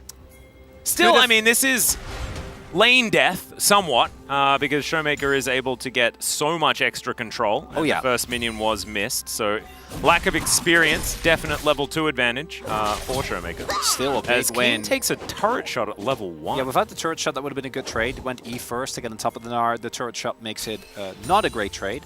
We'll see what Canyon is going to do, how he pivots back, because obviously he does have the opportunity to play towards the top side of the map, but Showmaker is also going to have prio in mid, just by courtesy of that early play. As yeah, this is and even that includes 2 Gen G losses, or I do think that at least one of those was against KT. And yeah, I think that Senna was the Senna Nautilus I don't know if situation. both of them were Lucian Milio, maybe one was Lucian Ami, but that says a lot though. I don't know whether Lehens has even really played the Nami so much this season. He has certainly gravitated much more towards the Milio. That has been his option. It's also been one of the big weaknesses, right, of Gen G. Although in the T1 series we didn't see a whole lot of that. Obviously a lot of people point towards the draft, but I also think that Pace and Lehens just had a great series in that one. But the laning phase of this duo specifically is the one, I think, recurring point of, hey, maybe that's where you can get Gen G. As we do see, Canyon does in fact get himself a blue buff here. Lucid not going to be able to take that, but Lucid didn't take the rest of the bot side jungle and should be able to get himself his Gromp here. And obviously Canyon wants to avoid an all-in fight with this Lee at all costs. And because of the topside prio and Keen doing a great job there, that will remain the case. Yeah, so Keen able to push in. That is going to give Canyon all of the space that he requires. And so Canyon still does need to go back and attend to his Wolves and Gromp, but look at all of this vision that they have available to themselves. So Rift Scuttler going to go over to the tree. He might be able to even then head back in, steal away the Gromp. Should be able to, yeah. It's rough for Lucid.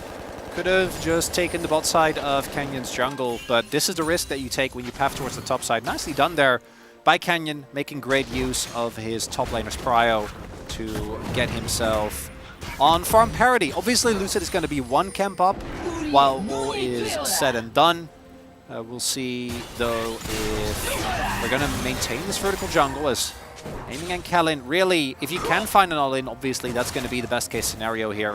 Particularly with the Milio, you're really playing for the short trades, and then you heal. And then you go. Still, the amount that Chovy has been punished isn't exactly the highest. No. And if a Corki is behind about, you know, 10 to 15 to even to 20, honestly, CS at about 15 to 20 minutes, then, I mean, you're not too worried about it. He just wants to scale, pick up packages, deliver them to Dragon or Baron fights, and then just walk away with a victory. That's basically the game plan.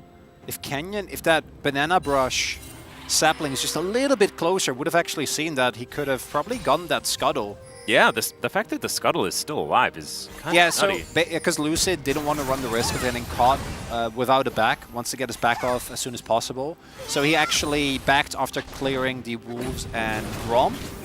Will now be starting up the Dragon here, as is to be expected. Anything that Genji or that DK rather get in the early game, they need to. They should.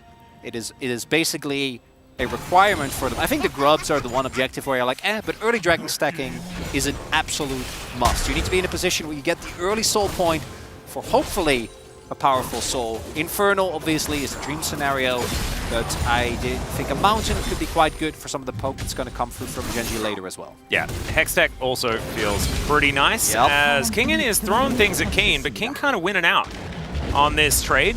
Finally, the last set of stairs made of concrete thrown towards him is going to even it. But still, a dangerous Renekton right now, as Kellen taking a lot of damage from Paze. Just sitting next to his cozy campfire. Not entirely sure why Kellen's in that position, as now the Annie is roaming on over.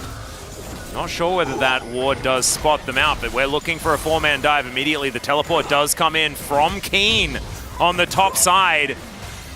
And you've got the Corki roaming down. Good handshake, but immediately the Dominus comes down, but he's just ended immediately. Okay, now Canyon moving on in there as they do have 4 to try and match, and Kingin, he hasn't got teleport, he can't join. Still, the stun is so good from Showmaker. They dive on top of Pace DK. They're doing the bailout onto Lucid, and he's taken down, but there it is. The Rend from aiming just takes out Chovy, and it's just Canyon by himself now. What a fight from D+. Because of the teleport Gen G, they feel obliged to make something happen, right? The teleport is invested, and this is a top lane teleport. So I understand, you're looking at that, you're like going, okay, Kingin is going to get like a wave and a half. He's going to get at least 1 plate. I don't know if he was able to pick up 2, but that is a really hefty investment at keeping Pace and Lehens safe. But the turnaround here from DK, really credits to them. There is no vision here. And this is a 5 versus 4, so the only risk you can't run is getting taken down too soon. This handshake into the team, though, that is confidence. Because if you don't kill him in that 1 rotation, you're all dead. The fight, 100%. But there is no ultimate for Canyon. And then here, the bailout, a little bit of a miscommunication there, because Lucid could have gone a lot more aggressive when Kellen puts that on him. Him not getting, or rather staying alive, it's unfortunate, but it doesn't matter. 2 kills for aiming, 2 kills for Lucid. And DK, this is exactly the type of early game that you want to look towards with this composition. 100%. And now, you know, aiming goes back. He's got Berserkers as well as Pyrrhic Scepter, very close to that Blade of the Ruined King. Well, I say very close, but much closer than he could have otherwise been. And this bottom lane requires this sort of lead to really put the screws in. And now it's almost impossible for Paze and Lehens to walk up in this lane without aiming and Kellen just all-inning and taking them down. In the mid lane, of course, Chovy is still farming very effectively, but Showmaker, he gets his lost chapter. He's a pretty happy boy as another handshake does come through to interrupt the culling.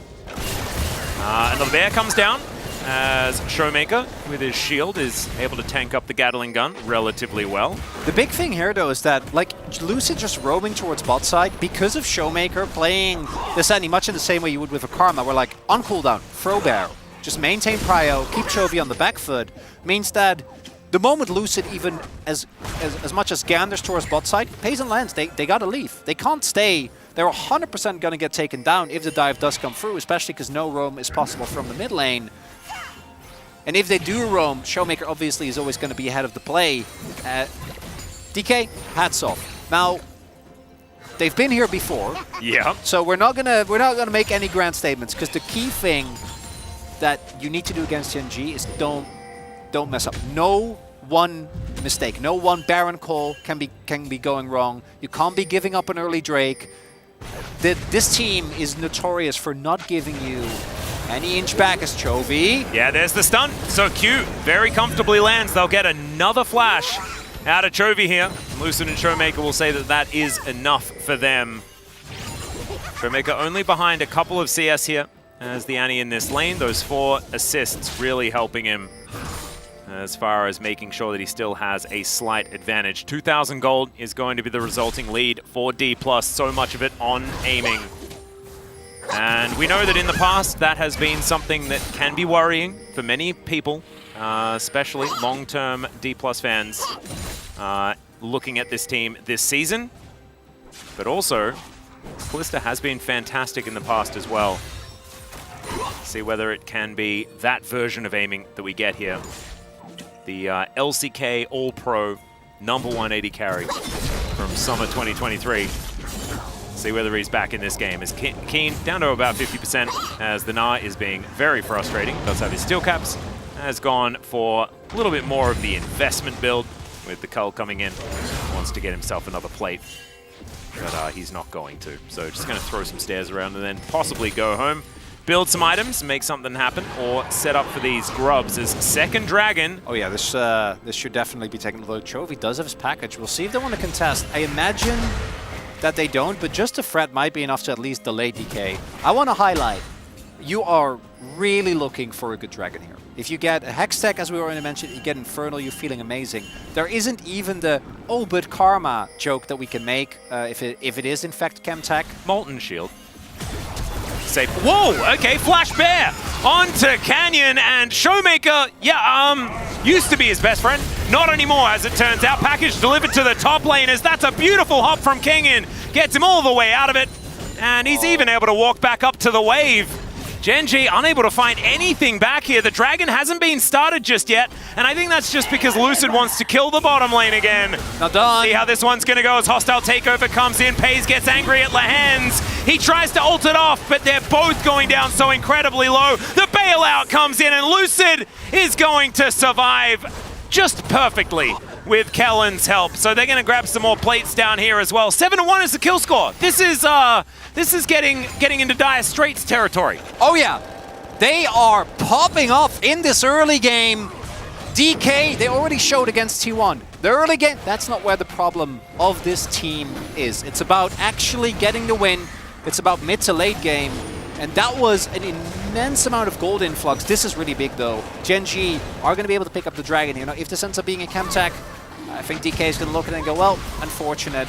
If it's a good dragon, can't really sting. It's X-Tech. That is definitely not an Orc special. Oh no. There is nothing suspicious about this one, and Showmaker, yeah, just flashes on top of his former jungler and burns him down.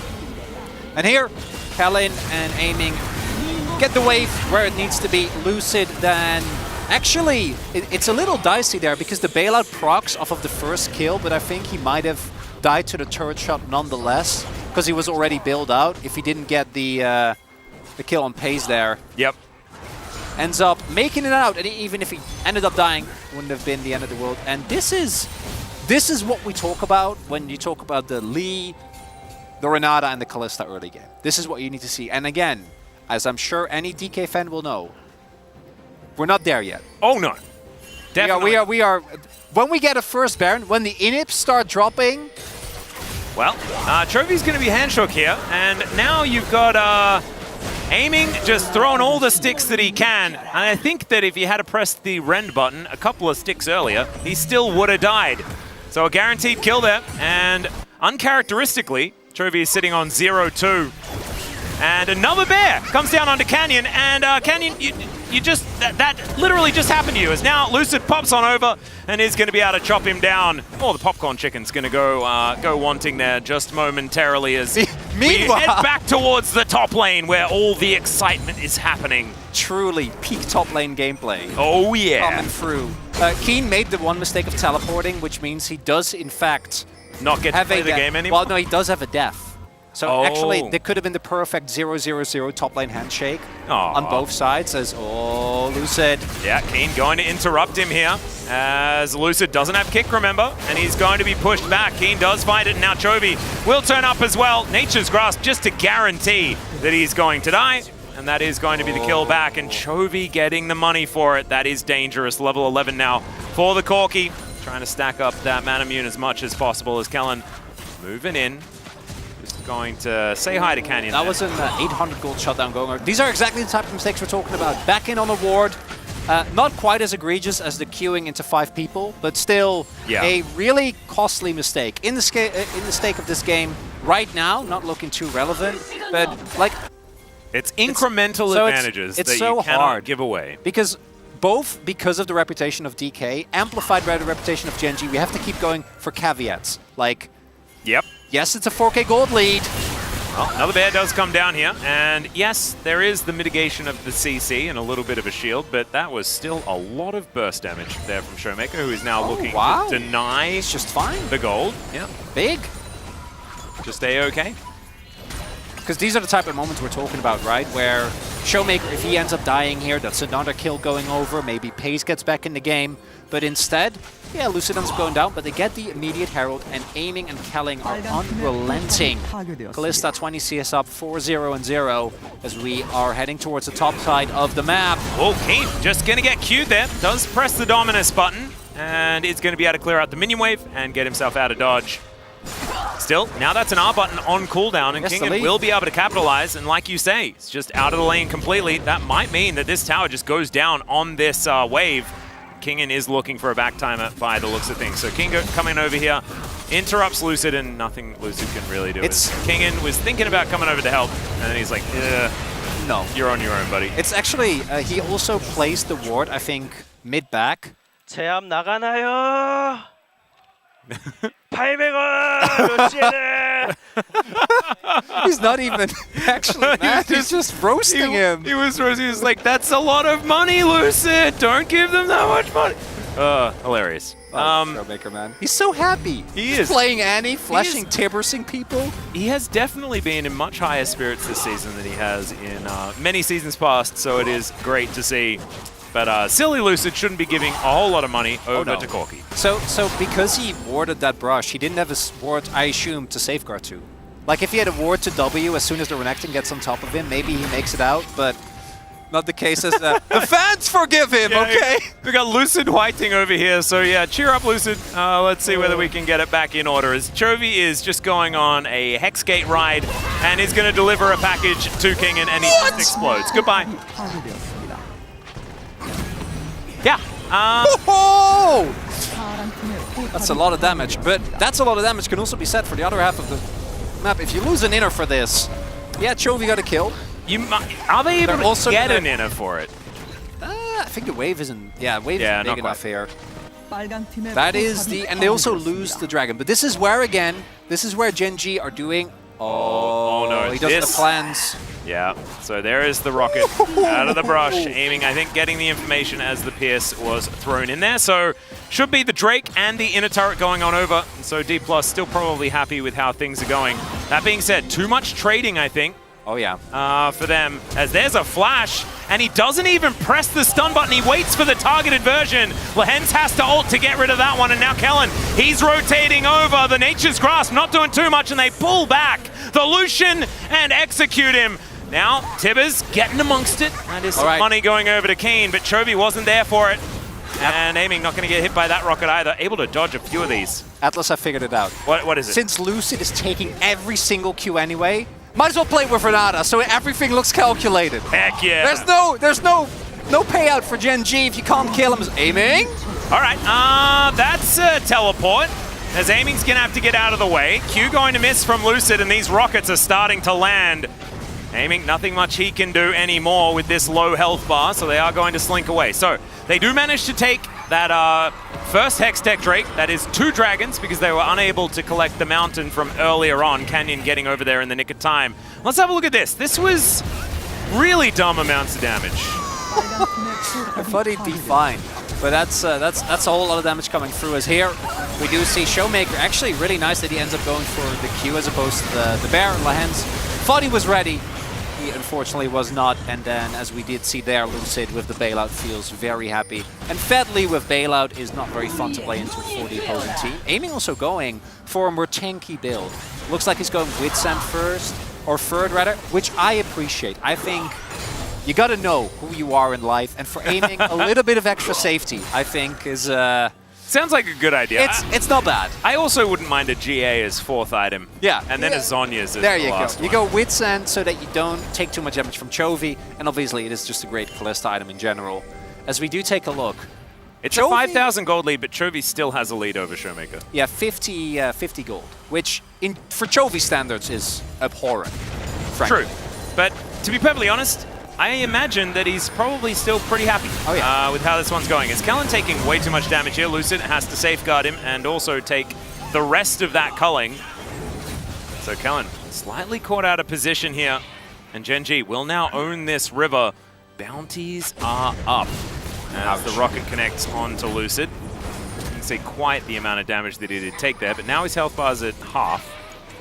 And so that's probably a lot. Uncanny how it's still Gen G on the front foot. Yeah. And now a Fate's Call is going to come through. Kellen does find the handshake onto Chovy and the bailout onto himself. Lehens, is he going to go down? No, he's not, but it's going to be the double anyway. Lucid gets one of them, and there's one for Aiming. He's 5-0-5. He's keeping his assists in line with his kills throughout this entire game. That's been very impressive as well, but maybe not as impressive as D+ now heading towards this Baron.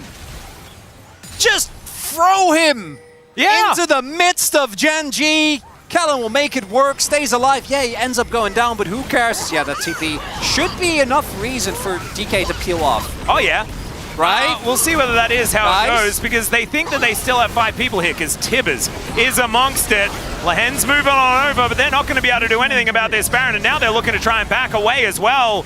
Kellen moving in once again. He doesn't have the hostile takeover. In fact, there's not very many ultimates up and available, and Kingan's Nabar timing was actually fantastic, and so it means they don't feel as good about trying to engage, because that big Gnar could have come out as Q is going to connect onto Lahen's. There is just the safeguard back and the kick onto him, and now Showmaker fighting against Chovy here, and that's a fool's errand, as we know. Still, Tibbers is getting angry, is almost able to avenge, but isn't really.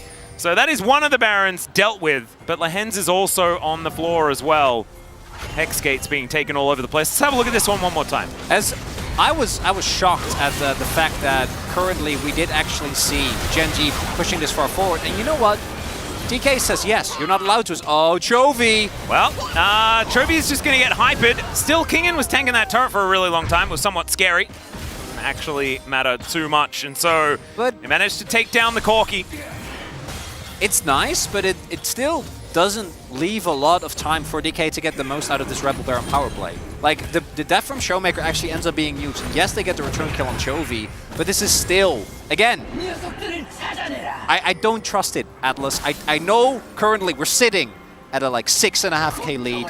They're about to get the third Soul, or the third Drake rather, getting close to Soul.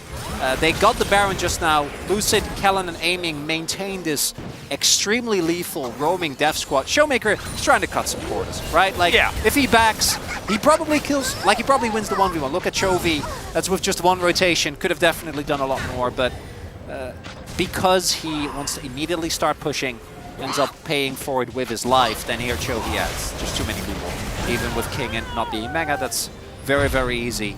The Drake, this is going to be the big one. This is the one that DK needs to take, and right now, they're 7k gold up. They have full control of this river. This should 100% go to them. Yes.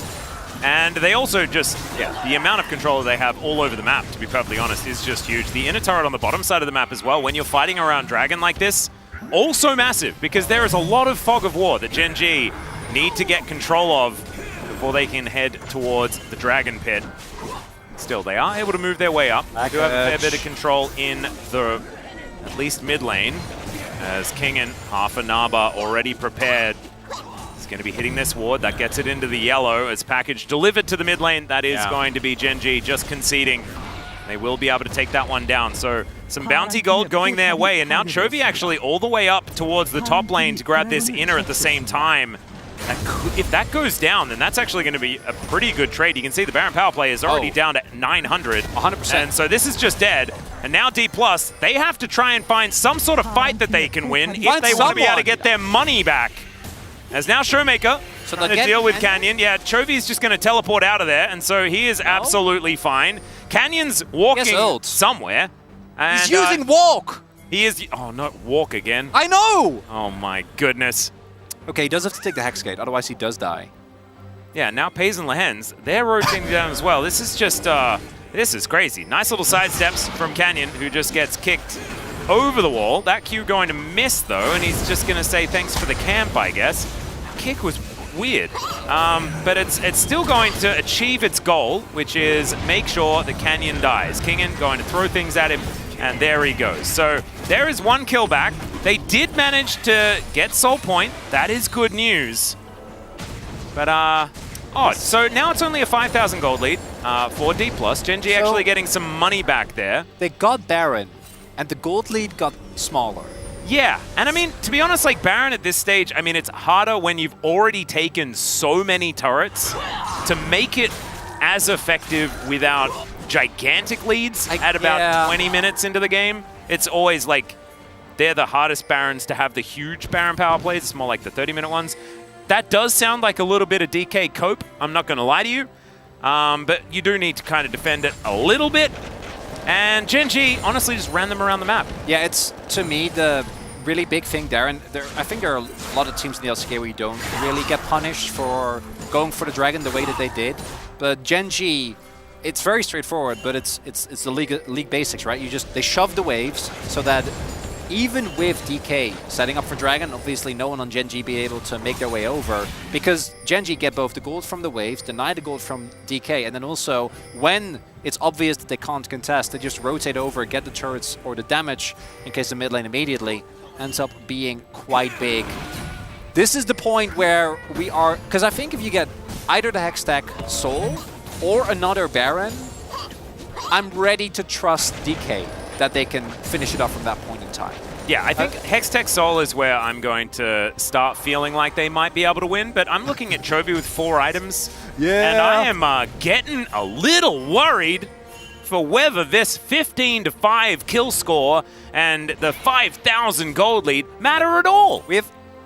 We have been scarred, I think, by what happened. Not even It's not even just Chovy. It's like even some of Faker's games on the Corki. Like, Corki in general has scarred us in a big way. So Corki has scarred us. DK, their mid to late game decision maker, has also left its marks. And Chovy. So there's a lot of things really playing against our ability to feel secure. But regardless, even if Gen G end up pulling out like an insane team fight, DK already look better in their series than they did against... And it's been because of their insane team fights that they've found the angles on. It's Kellen and aiming.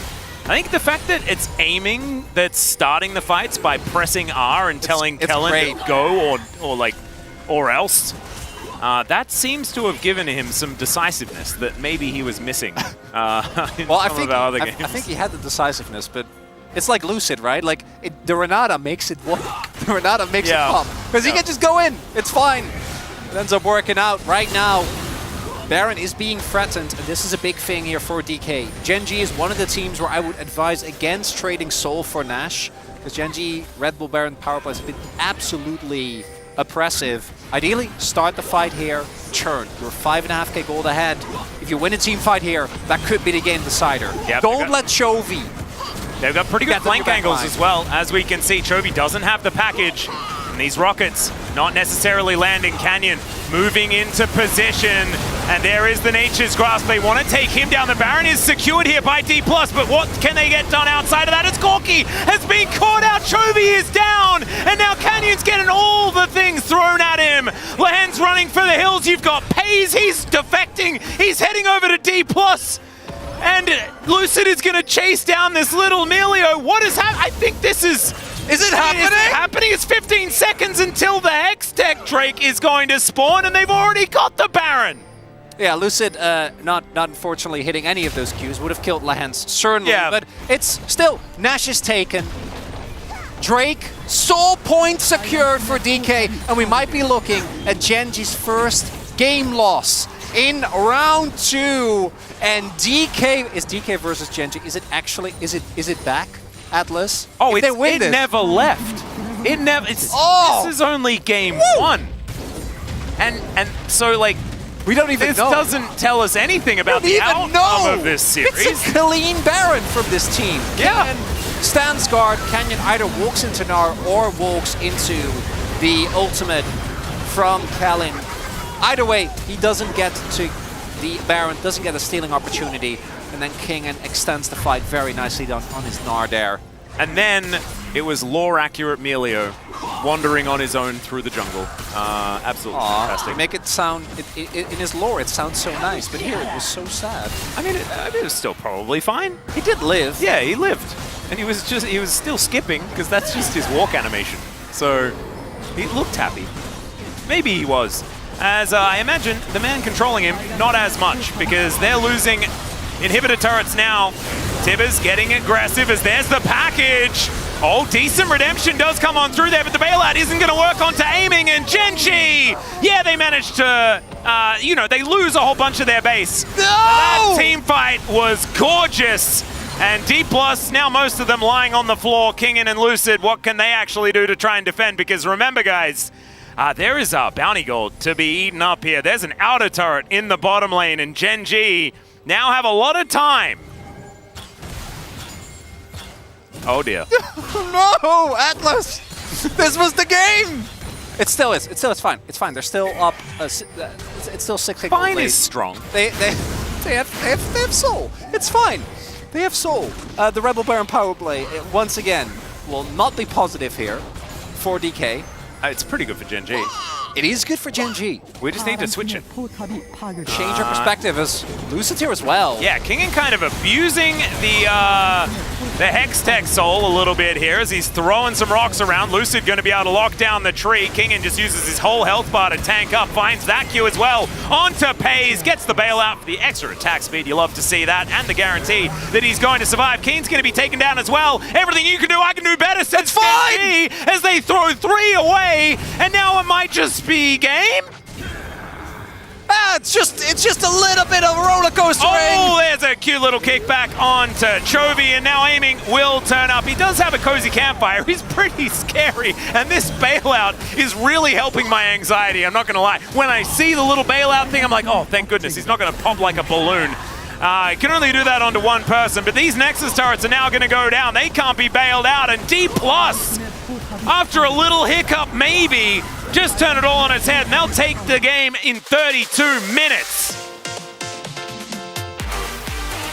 The last time that DK and Gen G faced off against one another in round 1, that was the last glimpses I think we saw of DK as the team as they stand here before us today. After that, a lot of their issues became way more apparent.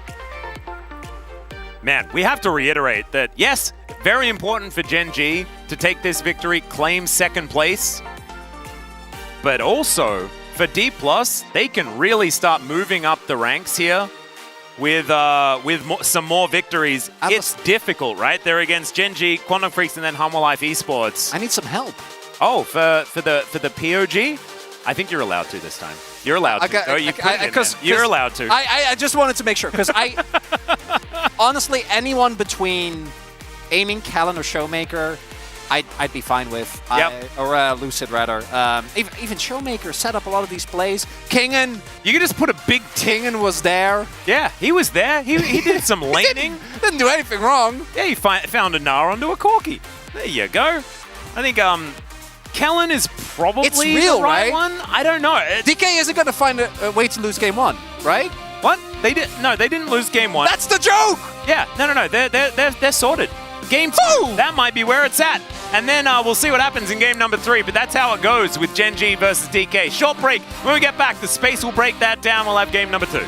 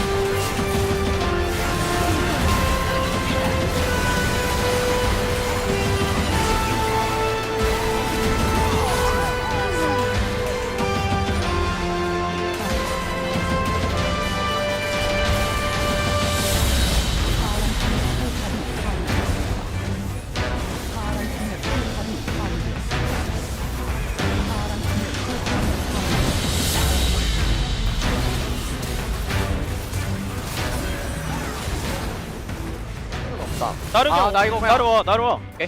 리드 오면 끝날 것 같은데? 끝날만 할 때. 가볼게. 너 리신이 차면 끝나. 할리봉 같은데 아니. 할리봉 같은데. 할리봉. 오케이. 미드. 끝난 것 같은데? 당황했잖아 나.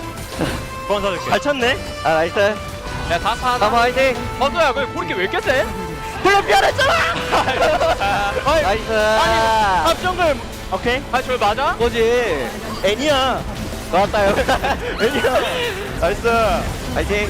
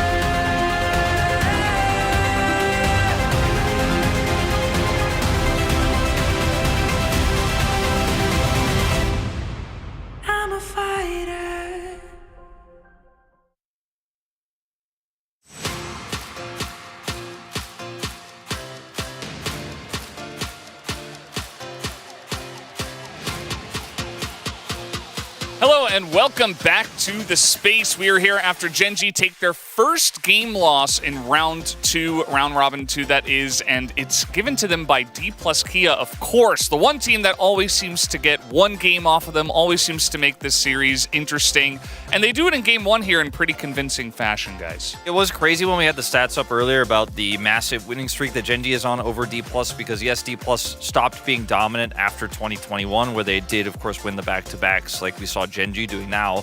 And then it's been a long time since they won, but they took a lot of games, right? And D+ not currently in the best of forms, right? But they make us see that they do have it in them, right? They showcase that, hey, we can still bring Gen G to 3 games. We can bring us this classic matchup back. And I'm happy to see it. I'm here for it.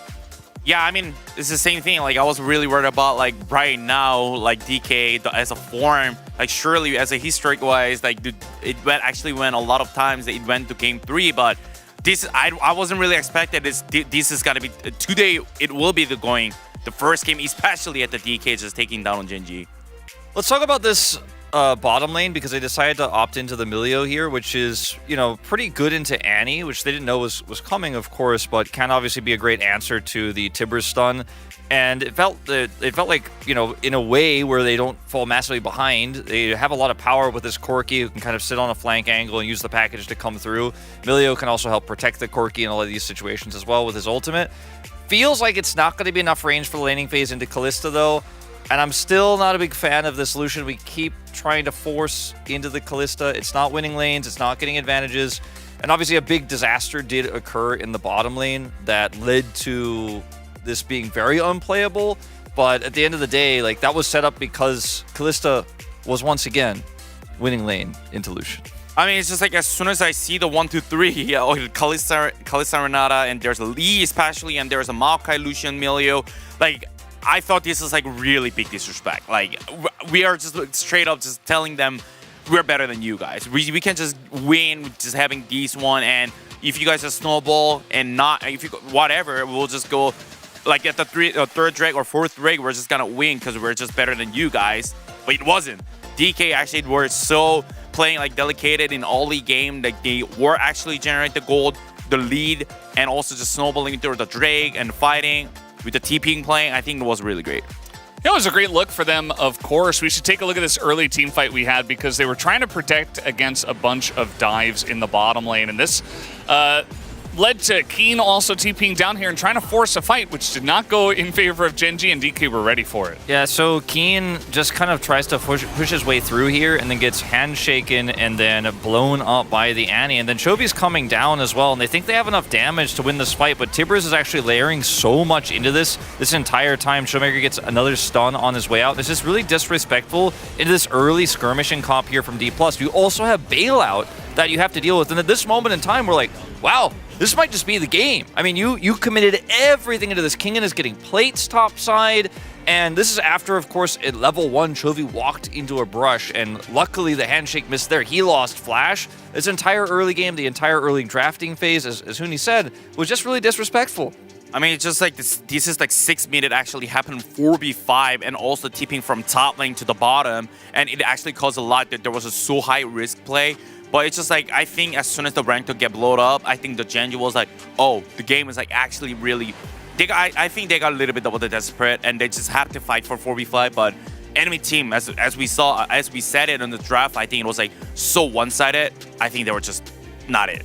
Yeah, and it wasn't over from there either. We immediately went 5 minutes later, and Lucid is all over the map alongside a Showmaker in this highlight number 2, which essentially they're just trying to find and catch out people on the side of Gen G. Kenyon gets caught out here, and then they immediately go for a dive in the bottom lane again. Yeah. Meanwhile, Corki topside, we're seeing a package gank attempt onto Kingen. That fails as well, so Gen G is losing on both sides of the map at the same time. Corki is not here to help out when this dive does come through. And Pays and Lehens are just trying to push this wave away from the turret, but Lucid is here at the ready. Kallista's going to be able to push this through, and just again, you know, in this 2v2, you can't actually regain control as Pays. You know the jungler is dead of Gen G. Corki is topside. Lucid just comes in here for the kick play, barely lives with the bailout, then gets the Triumph proc to survive the last final moment. Very clean dive here from D+, after Kingen handled the topside brilliantly. He saw the Corki coming up with a ward. Yeah, I mean, this is the thing that like I think DKers are really good at it, like using the lane prio to threat the actually diving bottom or just killing the enemy jungle, invading jungle. And I think it was like really great game for DK, like how they want to actually approach the game for the future as well. I think this is it. It looks great. I think you could do this every time and it would feel pretty good for the side of D plus Kia. But let's take a look at the POG here for game number 1 on the side of DK. It will be Lucid for his excellent early game. Some whoopsies, of course, later on, but certainly kind of controlled the riff from the beginning. I voted for Showmaker, but after I came back from the break, I was rewatching some of the highlights. I was like, yeah, he did run this early game, and I was a little bit, biased because of some of the mistakes he made. He had that great joke with Showmaker where Showmaker was like, you just gave 800 gold to the Corki. Yeah. That wasn't great, but they had a great high five moment at the end of the game, and I could tell there's definitely something brewing in this mid jungle right now. I mean, I still think like when you're this ahead, when you have the 500 gold bounty he had, like you gotta be more careful, like actually just giving the donating 800 gold to the actual super carry on the enemy team, which is, it was Corki, it was a Chovy, and I don't think, that's why I also vote for Showmaker as well. You can see a big split vote, even a bunch of votes for Kellen as well, and one top vote, which was pretty interesting. I mean, just overall a pretty nice play from the side of DK as a team. Either way, we are done here on the space for game number 1. Let's go back to the casters for game 2. Thank you so much, gentlemen. Absolutely amazing breakdown of game number 1. And yes, Lucid picking it up. Absolutely fantastic. I love the smattering of votes, to be perfectly honest, because it was just a good game overall from D+, and an unprecedented win over our top team in the LCK. But not, well, unprecedented is exactly the wrong word, because there's plenty of precedent. They tend to take them all the way, and we'll see whether they can do it again, because a 2-0, that would be a way to buck the trend. Also, wouldn't it be just hilarious if Gen G lose to only DK and KT, two of the teams that make their own fans question the very decisions of being fans? Oh yeah. I think it'd be very fitting. However, there's a poetry there. There's a lot of poetry. There's a lot of symmetry there. Important though, there are two things that Gen G should do after the first game. First and foremost, don't pick Lucian. Well, actually, 100% with you on that one. But mostly, don't disrespect in the draft the way that you did. Obviously, D+ have had their fair share of mid to late game troubles, but that was too much early game power for a team that really likes to play towards that anyway. Yep. And then secondly, the draft was one thing, but I think that even in-game, we saw a lot of attempted corners being cut. I think a lot of the pathing from people like Canyon, like Chovy, most notably Chovy just walking into the brush, getting caught a couple of times inside. These are the type of things I would expect to see cleaned up after this game. But the reality remains, even if Gen G bring us through game number 3, DK will get another chance on blue side. We'll see what ends up happening here, but I am with you. I think we saw it in the T1 Gen G series as well. The Lucian, it just doesn't seem to be remotely worth the attention that teams are paying to it, and I can only hope that Gen G takes game number 1 to heart. Yep, I think it really balks you in the draft as well, because you always have to pick the Melio or the Nami. Yep. So therefore, if someone picks something that's easily counterable in a solo lane, you're like, well, nothing we can do about that because we have to pick this, otherwise our champion doesn't work. So Smolder going to be the final ban here on the Gen G side of things. Smolder wasn't even really looked at in the very first game. This time around is going to be considered. The center ban obviously is going to be the final one. And now Varus, first pick, could be the option here, although Varus was kind of overlooked. Possibly could have been picked instead of Lucian, perhaps. But what is going to be the first pick here for Gen G? We'll just have to see. Sejuani, powerful one, and one that Canyon has found a lot of success on this season, and that's going to be locked away. We will see what DK end up going for. Don't do it. Please don't do it. Don't do it. Don't do it. Don't do it. Don't do it. Don't do it. Don't do it. Aiming. Oh my god. It hurts my feelings. Even if it's just a hover, it still hurts my feelings. No, it's not a hover, Atlas. We know. Oh god. Some learning would be appreciated. Oh, see? See, it is just a hover! You silly Billy. Obviously, it was just a hover. I wasn't worried. Were you worried? Yes. I wasn't worried. Yes. Guys at home, were you worried? Oh, you know what's even better? Because they locked in Lee as well to go for the same mid-jungle 2v2, they can't block Lucian. Because Isn't it good? They can lock Nami, though. They could just lock the Oh, wait, hang on. No. That works okay, the same. hear me out. So you lock Lucian, and then they can't ban both Nami, Milio, and Braum. What happens Boom. if Genji just locks in Varus Ashe though? You don't have a great time. Hopefully, mid lane matchup can be something similarly oppressive. Obviously, the Annie already known, but we don't know where Chovy is going to go just yet. Ooh, tree. Ooh, Maokai Varus. So that is actually just going to be the bottom lane. That'd be an interesting choice. Instead, the full poke option and the flexibility of our best mid lane Jace and our best top lane Jace, outside of Zeus, I guess. Lots of space there. Jace has been pretty meteoric in his win rate. Obviously came up not until this patch. Got a couple of buffs. That said, though, Jace, even when the Annie was at the height of its powers, like last year around MSI, Jace was actually one of the picks we saw into it a lot, as well as Nautilus mid, which I forgot why that happened, but that was a thing for a little bit. As the Cassante comes through, is a blind Cassante. Imagine DK is now going to attempt and mitigate some of these matchups towards the bottom half of the map. We will see though, because they themselves obviously still need to pick up both support and AD carry. Yeah, this is interesting. I think the Twist of Fate could have been a really good option for Kingin, but wanted to have some sort of ability to play front to back. Yeah. Which is kind of weird into a poke composition, because I feel like you just want to all or nothing everything. And Twist of Fate can let you do that, giving you the ultimate vision control for at least a few seconds. So, kind of odd. They banned Rakan, so you don't play into Zyra Rakan with your poke composition. True.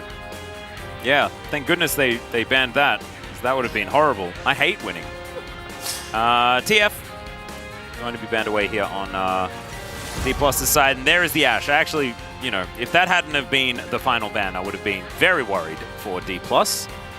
Yeah, it would have been terrifying. I imagine that they're gonna... Save. Told you, yeah, we knew. As I imagine that it's going to be the AD carry pickup here, and then we save the support. Kellen has actually been pretty versatile in his different picks. That's a Seraphine. It's gonna be Zeri. Yeah. Maybe Ezreal, and like there is a world where you just go... Why would you pick the Zeri and not pick the Lulu? Because I feel like Lehens would definitely pick Lulu away if given the opportunity. Aha, instead, it's going to be the Jinx. And I like this because you do get to play with a lot of range, but you're not stuck in that sort of poke version of yourself like the Varus kind of is. Yeah. There is Talia. That's confirmation that the Jace will be heading towards the top side of the map. Permafrost synergy kind of a bit lacking at this point in time, if that is going to be the lock-in. Unless Jace perpetually sits in hammer form, which could be a thing. I am a bit worried, though, because it does mean that Kellen's most likely going to play Kench. Alternatively, he can play Fresh. Once upon a time, oh god, Docdom Kellen, Aphelios Fresh was... Even Jinx Thresh. They were feared. It was Docdom, Jinx, and Kellen Thresh, and that was also really, really powerful. So, because a possibility. Yeah, I'm worried with Kench that you're engaged. Oh, actually, they're not even going to get the opportunity. So that probably means that Pace is also playing on hit Varus, as opposed to the... You can still go lethality with Kench, but I think the safety that Kench buys you, it's nice to make full use of that. That again, trying to play on hit into Jinx is not going to be a great experience. So we'll see what Pace ends up going for. The Crank? The Crank. I love this, though. It's got to be Thresh, right? I would love that. Okay, Kellen. After one of the most memorable support performances that we've had this split, which says a lot with some of the things that Carry have pulled off from the light on this Thresh, I am excited to see it come back. The pick potential of this DK comp is out of this world. Absolutely insane.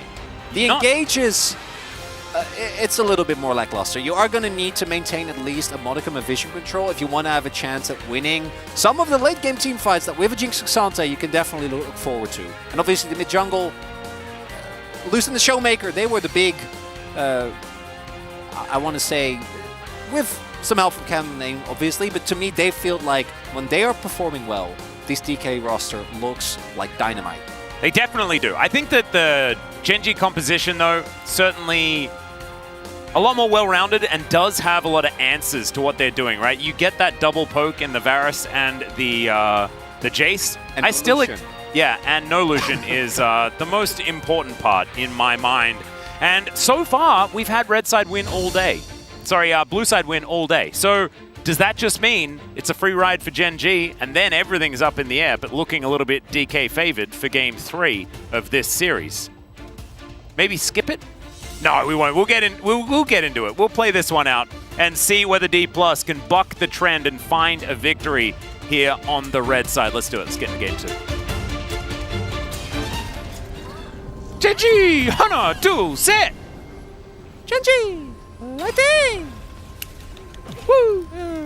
D+ Kia, Hana, 2, set. D+ Kia, fighting. Woohoo! Yeah. I like the little rhythm there. That was a lot of fun. I think I'm doing a Mario voice next.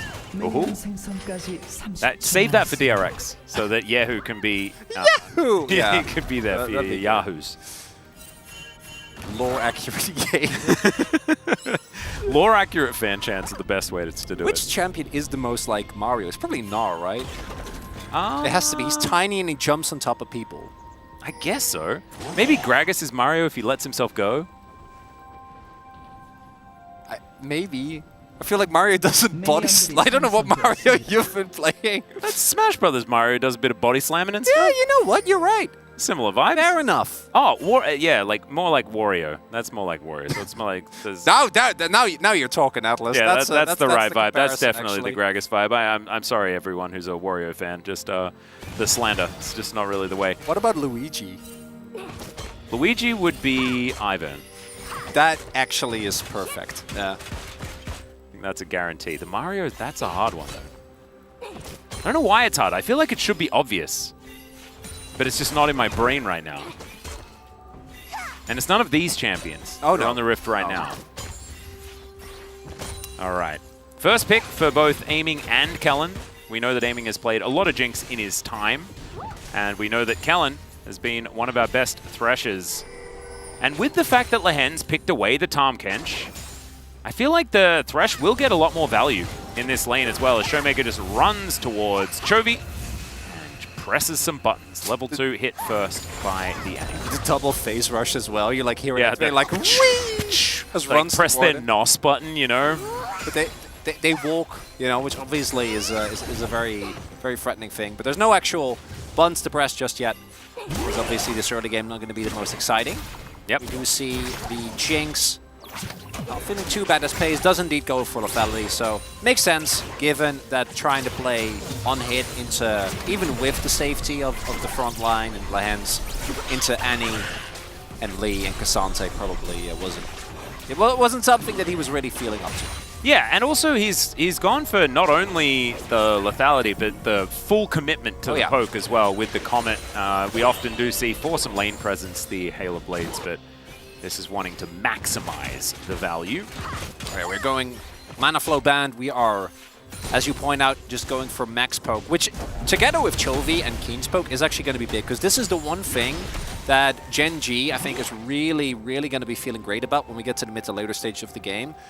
Again, the engage from DK, very lackluster. If they don't have control of the map, if they don't have vision set up, if they don't have the opportunity to find like an Annie stun or a fresh hook, and you have 2.5 poke champions. I think Talia is in a little bit more danger when she pokes, but even just Jace and Varus alone, definitely quite strong. So the lack of engage from DK can actually become a really big problem for them. So yeah. How Gen G is able to utilize that as we get to the mid to later stage of the game. We're also going to have to see D+ really focus on having vision control, as Lucid looking to come on in here. There is a beautiful flash stun as the seismic shove's going to miss. The Q is already prepared and first blood goes to Showmaker. Surprise Teemo pops up and they should be able to get this shove in as well. Once again, D+ out of the gate swinging. Lee, Annie, handshake meme with Vi Ari, counterplay not found. Not a whole lot to do there for Chovy. Was already hovering very heavily towards the top half of the map. The moment did not use flash when he got flashed on by two people as well. Yeah, but I think at the moment that the Q connects, he's just dead. Yeah, no, it was a great idea from Chovy to not waste it when he was most likely just dead anyway. And getting both of those flashes means that Lucid isn't going to be as dangerous, and Showmaker is potentially susceptible, as he's still behind about a wave. I can see walking back to lane as Kellen going to get dove on as he does hit the hook. Flame Chomper's coming on through there, but not getting any value. Thankfully, Kellen does have that Dark Passage shield. Big miss by Pace as well, because if he hits his W'd up Q, then Kellen might have to back off immediately. Not going to be the case now, as Lucid did get spotted there, finds the ward with his own control ward, and then sets up for grubs with the bot lane the way that it is. Obviously with the Varus not expected to take the first Drake here. Yep. And 29 to 44 as far as CS on the top side of the map as well. Kingen trying to just get as many minions as he can be a very rough lane into the Jace, as we know. Stroby going to help Canyon out. They will be able to take the first dragon. Wind sorted out. Mountain next. So there's the Earth. We just need an Infernal Soul for my favorite. I've been looking forward to some Earth, Wind, and Fire dragons for quite some time. Haven't been rewarded. Maybe today is the day here in game number 2. I'll try my best. I don't have a lot of power. No, we need to talk to Orcs. Orcs just needs to make sure that he focuses, and he can make it happen. I believe in him. He's the master of dragons. He is. There's a bear. Stroby going to get hit a bunch of times. But Tibbers is actually going to be called back. I actually like this. Showmaker can actually now make use of the relatively large durability, and I say that as Chovy enters. Yeah, I think if I saw correctly, Showmaker also didn't hit the initial blow, so Chovy is very confident to then just go for the longer trade. Also, do note, Lucid actually only went for just one individual. That's a flash hook. That's going to get the flash out of Lahens as well. Now a possible gank target, I guess, but Kellen's just painted one of those onto his back as well. He's got the Hex Flash, though, so advantage to D+. Feeling good about that one is Kellen. There is obviously, once you get a little bit more items, we saw that utilized already, or attempted to utilize the combination of, as the Fresh, being able to either flay or hook, follow up with the Jinx Chompers, so his positions can be punished heavily. Canyon is level 6. Yeah. So looking for a bit of an angle here, as he also picked up his one mandatory little Void Grub. Yep. Also has his Kindle Gem as well, his Gourd. But he's going to head back and collect the last remaining Bub here. So it'll be a 2-to-1 lead. We'll be able to get quite as much experience, but we'll still be able to add to their ability to take down turrets in these side lanes. And of course, if you have a Jace, that is something you definitely want to be able to do. Kane is going to be an absolute menace if he's given any spare time in the later stages of this game. With a structure, he will destroy it. D+ is going to have to be careful. You can see, despite the fact that D+ did manage to get first blood, they are still behind about 300 gold, just with the fact that these lanes are going well and truly in Gen G's favor, about a wave lead at least in all of them. And look at how far behind Aiming is. He does have a huge wave to pick up as it crashes into the turret, but it's not been a great time for the Jinx in this lane thus far. Also have double call. Keen is a lot further ahead than Aiming is, so both teams saying, I'd be more than happy to get towards the mid to late stages of the game. There's a lot of tiers stacking as well. Oh yeah. Yeah, there is 3 tiers here for Gen G. Showmaker. Yeah. Is just going to walk his way back. Waiting for that seismic shove, and yeah, very well aware. Oh, they don't know. What Canyon's doing is the Glacial Prison does come on in. Fair bit of extra damage onto Showmaker there, and so Lucid not wanting to opt in for anything. His flash is back up and available once again. Level 6 has been hit as well for the Lee Sin, so he is somewhat dangerous. As Canyon shows himself, they do manage to take this one down. Lucid actually just going to hit him a few times. Not going to get into permafrost range as far as that passive stacking is concerned. And now, just moving on over, we'll have to contest his own blue buff. As Lahens comes over and clears out the vision. Might just let it go. Yeah, may not be the time, and not even going to be able to... Okay, never mind. He does have Smite, so that one is going to be locked down. Piercing Arrow going to connect onto Aiming. Takes a fair bit of damage. He's been on 50% for what feels like this entire laning phase, and he's down 20 CS. And Showmaker 50% health on him as well. Has his Tibbers back up and available once again. Chovy will be able to shove this wave towards the Annie. And this time around, things looking a lot better for Gen G in these lanes, despite the fact that that first blood does go over to D+. So I imagine D+ wanting to get towards some of these skirmishes and create some advantages. As we mentioned it in the last game, the fact that Aiming and Kellen were able to win in the 2v2 very early on and really create a pressure point there. They haven't been able to do so this time. In fact, it's the direct opposite. They're going to try and brute force an advantage by sending their bottom lane towards the top side of the map. Try and force some plates onto this Jinx's. There it is, stopping the back onto Keen there with the Super Mega Death Rocket. Now Lucid in position, connects the Q in the dark as he does get the kick back onto Keen. To the skies, going to be coming on through there, and he's not actually going to be able to connect it onto Lucid, which he would have loved to. And now some Alcove Gaming doesn't want to give the kill over to Aiming, but he's going to have to do so. And there it is, Aiming gets excited. And now they're going to look to shove this wave in, find some more opportunities. Actually, maybe just going for another back and try and send Gen G all the way around the rift. You can see that Pays really wants to deny it. We'll be able to stop that back from coming through immediately. Dark Passage taken there by Aiming to get him back to the fountain once again. Wow, yeah, it makes sense because DK desperately wants to get out of this out of this bot lane 2v2 because they are getting pummeled. So rotating, Aiming, and Kellen towards the top side ends up being a really big boon to them. But they are, like, on every single of this is the second time. I think they lost a plate on the first rotation. Now they lost a plate on this rotation. They lost a Dragon as well, as he had one job. Oh god. All right. Well, that's not so good, but meaningfulness of Dragon. So you get the one kill, but I think Gen G still will be very happy to take it, except for Keen, who now is looking to be stuck in this matchup for at least a little bit. But no, they're just gonna say, well, back, wave is shoved, we're gonna make our way, and Gen G just going to keep matching. Even though I wouldn't even mind if they stayed topside a little bit longer, because then they could at least get themselves to 5 little Void Grubs. Yeah.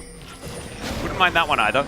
I do think that this is more triage for D+, you know, trying to get the Jinx and Thresh out of these lane matchups. So you're not going to have priority in these switches because you're just desperately trying to get things moving in your favor.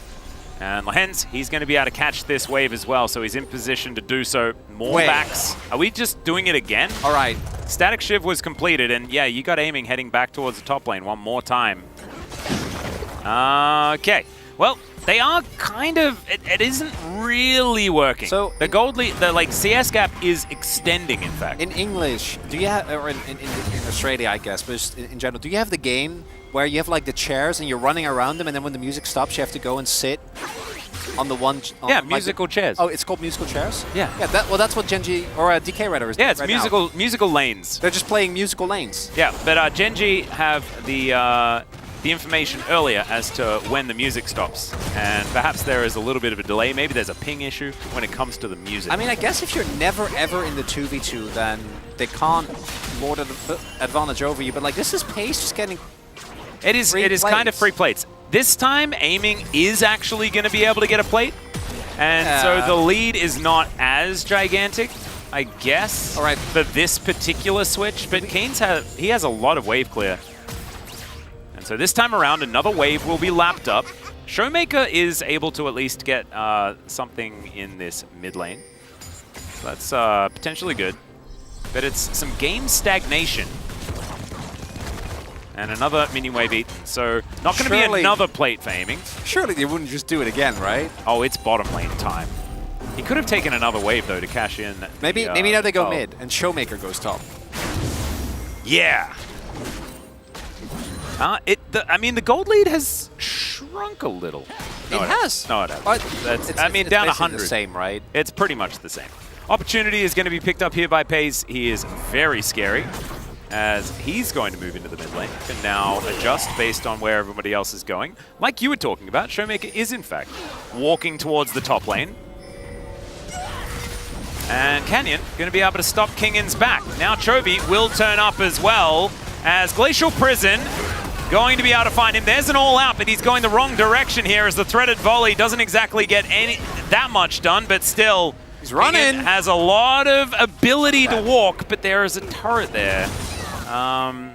So it doesn't really work out. Maybe that's the hard counter. We should talk to Valdez and Orcs about it, the counter to walking. It might be turrets.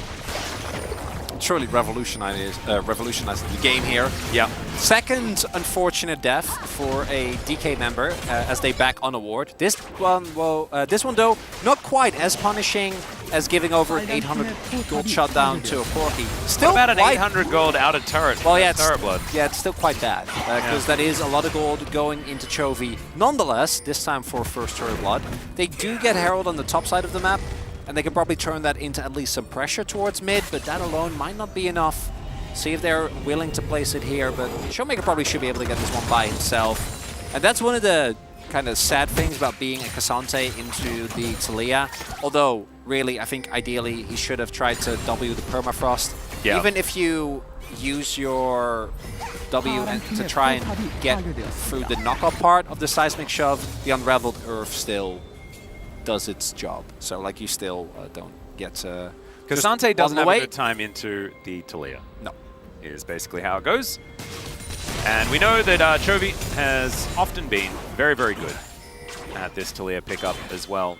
In fact, was the first one that was able to actually beat the Annie. Did start a bit of a trend.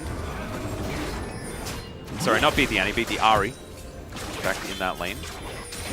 We're still fighting. Indeed, Lehens gonna get kicked as that was a little bit cute. They dive on forward. The Tahm Kench is going to be eaten, but now so much damage down onto the Thresh. So it's a trade of supports. Still, Tibbers is getting aggressive. Super Mega Death Rocket does a fair bit of damage there, and now Chovy, he's in this Dragon Pit. This is a bit of an awkward situation as Kingen makes the Dragon angry. Lucid looks for a Q angle, and now Kingen, it's okay, they are going to be able to get the wall out of Chovy. He does escape. A lot of damage as Keen is going home. And now this Drake possibly going to get taken by DK, but they do decide that they want to back away. And it's going to be a teleport invested just to make sure that Soul Point will be collected.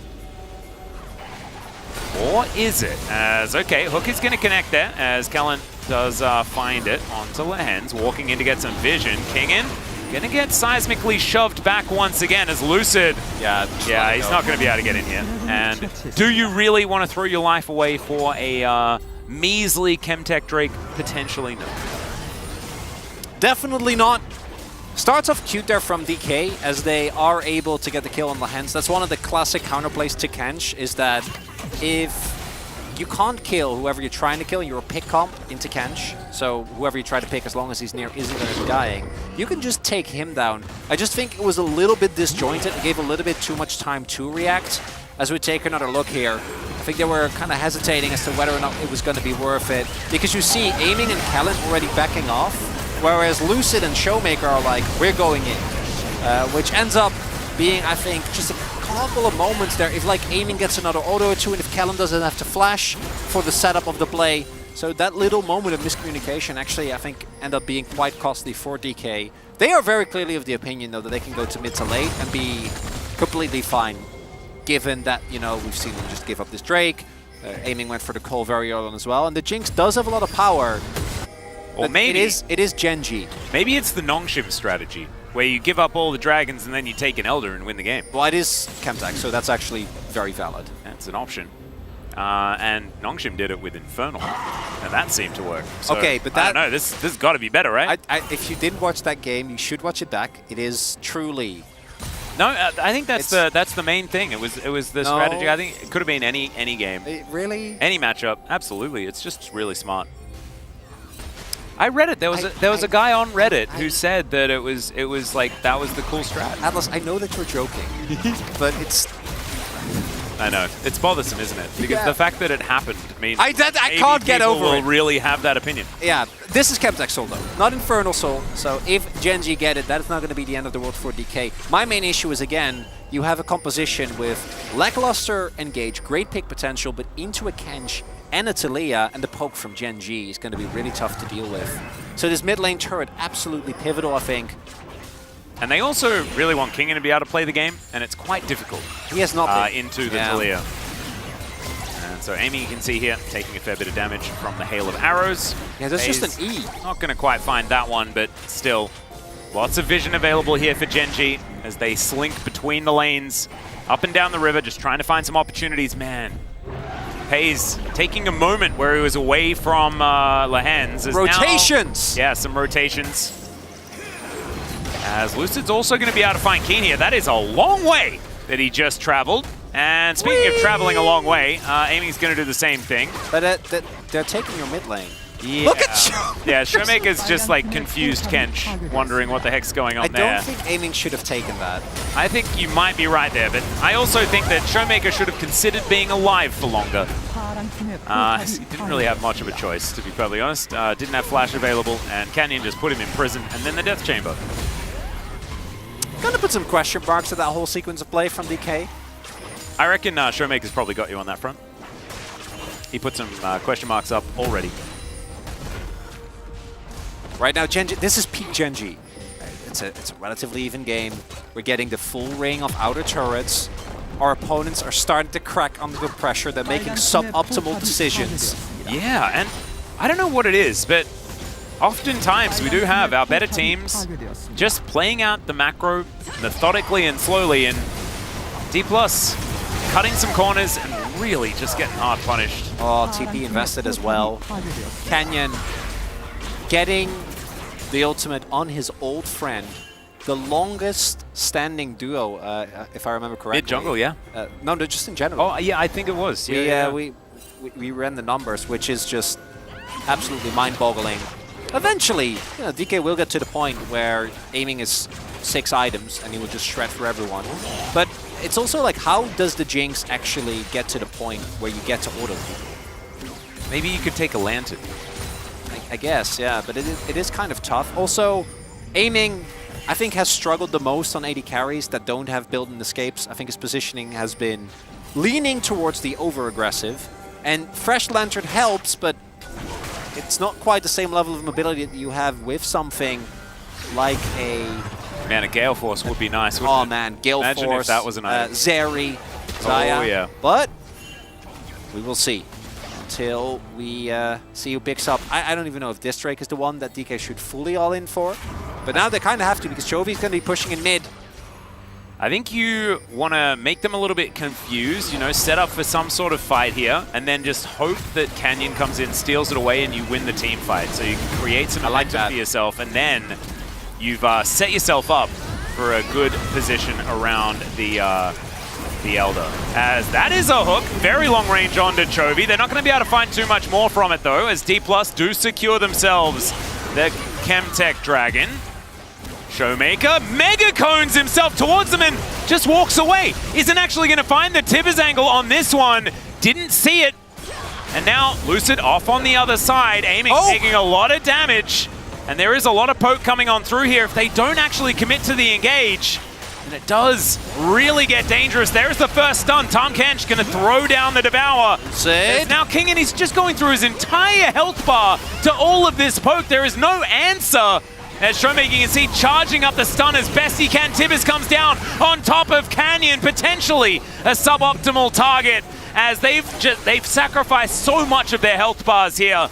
As Kellen gives Aiming a Lantern to get away to safety, but they're on the wrong side of the rift. And Super Mega Death Rocket just going to be used to try and stop them from destroying them. Exactly right. Lucid now going to dive on top of Pays. He gets the kick flash, but there's no one there to do any damage. And now Keen's just going to shoot him. And that is going to be the Lee Sin dead. So they trade Lee Sin for a Dragon. And maybe that's okay. I don't know. The miscalculation there from Lucid. Very unfortunate. If he kills Pays, it's a 1-for-1 trade in Dragon. I think DK should be very happy that they got away with that at all. Yeah, I would agree. Genji. It looked very dire. For a lot of that, as we taking a look here, I feel like this hook is where normally a team is like, we're going to go in. But the E from Chovy actually ends up being really, really big. As a result of that, I don't think they can go in. Then here, Showmaker cones into multiple people, also doesn't press his R button. He had his R button available. He did, right? yeah, no, I checked it. Aiming is going to have to get out of there. Does manage to take the Lantern and Flash, and they just Mega Cone their way out. The big old disengage. Maybe this is how you can play Jinx. Just make sure you get a Chemtech Rift so that you can always gap close and get away massively large distances. Yeah. It worked. Yeah. Fortunately for Kellen, the old counterplay to Fresh, which is spam wards, did end up being really big there. So Aiming out, no cleanse, no flash, is actually really, really big. He's the only one in the gold lead with DK. And this game state isn't end of the world for DK, but this is really the type of composition that would like to get ahead through mid-jungle in the early game. Didn't end up happening. And then from there try and continuously set up these vision traps. They don't even have the mid lane turret just yet. I'd be looking for a vision trap nonetheless here. Yep, Lehens does have the Devourer available, so he's likely going to be the target if they do opt in. Whoa, Showmaker has sort flash. Of engage. Yeah, Lucid connects the Q. Showmaker, we get the vision. Never mind. That he is in this brush. Canyon going to get stunned up. There's a Weaver's Wall. It's Lucid going to be Cancel! interrupted and takes the Lantern. Oh. You can't interrupt both, I guess. I guess it's fine. It's nice having Thresh back, isn't it? I love Thresh, man. And I imagine D+, they're pretty happy about it, because it is stopping a fair bit of this aggression as aiming does secure the team the blue buff. Shock Blast, man, scared me a little bit. It looked a little bit like Super Mega Death Rocket was coming out of a Jace. That's and sad, though. The Shock Blast wouldn't have exploded, it would have just hit them. You know the scene in Indiana Jones where the guy is all cool with the sword? Yeah, and take how out the gun and shoot him? Yeah, that's kind of how I feel like DK is like, they're doing backflips, Yeah. they're like running around, they're looking for angles, and then they have to run. And yeah, they lose and full Genji control just of their take a gun. turret and all of the money. Just call it a day. We are getting close to the point where aiming is a real threat. Once Lord Doms is finished, is building towards that. The Jinx is going to be able to chew for even Lehens and Canyon, but like there's double Knight's Vow here. And the poke issue still, I don't know how DK is going to solve them, barring Showmaker flashing on top of multiple people or Lucid finding some absolutely ludicrous kicks.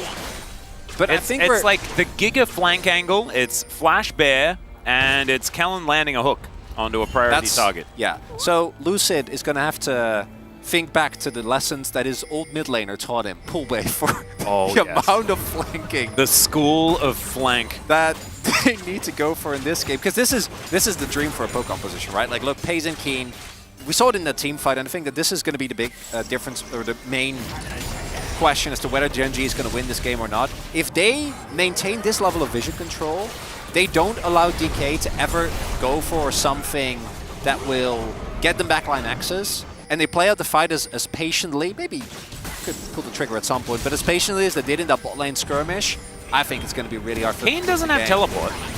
He does have to run over. Yeah. And so it is going to be 4v5 for a little while, and this is going down extraordinarily quickly. Remember, Minigun does a whole lot of Baron damage. Kingen needs the zone. You can't let Canyon close. Yeah, there is the Weaver's Wall, and now Kingen keeping this Baron in combat.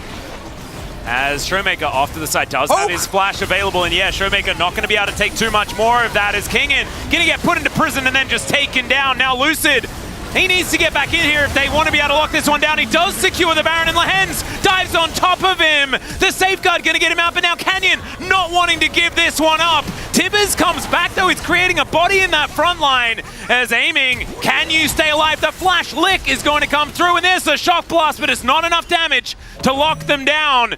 2 for Baron. Do you take that? Maybe. I don't know. I'm not good enough. Well, not if the base explodes. Okay, so they are going to at least get soul, but that's a soul that you don't really care about. You're very willing to make that sacrifice.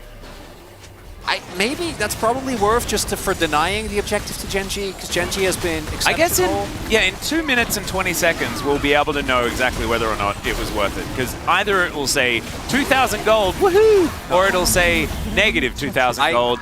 Prob's not a great move. I actually think we already know, because there is only one timer that's going to decide this game, and it's in 6 minutes. Yes. As we are flipping for Elder, take another look here. The wall from Chovy actually doing a great job at zoning off these members from DK.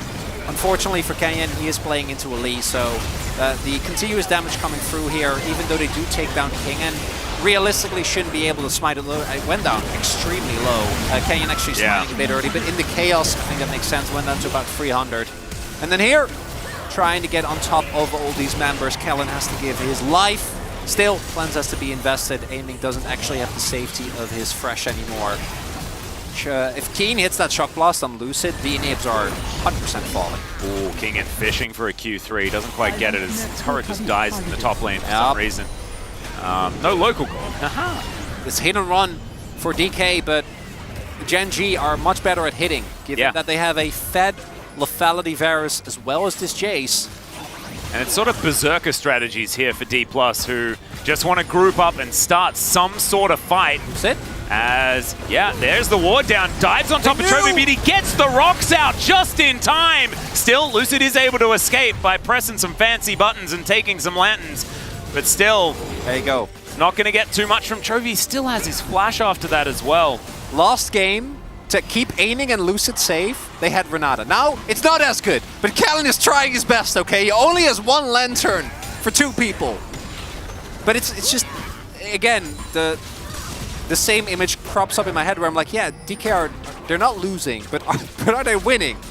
Well, I mean, aiming is approaching a 4th item. To be perfectly honest, when both of these compositions get to 6 items, maybe like Cassante just walks at them and Jinx can do some auto attacks with big AoE rockets and stuff. Yeah, the range advantage just is so hard for me to deal with for DK.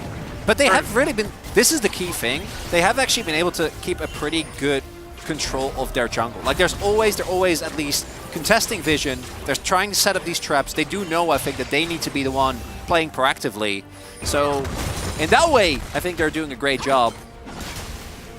It's just about, can they actually get something? Because like, we've also gotten to the point where Lucid has not been farming for I don't know how long. He's level 13 right now. I think aiming, going for another Uribank Gold King award, as he's 2,000 gold ahead of Pace, who has done 5,000 more damage than he has. Of course, a little bit more of an investment is the Jinx. And so you can understand as to why. Well, that almost Flame Horizon in the mid lane as well. That's more so the fact that with Annie, obviously, once you lose control of the map, you are very short range. Walking up to the wave is an absolute nightmare. As we do see here, the gold not looking too hot. Yeah, Canyon is about the same amount of gold, but he built Knight's Vow, and he's going to build Randwinds, and he's Sejuani. Whereas a Lucid as Lee not going to have the best of time. Does want to hit those 3 items, though. You really would like a GA. I think he's going to go Knight's Vow as well. Potentially be. Could be. Knight's Vow is insanely good. And you do really want Knight's Vow on aiming, because he's your hyper carry. That's going to... If you're going to win the game at this point, it's got to be through him. And that is always a dangerous prospect. I didn't want to go there, Atlas, but he's done. It is. So that's the 4 items. None of them are the defensive ones, which are somewhat worrying, but his damage potential is so incredibly high. Baron going to be up in 1 minute and 20 seconds, but that timer in the top right, that 2 minutes, that's the important one. And if D+ can just find themselves a good team fight in 2 minutes time, yeah. I mean, that's it's very likely just the game. One way or the other. Gen.G are really doing their homework. Look at that vision control on the top side of the map. Oh, yeah. They're like, no flanks, no shenanigans, no jujutsu, no capoeira. Nothing is getting on top of our backline. Nope. We are staying safe. It leads to, I think, from a game theory perspective, to a very compelling game as the poke composition keeps their safe distance.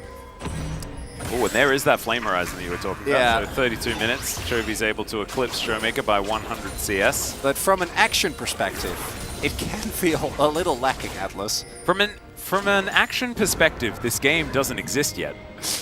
Fair enough. That's what I'm sort of feeling. As Arrow flies in. Really hit too much. Speaking of hitting things, Lucid is going to connect onto Lehens. Gives them some information, as somehow he manages to hit both when I thought it was going to pick the gap. Ouch. Yeah. Bit of a fat hitbox there, as we get a slight zoom in from Jonah Strong onto Kingen. Jackshow is activating. And Lucid, once again, looking for that flank angle. Keen is possible target. Gen.G grouped up as 4. Super Mega Death Rocket is going to sail over the top of them. And he's going to give them the information that just the Baron isn't being taken. For 25 seconds, DK. And then you can go for the trade. Oh god. Oh, yeah, no. Yeah, you don't want aiming to be the one taking those bullets. He doesn't have a lot of lifesteal in his build right now, as 13 seconds, this Baron already being started off here. Oh, you've accepted this. You're running to Elder. Oh. I don't think you can do it, but that's the plan, Atlas! Well, I mean, they are at least going to get positional advantage around it. The Baron is picked up already. The trap. Oh, God. The bear! Being in a predictable location against a poke comp Chronicler, is that a good thing? Is that fun? Because I don't think so. I think it might be a little bit of a worry. As Canyon, I don't know about that one. He's going to have to get himself out of there. And now Kingen trying to tank them up as best he can. He takes the Lantern, but also his entire health bar in damage. And so D+ going to have to get a reset on this Dragon. Oh boy, Genji, they have Baron. They could just opt into the shove, but they're feeling confident. They are. Kellen is going to put the box down and actually tanks up a lot thanks to his aftershock there as teleport to come in as Kingen repairs himself. And so Genji are now the ones without a bit of health Genji, bar. just let it go. You can have like, yeah, there you go. Push, you have double TP and Baron. Oh, they don't know. They don't. And the backs were cancelled. Crypt Bloom now done for Showmaker. Yeah, Showmaker can teleport back into this one as well. It is very dangerous because if they lose a team fight, could be just all over if this Elder is going to be taken as well. Okay, Weaver's Wall does make it into that back line as they look for Kellen. Teleport from Showmaker gets him in there. Some buttons have been traded, but not really the big ones. And look at Showmaker, he wants to get that bear out. Are we really flipping? Wants to get the big stun. Let's see what happens here as Lahans, he devours relatively early. Lucid's nowhere near the pit. They take down Chobi, but Lucid's dead as well. Canyon, he's on top of it. They take down the Elder. Genji now just able to rain Hellfire on top of them. And it's a quadra kill for Pays. Obviously, we were going to game 3, but I didn't know that this was the way we were going to get there. As Genji will now march up the mid lane. Lucid, yeah, you killed Chovy, but that's not your job at that point in time. All comes down to whether or not you can get the secure. And it looks close, but in these type of situations, whoever gets the Elder wins, 100%. Wins 100%. And we are going to a game number 3, Atlas. Oh, that is 6 on the day as well. Back to back, going the distance on this LCK weekend. Absolutely glorious, because this is where we need to utilize all of the energy left in the tank. I need you to have absolutely nothing left after this next game. I won't. And I think it's guaranteed because I'm basically empty already moving into it. Oh no. Which is absolutely fantastic. You can do so much more than you know, my friend. No, don't worry, I know. And we have been on desks with D+ and Genji many times before. And it is always this. We are always ready for this. All right, so DK are going to go black to blue side. I think that with this draft, the decision to just be like, what if we just scale? Maybe wasn't it. I mean, it's not even really... Well, no, I think they could have tried to hard force in mid-game a bit more. Yeah, yep. Yeah. Choosing, even though they had this draft, choosing to instead play more on the... Yeah, just flip it. Yeah. Look at the damage that Keen and Pace were able to do. Yeah, it was fish in a barrel, just a little bit there. Only 3,000 done by King, and it wasn't a Cassante game necessarily. Let's go to a short break. When we get back, the space will break that one down, and then we'll have game number 3.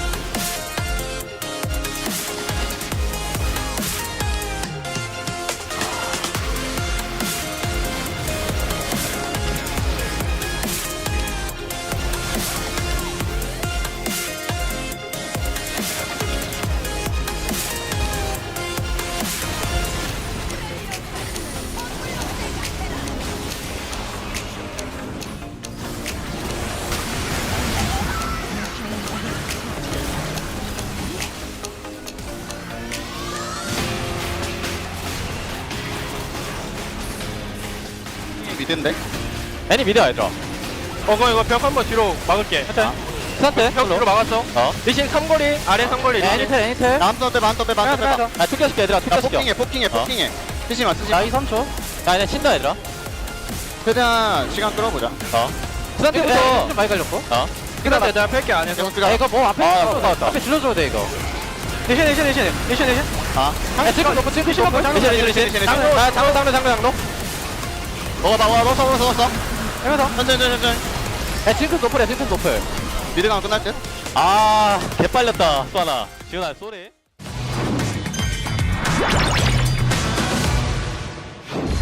바텀은 그냥 하플이다. 바텀 하플.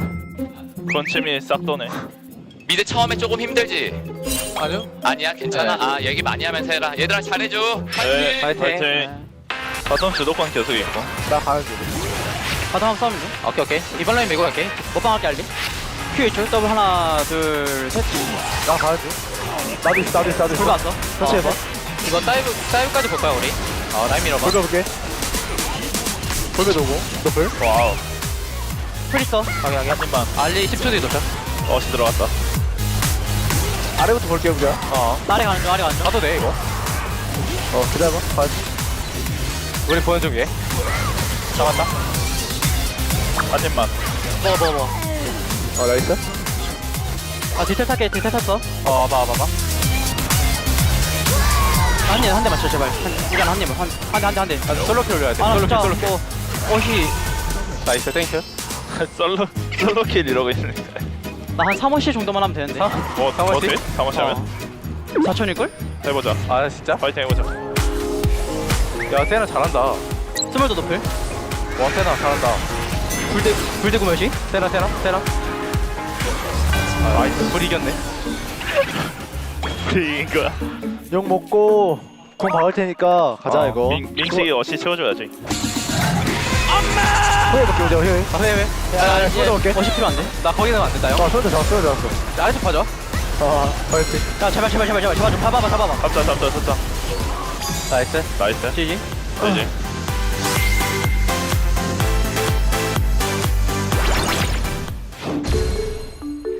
돌린 사람 없제? 스트레치 한번 쫙 하고. 남겠어? 아니요. 좀 덜 깼어 이거. 시작하면 깔 듯? 말 좀 많이 해야 될 것 같아. 말. 기관지로. KT 롤스타. 한번 쓱 웃고 가자. 정신 차리고. 네. 화이팅. 나오쪽 찍으면 호응되고. 일단 여기까지 땡길게. 땀 분다 해네. 앞에부터 봐봐. 앞에 보자. 막아볼게. 일단. 천천히 봐봐. 마우 높을. 야, 됐다. 나 스킬을 줘. 가볼게. 괜찮아. 잡은 듯. 여기까지. 까비. 이득인가? 우리 제리 2킬 먹긴 했는데 이거. 이득이야. 나빼. 뭐야. 오 마이 갓. 뭐야 이거? 섭씨한테. 물고기 뭐냐고. 섭씨한테 다 망했는데. 젠장. 야 가자. 볼게. 나 위치 좋아. 맞아. 야, 트리스타나. 앞에부터 때려봐. 앞에부터 봐봐. 어디래? 앞에 때려도 돼. 이거 나 이제 왔어. 나 넘어가. 카이사 공 몰라. 바로 가자. 바로 가자. 야, 우디로. 가운데 우디로. 세타까지 볼게. 스타가 봐. 아이고, 들어온 거 맞을게. 나 펜타 주라. 펜타. 펜타. 펜타 먹고 가자. 형 가보자. 협경. 근데 형. 일단 잡아볼게. 형 내가 첫 펜타? 야 잠깐 내가 땡겨봐. 제발. 해봐. 펜타 되나? 펜타. 이게 뭐야? 나도 해본 펜타킬. 재미없다 근데 펜타 뭐야?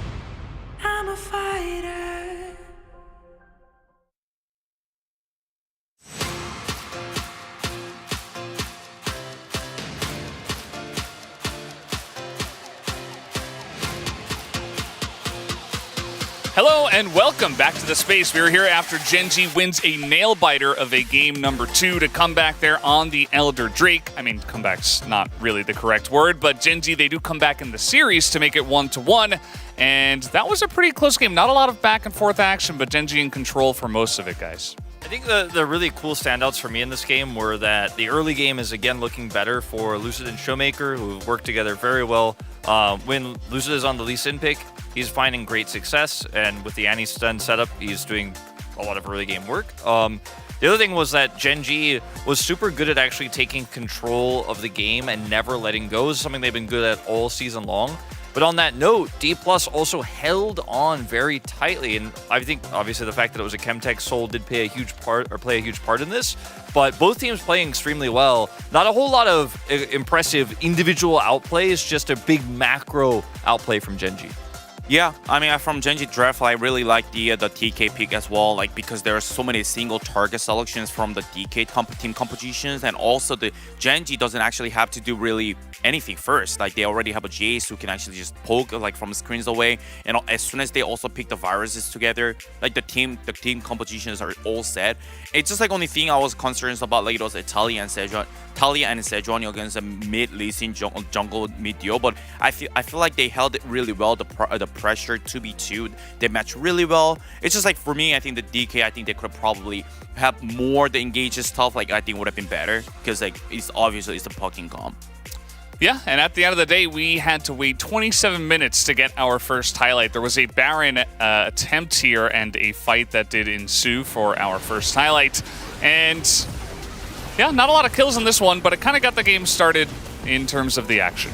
Lucid is able to secure this one, which really buys a ton of time for D+ in this game because they were kind of on the ropes. They had to hard force into this Baron attempt because otherwise there's no real window back into this game, and obviously they do end up losing out on the fight, technically speaking, but Lucid has the better smite here and will take it away. Bit of an early one on the side of Genji, and Canyon's not able to secure it, but they do end up losing some members here, obviously. Good retreat overall, however.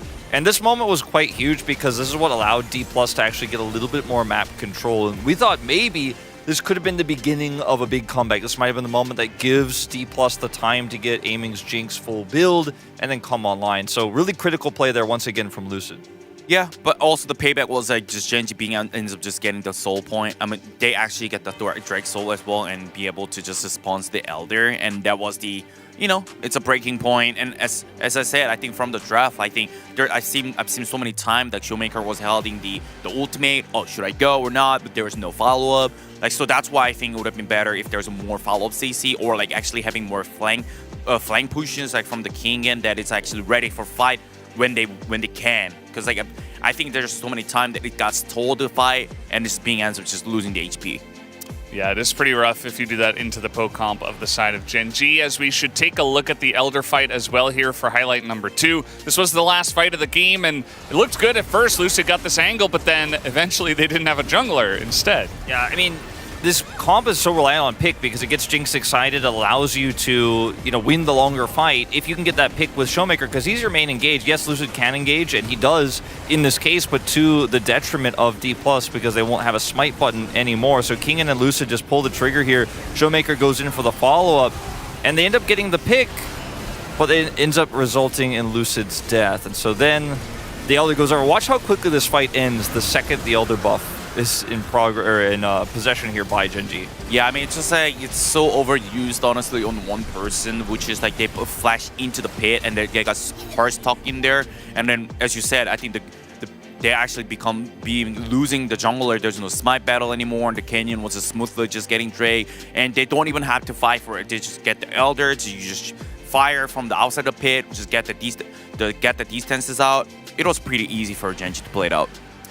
Yeah, it definitely was, and there was a big delay before that fight actually happened as well, because the difference between the Baron fight that we showed for highlight number 1 and then the highlight 2 we saw was like 15 minutes, and there was a lot of control, and eventually we got towards that fight, and there was a lot of vying for position there that DK were trying to hold on, but then eventually they just kind of got poked out. They had to pull the trigger, and it didn't quite end up in their favor. So we're back here 1-1. It's all tied up, and we do have the PUG ready to go. So let's see who does pick it up here for game number 2 on the side of Genji.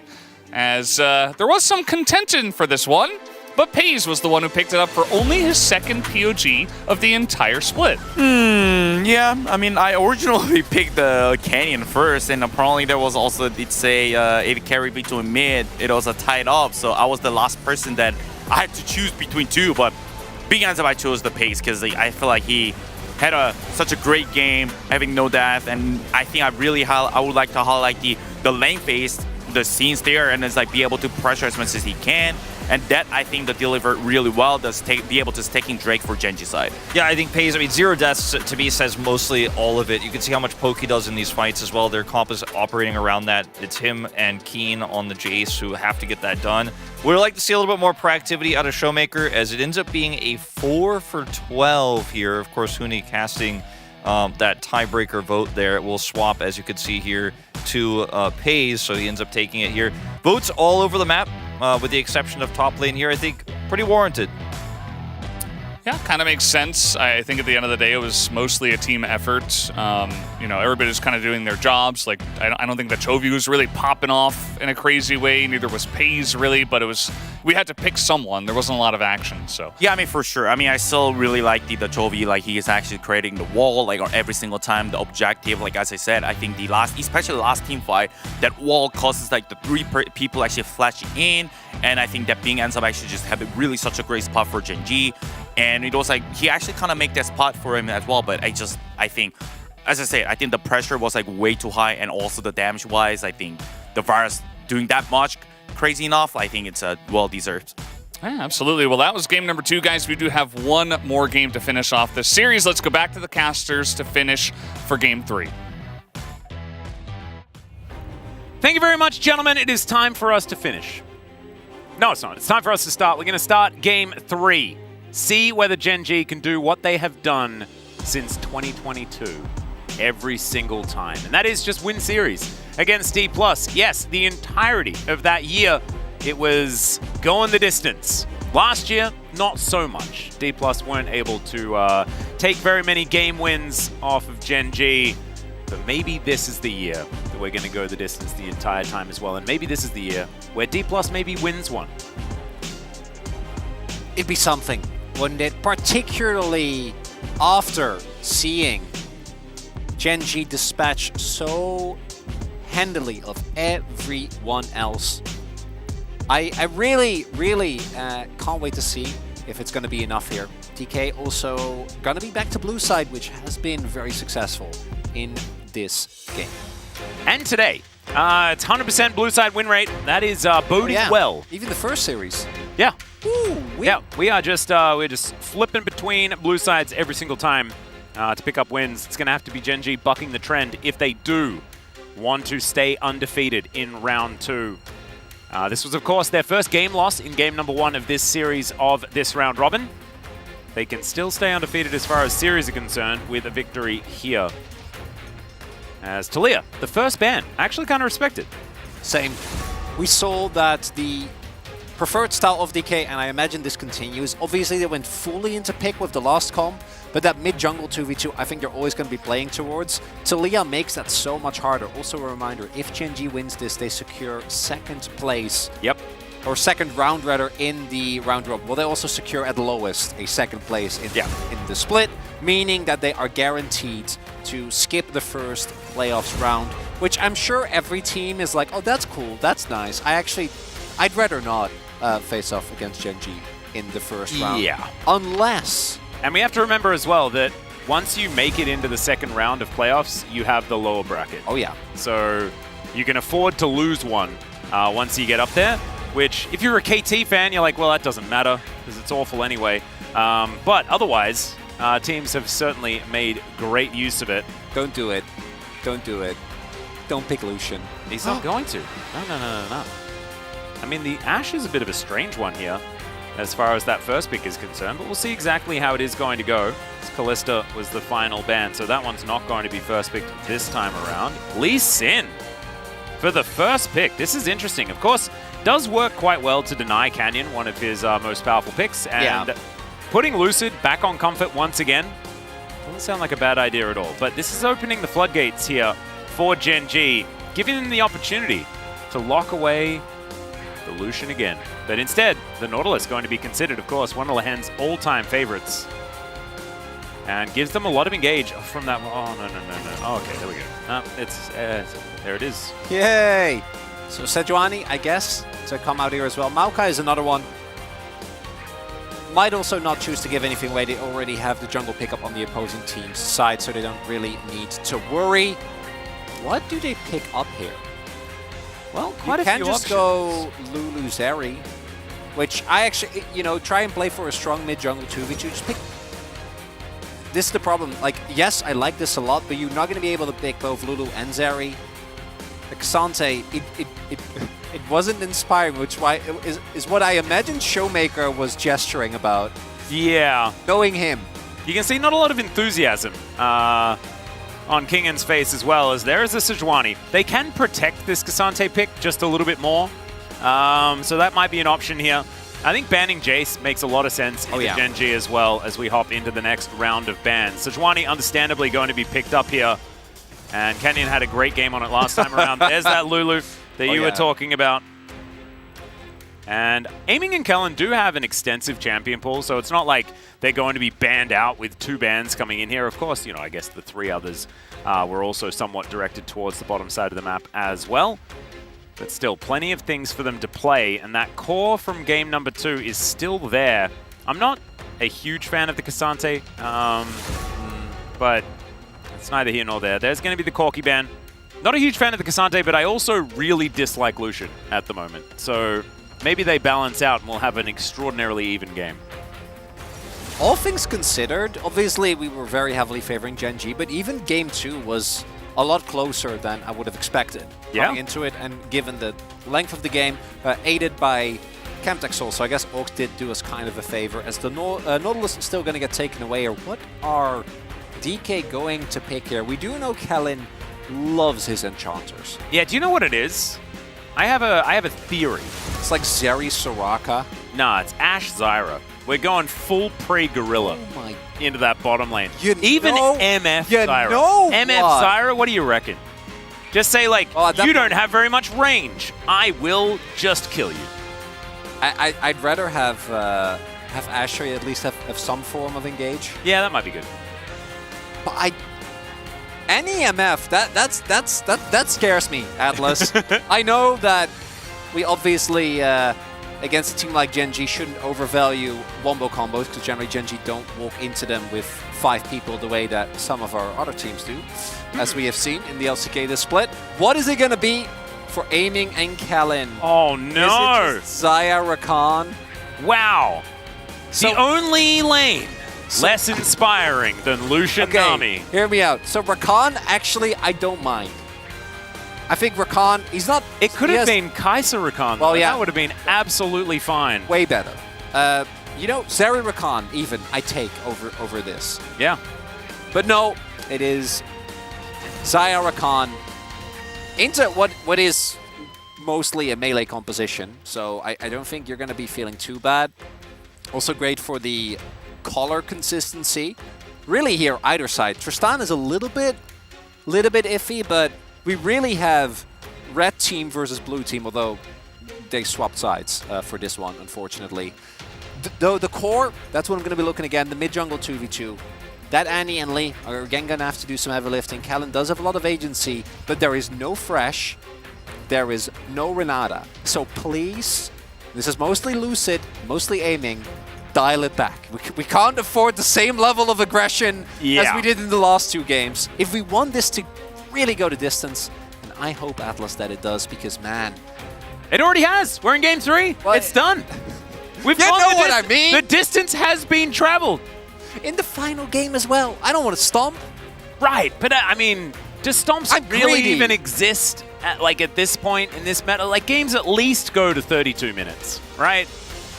What's our shortest game this season? I can check that out. 21 minutes, so actually very, very fast. Never mind. He takes it back. Yeah. But, I mean, there have been years where it's been 17 minutes. Oh, I know. Not on average, because, of course, that is just the shortest game that we've had. As Genji with Chovy on Tristana. This is the champion that was banned away against him so many times. We'll see exactly why in this game up against Showmaker's Annie, let's jump onto the Rift for the final game. DK, 하나, 둘, 셋!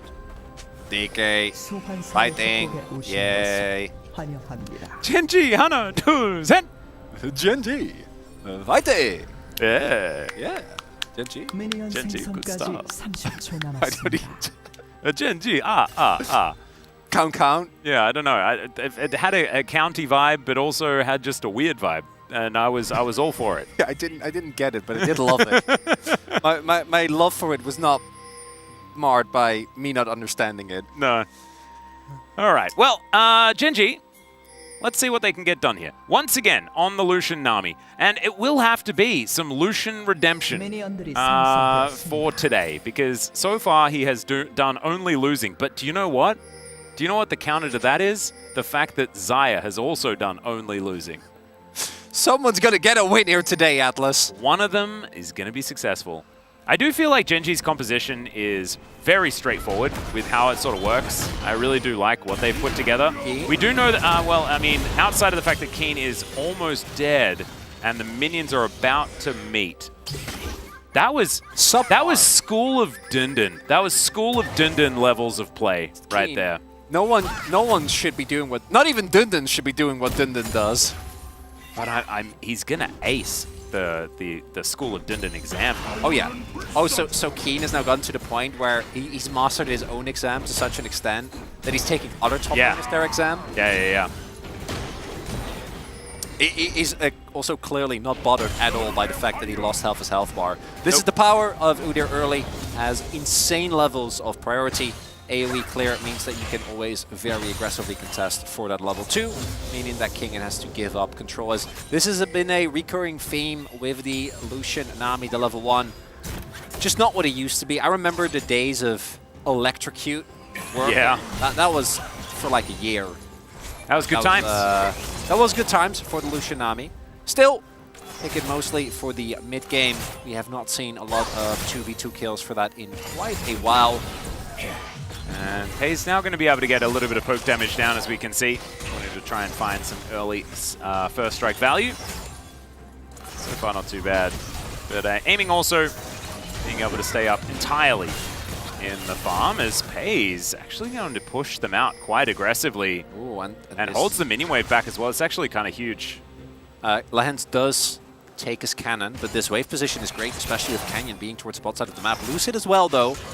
So both junglers are towards this side, but it's Kellen and aiming that are rather far up. There's no cleanse here on aiming either. This is for the heal somewhat instead. Dangerous, and you've got now Lucid moving towards his red buff, so he's not exactly going to be close enough if you do see Canyon moving on in. But this ward, it is now going to get swept, but does give D+ all of the information that they need to try and avoid this little gank that is coming on through. And now you've got Kingen actually gone pretty aggressive onto Keen. Puts his shield up, but Kingen looked like he was kind of done. As King gets full value of his fire circle, and that is where an Udyr shines. Kingen now going to have to try and get himself out of here. Biscuit was at the ready, and he does actually eat it, and now... Oh, the timing window. Keen does have Ghost, and Kingen is low. Oh, he has his second R available as well. They need to respect this. Yeah, it's all about whether or not he can find the Q. He does just flash forward to get that slowdown, and that is going to guarantee it. Q lands, and there goes first blood for Lucid once again. That's 3 out of 3 here for D+, picking up first blood in this series. Lucid saves Kingen, takes a lot of damage, yeah, and I can only imagine how that lane would have gone if not for King taking his entire health bar in the first level. Thankfully, the handicap was in place. It was, and Kingen made great use of it. Kept Keen interested. Lucid ended up going for the full clear, then pathed all the way from bot towards top. So actually giving up the scuttle. We'll see if Canyon is able to pick it up or if it's just going to be picked up a little bit later. In favor of getting displayed towards the top side of the map. Gonna have a great back come through here for the Lee. And you always want to look, as was that the second Canyon also missed? No, that was that one was claimed. This one on the I was a little worried that sometimes it's like, I feel like Xayah's autos are a bit annoying, but aiming has a lot of practice on this champion. As Pei's this time, decent advantage, about 5 CS. as he's shoving this one forward. King going to miss a Q. That means that Keen is going to push him as far from this lane as he possibly can. Kingen he just came back, and already he's lost a whole lot. Canyon going to be taking down his first bub, actually going to be sticking around for at least the second, as we can see. We'll take that one out, and in fact all of them are going to be removed. Lucid immediately moving on over towards this dragon. The Showmaker towards Chovy here as well. Yeah, Chovy, his buffers have been the best within the league. He's not going to fall for something like that. King and might be in some trouble here. Yeah, Canyon setting up for a potential dive. Tib is down in this mid lane though, and Chovy just trying to put some bullets into him. Is going to go back as now Lucid dives on top of this Mountain Drake. That's going to be the first one here. We'll see where the Chemtechs are going to be located this time. Hoping that they're just not here. That would be somewhat nice. As Chovy actually jumping on top of Showmaker, who's now trying to get out of the way as Chovy survives! Oh, and it's somehow Lehens that picks up the kill. A little bit of an odd one, as now Canyon possibly in trouble. Lucid dives onto him as they move back towards the Drake. Lehens and Canyon, the two that are actually able to get something done here. No teleports from either solo lanes on both teams. Oh, this is risky from DK. Yeah. The 3 versus 3 coming on in here. As you can see, Showmaker moving on over. Good knock up onto Lehens. He's the squishiest one, and Lucid going to be able to take him down, but it's a trade of supports. Aiming's free hitting, but the permafrost value is so high, and Canyon even takes down the dragon. Showmaker going to be able to move over the top, and will they be able to find it? Yes, they are, as the Blade Caller comes in. Arctic Assault to get Canyon out of there, gives them the good old thumbs up, and he will vacate the area. Thanks very much for the leash. Thanks for the kill. And Genji in total control. Oh, DK, you didn't have to go for that one. It's Lehens, the Mad Genius showing up in mid lane. The flash, the heal. That play from Chovy looked like it was doomed to fail, but instead, colossal victory for Genji. Partially because of that mid lane play, partially because DK was then like, what if we're a member down and we're playing Xayah into Lucian, but we're still going to hard force a dragon? Yeah, it's an odd series of events. Let's have a look at this one more time. And everyone knows that it is possible to go for like the sick insect play on Tristana, but oftentimes it doesn't work. It worked that time around, even though it looked extraordinarily dangerous. Oh, so big there. So Canyon actually has Aftershock. He's able to proc it even as he gets W'd, and also has his Frost armor still available, so he barely takes any damage in that. DK is tanking the dragon here. This early, the damage is actually very relevant. And again, the damage as Lehens hits a great bubble is so little here from the Xayah compared to the Lucian. Listen. Yep, and Canyon just calling targets as we're going to see him look for a kill once again. Showmaker is at about 100, okay, never mind. He is just going to go down. And Tib is not going to be able to help out. Lucid not really doing anything either. Oh, that mid-jungle 2v2 Atlas. It's not looking so good. And we have an idea as to why Chovy is consistently getting the Tristana ban, because, of course, we used to watch it all the time last year. We're getting reminded. And this champion is very good at extracting money from the map. That is the first plate going down. I assume that that's going to be one of many over the next 6 or so minutes. Or 6 or less minutes, I guess. 5.5. Yeah. Showmaker doesn't have flash, so he can't flash the ultimate. Canyon, absolutely huge there. That's the end of it. If you can't win that 2v2, like the moment that Showmaker gets 100-0, Lucid doesn't have the damage to take anyone else down. And this is very, very rapidly snowballing away from DK. They're already at a 1.5k gold deficit. They didn't even get the dragon, even with all the resources that they invested. Yeah, the only bit of good news is the fact that aiming is even on farm. True. I mean, last game it was basically a disaster of a bottom lane scenario. This one is, I guess, better. But like you were saying, I think the mid jungle is also really important to be going. Oh dear, okay. Showmaker once again going to get stunned up. This time Lucid will turn up, and Chovy isn't quite there ready, as the permafrost not actually going to be utilized. So Chovy moves down. They're not going to be able to kill Canyon or anything, but there's another plate going on over to the Tristana. And yeah, so mid-jungle, disaster. This, maybe not as much of a disaster as Lehens is dead. Tidal Wave does come through, though. The bubble connects, and now Pays is going to be able to shoot aiming, but he does have a Feather Storm, and there is the Battle Dance as well. Great knock-up, And he pulls the feathers back. Pays gets himself out of there. But that is just a 2v2 kill going over to D+. That's not what I was expecting in this game. Ooh, Lahens, crucially, doesn't have flash, oversteps there, gets caught. Kill goes to Kellen, though. Not the best case scenario, but Pace is going to have to vacate the area, so allowing Aiming to build more of a lead here. Lahens, unfortunately, his laning issues, we've seen them every now and then this split. I think he's been the one taking a lot of these deaths just a little bit too far forward. If you have flash in that scenario, you flash over the wall, you're completely fine. Not going to be the case here, as we do see the pings down. I'm pretty sure they know that Lucid is here, but Pace! Oh, yeah, Pace is just going to face check him. And he didn't quite know that he was in that area. There's the flash forward, and they lock down the kill onto the Lucian. But Chovy already here. They've got a backup AD carry. And Lucid's running the wrong direction. And so that is going to mean that he is really, really dead.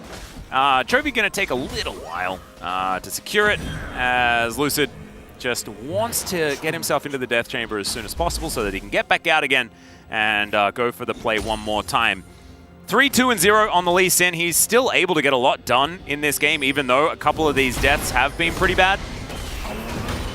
He's still very, very important for making things happen, and it's only 1,000 gold the difference between these two squads. I think that scaling is a really interesting conversation to have, but I don't think it's massively in favor of Gen G or anything like that. As Kellen investing a lot to try and make sure that they can take down Lahens, and he takes a while to die, even gets off the bubble and the tidal wave. It's still Kellen, with the help of the Ignite, that's able to take it down. Yeah, bubble really pivotal here, and making that even remotely close. Also, do note there, great W from Kellen, playing that very nicely on the Rakan, even though his initial attempt at engaging on Lahens doesn't find the mark immediately. Now, this second dragon, by itself, not going to be the end of the world, but with Camtech already off, looking at outside of Ocean, definitely a good Drake, and DK, I think they kind of want to fight for these type of plays, but if they lose this one as well, might be really hard to come back. TP invested. Yeah, everyone TPing at exactly the same time. The coordination between King and Kane, absolutely fantastic.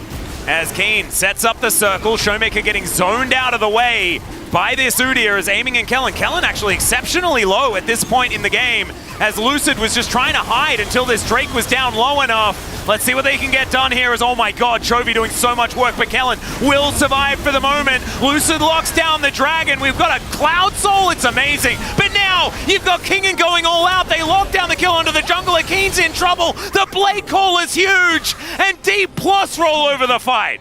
Such an important fight there for D+. If that one was gone as well, it feels like the game Lucid back in his position once again. I told you he was going to go for it one more time, and he did. He learned from last game. This time, he knew, I have one job. Oh god, he's still here. Oh. He just gets it! Alright, Chovy does manage to almost get himself out of the way, but yeah, there's a Cassante there as well. He's really dead, and that is the Q. Well deserved by Lucid. DK find a pretty substantial mid-game leader. Aiming and Kellen, you are low. You have not backed. You should peace out. And yeah, do. It's time to go home. It's time to call everything it a was day. really good there, guys. Let's just consolidate a little bit, you know? And credit where credit is due.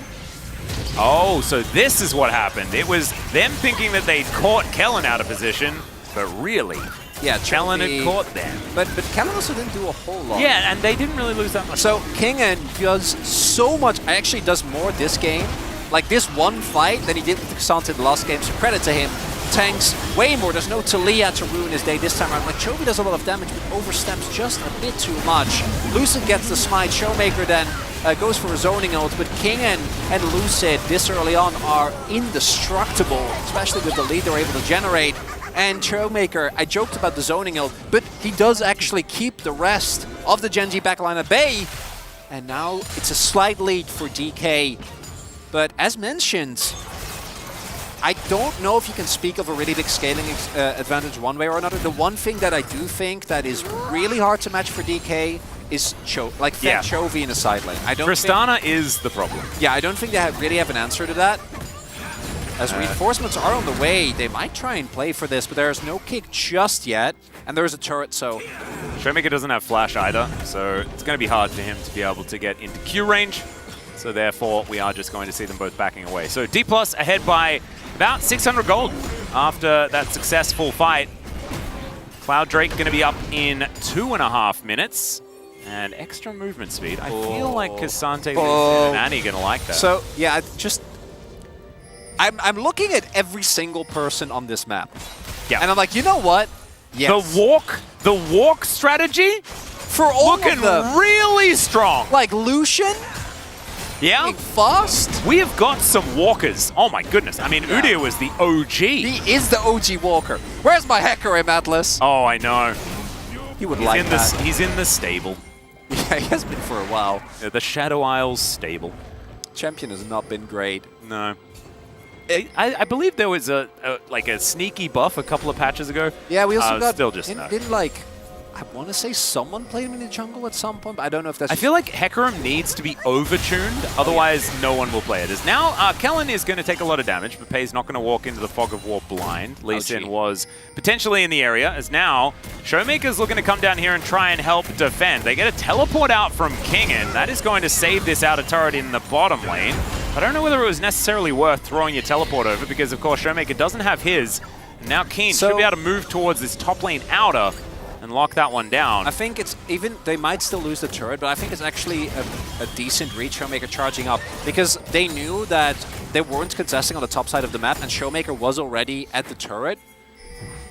Oh, we'll just have to see, because Lucid nowhere inside is now Chovy getting himself out of the way, and the bear comes down a little bit late. They're still going to lose the turret here, I'm pretty sure, as Tib is not going to do too much. So both of the turrets go down, and the teleport was in vain. Basically, I think the teleport was to make sure Showmaker doesn't die, because they're actually rotating multiple people over towards the bot side of the map. Ah, yes. And the threat of King, that's my generous assumption, might have also just been a mistake, but they were taking Herald at the same time. So possibly was King and saying, hey, if I TP over, turret we're going to lose anyway, but is that worth though? Probably not, because Kingen's TP also killed the topside turret. Yes, so they lose 2 turrets, but they might be able to get mid-outer, and mid-outer is a very important turret to get. Hopefully they get, because as long as Genji has that, it's going to be really hard to reliably lock down some of these kills, and there is more engaged this time around for DK. There is not nearly as much poke for Genji. They are much more of a short-range composition, but they're still going to be reliant on Showmaker finding a lot of CC. Kellen finding the backline, went for McKill's first here, which into Sejuani I really like, because Sejuani is really the only engaged tool for Genji. Yeah. Like that's it. That's all you got. I think it's a really smart option. I feel like so much of this game is just back to old D+, but it is them up against each other. Canyon versus Showmaker with how these fights are going to go. Can the Tibbers find the big stun? Can Showmaker lock down a priority target? As Tidal Wave is going to be utilized here. Not going to stop the charge. Did manage to get the outer, got an extra charge there as well, as Chovy and Keen are both just breaking things. Yeah. That's just a Cloud Drake. Like, they're not, they need to get the Cloud Drake, but they also need to respond to this. And now, you can't just kind of get confused and do neither. Start the dragon! You've already lost the turret anyway, but they need to send someone back. So Showmaker is going to make his way back. This is exactly what we're talking about. The threat of this Tristana inside. And it's just the macro as well that Genji have been so much more confident in, right? The decisive calls in the mid game is really how they've been able to balloon their leads. Kingen is not going to find Keen. I'm like, Keen might, even being Udyr, might be at some risk here, but not going to be the case. Chovy! Yeah, 4 members here in this mid lane. There's Pei's actually getting himself out of the way there as the Glacial Prison does come on down. Chovy just jumps back over the wall after throwing a couple of bullets and an explosive charge in there. So the outer turret going to be secured as well. So Genji even further ahead. Now Lucid looks for the angle onto Lehens, but not going to find the Sonic Wave there. He's going to continue. Ooh, doesn't find it. This was a game where DK was, not by any large margin, but was like about, I don't know, 500, maybe 1k gold ahead. Yep. Just in the span of 3 minutes, they are now in a 2.5k gold deficit. The thing is, though, if you lose all of your inner turrets, Genji can't take any more of your inner turrets. It's standing gold. Gotcha. Exactly. So it's just an investment. Well, okay, so but now as Genji, these, like, we've got like 2 outers and 3 inner turrets. Man, that is so much money to cash in. Genji can now take that gold and invest it earlier, and then they get bigger payoffs because it's compound interest, right? Oh yeah, true. And in this case, compound interest is Chovy hammering away at whatever objective you put in front of him. Now that he's going to hit his 2-item spike at 20 minutes.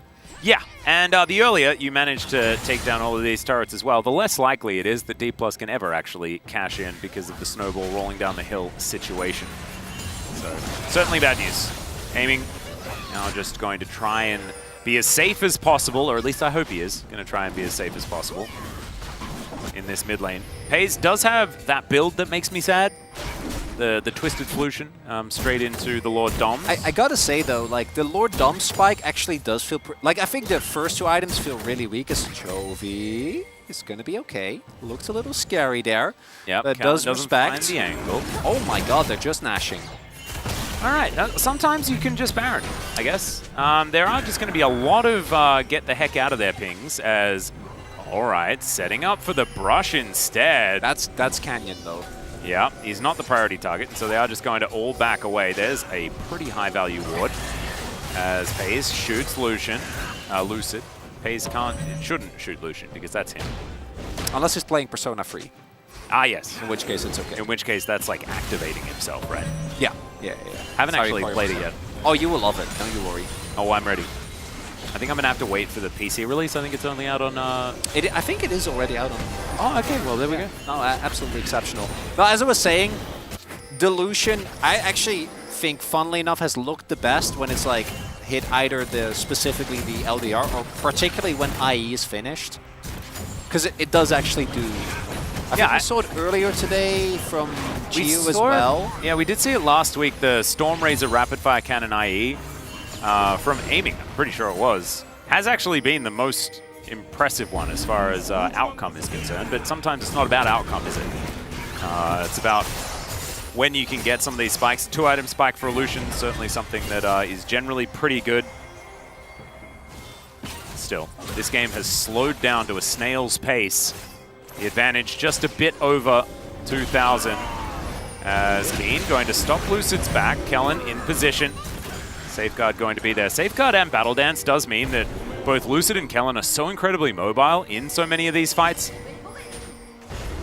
Might be able to get some really good angles on either the Tristana or the Lucian. Kellen actually was able to still get the jump off even though Showmaker backed. Aha, perfect. As long as you're in the air, you still go there. Yeah, all good. A little bit sad that you don't go all the way back to base. That would be like a paranoia. Yeah. Yeah, that would be amazing. I would love that. Very funny.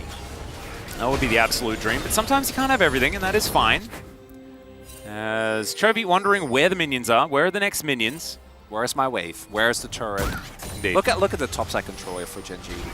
Absolutely despicable levels of Baron certainty. Now do note that neither team is even remotely close. We've had souls at this point. Yeah. We're 3 dragons in. Even though we love Cloud, so I feel like our teams don't really appreciate it the same way, which is a little bit disappointing. But it does mean that either team over-invests towards that bot side of the map, and for the Drake does run the risk. Paze has 3 items, Atlas. 3 items. That's some first strike value right there, because that LDR is going to pop here. Well, let's see whether Paze can actually put it to use. As Kingen trying to be that front line. Going to zoom all the way out as we do have that Cloud Drake up and available. Yeah, Chovy is just going to shoot something. Is it just gone? I have a feeling they're not actually going to go over and stop this. They're pinging towards the Baron, though. I think they are very well aware that this Drake is going to be taken, and they are going to dive on top of this Baron. Control Ward goes down. And Canyon going to make it a 50-50. They have Cassante and Lee. They shouldn't flip this. They should be able to actually get an all-out out. As this gets low, Kingen should be able to take some control here. As Kingen on a flank angle, but so is Showmaker. Getting ready. All right, D+, all out of the pit now. Maybe that's just the end of the play? Potentially, as Lucid is all the way in the Krug camp already. They are looking to back. So now, inner turret in the mid lane might just be taken down, especially if D+ are going to prioritize this outer turret top side of the map. The standing gold. There we go. They do give up mid lane inner, which is not a great trade. I would say out of the inner, generally not as good. I would agree with you. As the Cassante is the one that is sent back to defend the inhibitor turret. That is not likely to go down at this point in time. It does, honestly, like the gold lead has not changed. So it's not a huge deal. I do appreciate Chovy's commitment to making sure that it's not aiming, taking all of Lucid's camps. Chovy's now also doing his part. Oh yes. In ensuring his lead doesn't get anything, as we see the backs come through. A little bit tense there. But I really like this from Gen G because the fighting from DK has been really very impressive. Like, I'm genuinely shocked at how much they've improved over, say, like 2 or 3 weeks ago, where everyone looked disjointed. Their fighting has been good. Their macro, though, does not even remotely compare to Gen G, unfortunately. And that's Gen G's biggest strength, so we're not too shocked at it. But it is something that, at some point, either Showmaker or Lucid or Callan is going to have to pull the trigger and be like, guys, we might lose the game here, but if we don't do anything, like, Chovy is actually just going to PvE our base to absolute shambles. He's going to hit critical mass and just start shooting things from a million miles away. I think he might have already done that. 3 levels and it gets really bad. Yeah, he doesn't have his he doesn't have his LDR yet, so we'll give it until that third item is done. As Keen just yelling around on this bottom side of the map. We'll be able to take this down. Kingen picks up the wave. Nothing really all that interesting. Both of these top laners completely even on farm. I guess technically slight lead for Kingen of about 4, so none of it really matters that much as far as the income for both of these champions. Of course, Cassante a little bit more utility and value, a bit more extra CC. Kane very annoying, runs around and boops you and things like that. Does a little bit of damage, can provide frontline and be frustrating. But I do feel like the game-changing play is more available here for the Cassante, and we'll see whether Kingen can actually find any of them. As this Baron still alive. Probably a bit frustrated because people keep hitting him and then running away. It's quite rude, really. Yeah, it's sort of like door knocking, you know? Yeah, Really yeah. Blasted kids. Well, I think you can do a great impression of Old Man Yells at the Cloud. Oh yeah, I've done one of those before. Too accurate. I would prefer just not to. Otherwise, people might be mean. Was that when we had the pause? The first one? Yes. One that unleashed it all, Old Man Atlas? There was definitely some Old Man Atlas there. That did happen. Blighted Jewel now done for Showmaker. Really wants to get the Crippling going because there is a lot of MR and health on the enemy team. Gen G might just start it up to at least force a teleport out of King, and it will be happening here. Yeah, waiting for that blue trinket to come on down here as the teleport. They're wasting absolutely no time for that one, So the Baron not going to be involved in this fight anymore as in goes Callan. He looks for the opportunity, but he immediately just explodes. Chovy a bit too fast on the trigger finger. That time around, though, he comes a bear to the face.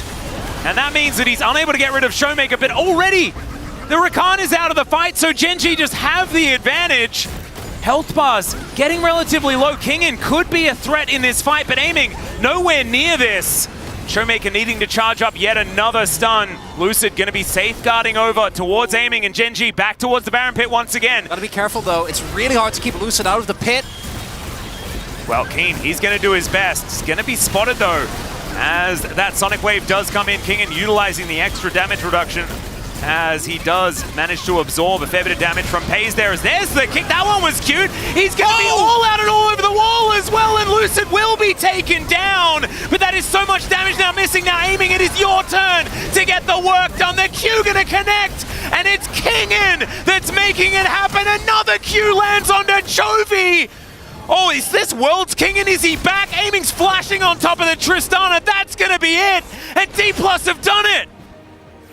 I don't know if they can Nash because they don't have a jungler available, but they do have a lot of control. They're gonna take the risk. Canyon has run for the hills, going for this dragon instead. That's just Soul Point. And Lucid, together with Kingen, he finds the kick onto the most fat member, the free item. Like Kellen, as I mentioned, someone has to pull the trigger. He was that guy, and he dies immediately, unceremoniously, and things look dire for DK. But let's take another look at this one. Look at the alley-oop. That was so sick. And he almost gets over the wall with it as well. Like, if it had been a little bit late on the activation, then maybe he just goes all the way, but that would have been very, very difficult. And crucially, unlike the first fight, or the second game, where Kingen made that, Lucid made that play, but there was an objective that needed him instead. This time the Baron was too high health, and aiming was completely untouched in the fight. So Kingen, Lucid find the alley-oop. That's Nash. The Rebel Baron power play now for DK. Gen.G have not been under this much pressure since game one. That's that standing gold! Yeah, absolutely ludicrous. Oh, guys? This has happened before, as Tidal Wave is going to come on through. King going to get stunned up momentarily, but still, now they can stand their ground. And this is exactly what Aiming wants. Like, we did see this exact play in game one, but Aiming wasn't Xayah. And Xayah loves it when you run at her. And so this time around, they are able to disengage relatively effectively. Kellen, though, is going to take most of his health bar to Paze's 2 auto attacks. Well, 1 auto attack and 1 light slinger. Thinking back as well, Aiming on the Xayah was, I think, one of the few parts that didn't have a huge drop-off lost summer in playoffs. And this is Aiming, obviously, he has his moments, but his Xayah specifically almost was enough for them to still win the series against T1. Chovy does know. Yeah, Lucid's going to walk over vision, and so therefore... Ooh, he's going to be fine. And all that this Rebel Baron power play has done is equalize the game. Yeah. Right? We're still not in a position where... Oh, the trap. Yeah, Canyon going to get spotted there as Kellen is over here. Keen going to spot the Rakan. It's Xayah. Oh my god, the teleport coming out. Yep, Showmaker teleporting a very short distance, just wanting to make sure that he's here for this. 4v4 setup right now as Paze getting into position. Teleport is there for Kingen, but he hasn't pulled the trigger just yet. He is now going to press that button. And we are 5v5ing here towards the top side of the map, looking to get this siege happening on this inner turret. I don't know about the pincer maneuver here for Gen.G though with this particular composition, but they're still going to look for it as the Lee Sin taking so much damage. Q connects onto Canyon, but a bit of a disconnect here for D+. Featherstorm already down as Kellen battle dances his way out of the fight. Kingen trying to get those dashes through Tibbers, keeping them interested. There's a kickback on the Pace once again from Lucid, who will be taken out, but he takes the 80 carry with him. And now Kingen trying to be tanky, but it's just not going to work. And Keen, oh no, that walk strategy that we were talking about, it's going to be employed, and he's just going to walk all the way past the Annie and now try and use it against Aiming, whose auto attacks are pretty scary, but Canyon, he's scary as well, and there's no Featherstorm this time. Chovy's going to get the auto attacks across, and only Kellen survives. And DK, another Red Bull Byron power play that I'm sure they'd rather forget the disconnect there between Kingen on one end trying to go in and Lucid getting chunked down, Showmaker having to deal with the poke and threat of Paze and Keen ends up being huge, right? So we see so much damage already going down. They're forced on the back foot right from the get-go. And yes, this redirects on the Lucian and the kick, absolutely insane. But maybe they just wanted to disengage there. Maybe it was a little bit chewing off a little bit more than they really wanted. That bubble actually connecting onto Kingen, absolutely massive, because I think if Kingen kind of survives and they're able to get back and regroup, maybe it's okay. Yeah, he could just Cassante it. The fortunate thing, though, is this is all happening on Gen.G's side of the map. There is no objective to be taken right now. So this isn't going outside of the gold, which at this point, like, gold's basically even, right? It's a slight lead for Gen.G, but look at that gold draft. Oh my god, it's the 12th game of the weekend. We're being treated to a game like this. Oh baby! This is, and it's still, I couldn't tell you who I think is going. It's most likely a Gen.G victory, right, with how well they've been playing the map. But some of these team fights and the way that Lucid has been navigating the battlefield, there is a possibility that they just find that clutch moment, and that has been a big factor. And Lucian losing today has certainly been something that's been happening pretty consistently. My god, Chovy's lead is more than the gold lead that Gen.G has. Okay, well, in his part. Yeah, King are going to be tanking up a whole lot here. Can utilize the W in order to do so. Oh, nice fight done now for Lucid as well. All right, look at this. The block of D+, moving up the mid lane. It's Soul Point available for them too. They want to grab this and move them to 7 Elemental Drakes on the day. Oh, they're not going to let Chovy just take this one. Yeah, Lucid is running across the Cloud Rift. And he is going to be able to get in there. Not able to steal this one away, but he gets into the back line. They manage to find Chovy, but he survives for that little bit too long. Paze is getting out of there, but that means he's not going to be able to defend the rest of his teammates. And D+ find everyone. Okay, so Chovy and Canyon, they have been taken down. The bottom lane's still there, and King is up being frustrating. That's Nash, though. It should be, well, yeah, that's up in 13 seconds. We're back to it one more time. That's got to be Nash. But Soul is so big here. The extra level of movement speed. Oh, yeah. And the speed with which they will walk. Absolutely insane. And you saw Keen utilize walk strategies before. Oh, man, he is the best of walkers. Do note, though, that I think for DK, this game is going to be very tough if they can't get any sizable... I'm talking inhibs. They need to go down in this moment. Let's take another look at the fight. Obviously, Lucid does a lot of heroics, even though he doesn't get the objective. And it's so much damage being done, but actually the knockup... He kicks Chovy into pace. Yes. So he... like, through pace. invalidates both of the big damage carries there. 야, 트타 찰각 나오는데 트타 볼래 얘들아? 야, 트타 보자. 트타. Oh my god, that was just so sick. 야, 미드. Let's go mid. They're like, initially they're like, oh, can we end? But if Peyza died, I actually think they can. Yep. Like if Peyza's gone, obviously they don't have Nash, so it might still be hard. This though, this is going to be, I think, the key point here, because if you don't get inhibs, we run into the same issue. Like, we have already seen today that a Soul can lose, but you do need to take down the inhibs. You need to ensure that you're the one picking up Elder as Kellen! Yeah, he is going to be able to grand exit this one. Battle dances over to the rest of his teammates as well as okay. And Kingen, I'm not sure about that. Well, actually, yeah. He's Cassante, and he has 1,000 health bar. But this is... they're not pushing. They're not getting objectives. And it's another back that has to come through. The teleport has to be utilized as well. Yeah. Well, they got an inner. True. Well, the minions did. So that's, you know, DK is on the same team. So by virtue of that, they do as well.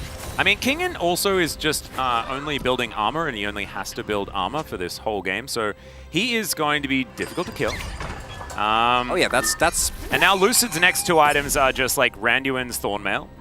And then he's also a tank. Absolutely, yes. I'm kind of hoping Kingen... like, I'm wondering if you...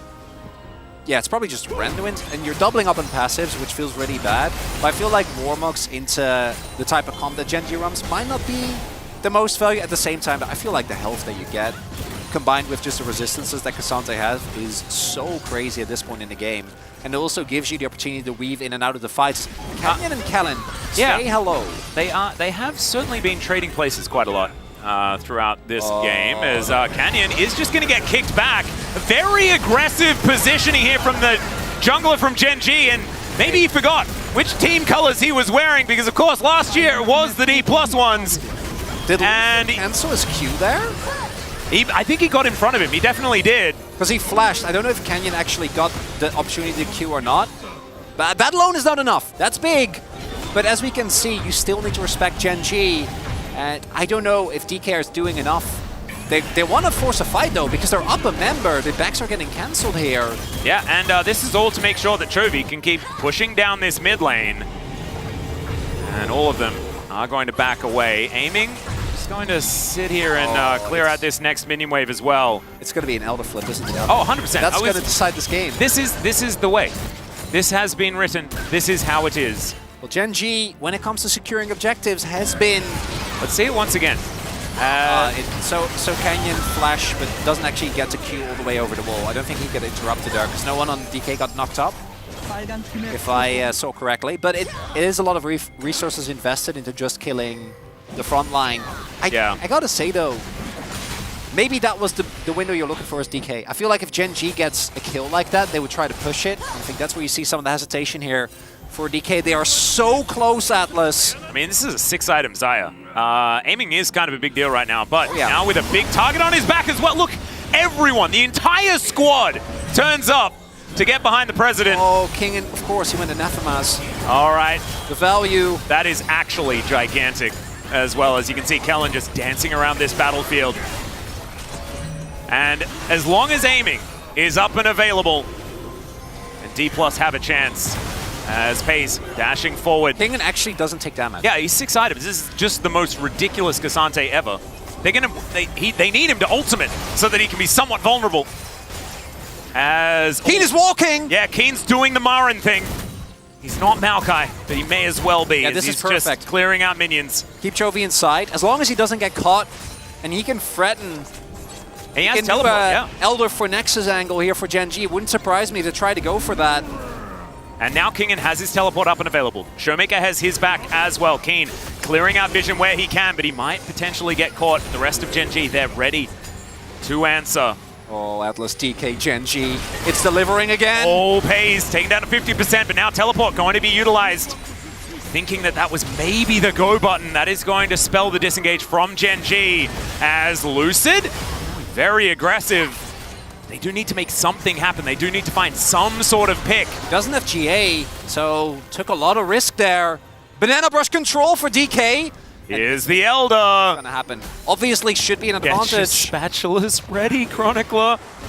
It's an advantage for Lucid because he's Lee. He has a Cassante, and he was born in Challengers, Atlas! He was. He is all about this. All right. Gen G on vision right now. Lehen's possibly out of position as Keen looking for that wraparound, but he's on a ward also. Starting it up. Does feel like D+ do have a bit of a vision advantage around this Elder. But Gen G, they could just find it. They've got double 80 carry. They got Cloudso as well. Yeah, Lucid, he needs to find another one of these miracle kicks. They want to make this one happen, or just get a 6 smite as the Glacial Prison connects onto aiming. They have to use the Mikhails already in this fight as Showmaker gets over the wall, but immediately he's punished. Taken down by Pays. Aiming still there. He's still so important, but the Buster Shot removes them from the area. The knock-up is massive. Pays gets himself out, and now Lucid, the smite is down. And the Elder Dragon should belong to Gen G once again. D+ unable to, unless aiming is still alive, I guess, for this moment, but the Elder belongs to Gen G. He's on the wrong side of the rift, and they haven't been able to kill anyone in this team fight. And so the President, unfortunately, will be the last man standing. Kingen lands a big Q, but it is for naught, and Gen G will teleport to celebrate their victory. It was close! Until it really wasn't. Closer than it has been. Gen G pushed to the very edge. But the win streak started in 2022 will continue. Gen G do it again, lock in round 2. Yeah, that is going to be second place at least for Gen G. They can just lose their way through the next week if they would like to, and still lock in one of the top 2 positions. But I think they're probably preferring to go for first, where they will get that first choice, whoever wins round 1 of the playoffs. I didn't really know to vote for, so I voted Chovy. That's my boy. I feel like that's a safe bet. That's how you do it, not Rob this time. Well, at least not from me. It's a Gen G win, but you see it on their faces as well. I mean, it's even year. Maybe it's even year, D+ versus Gen G. It's where it just always goes the distance. They're always bangers. That's just what we get. Maybe that's just how it is.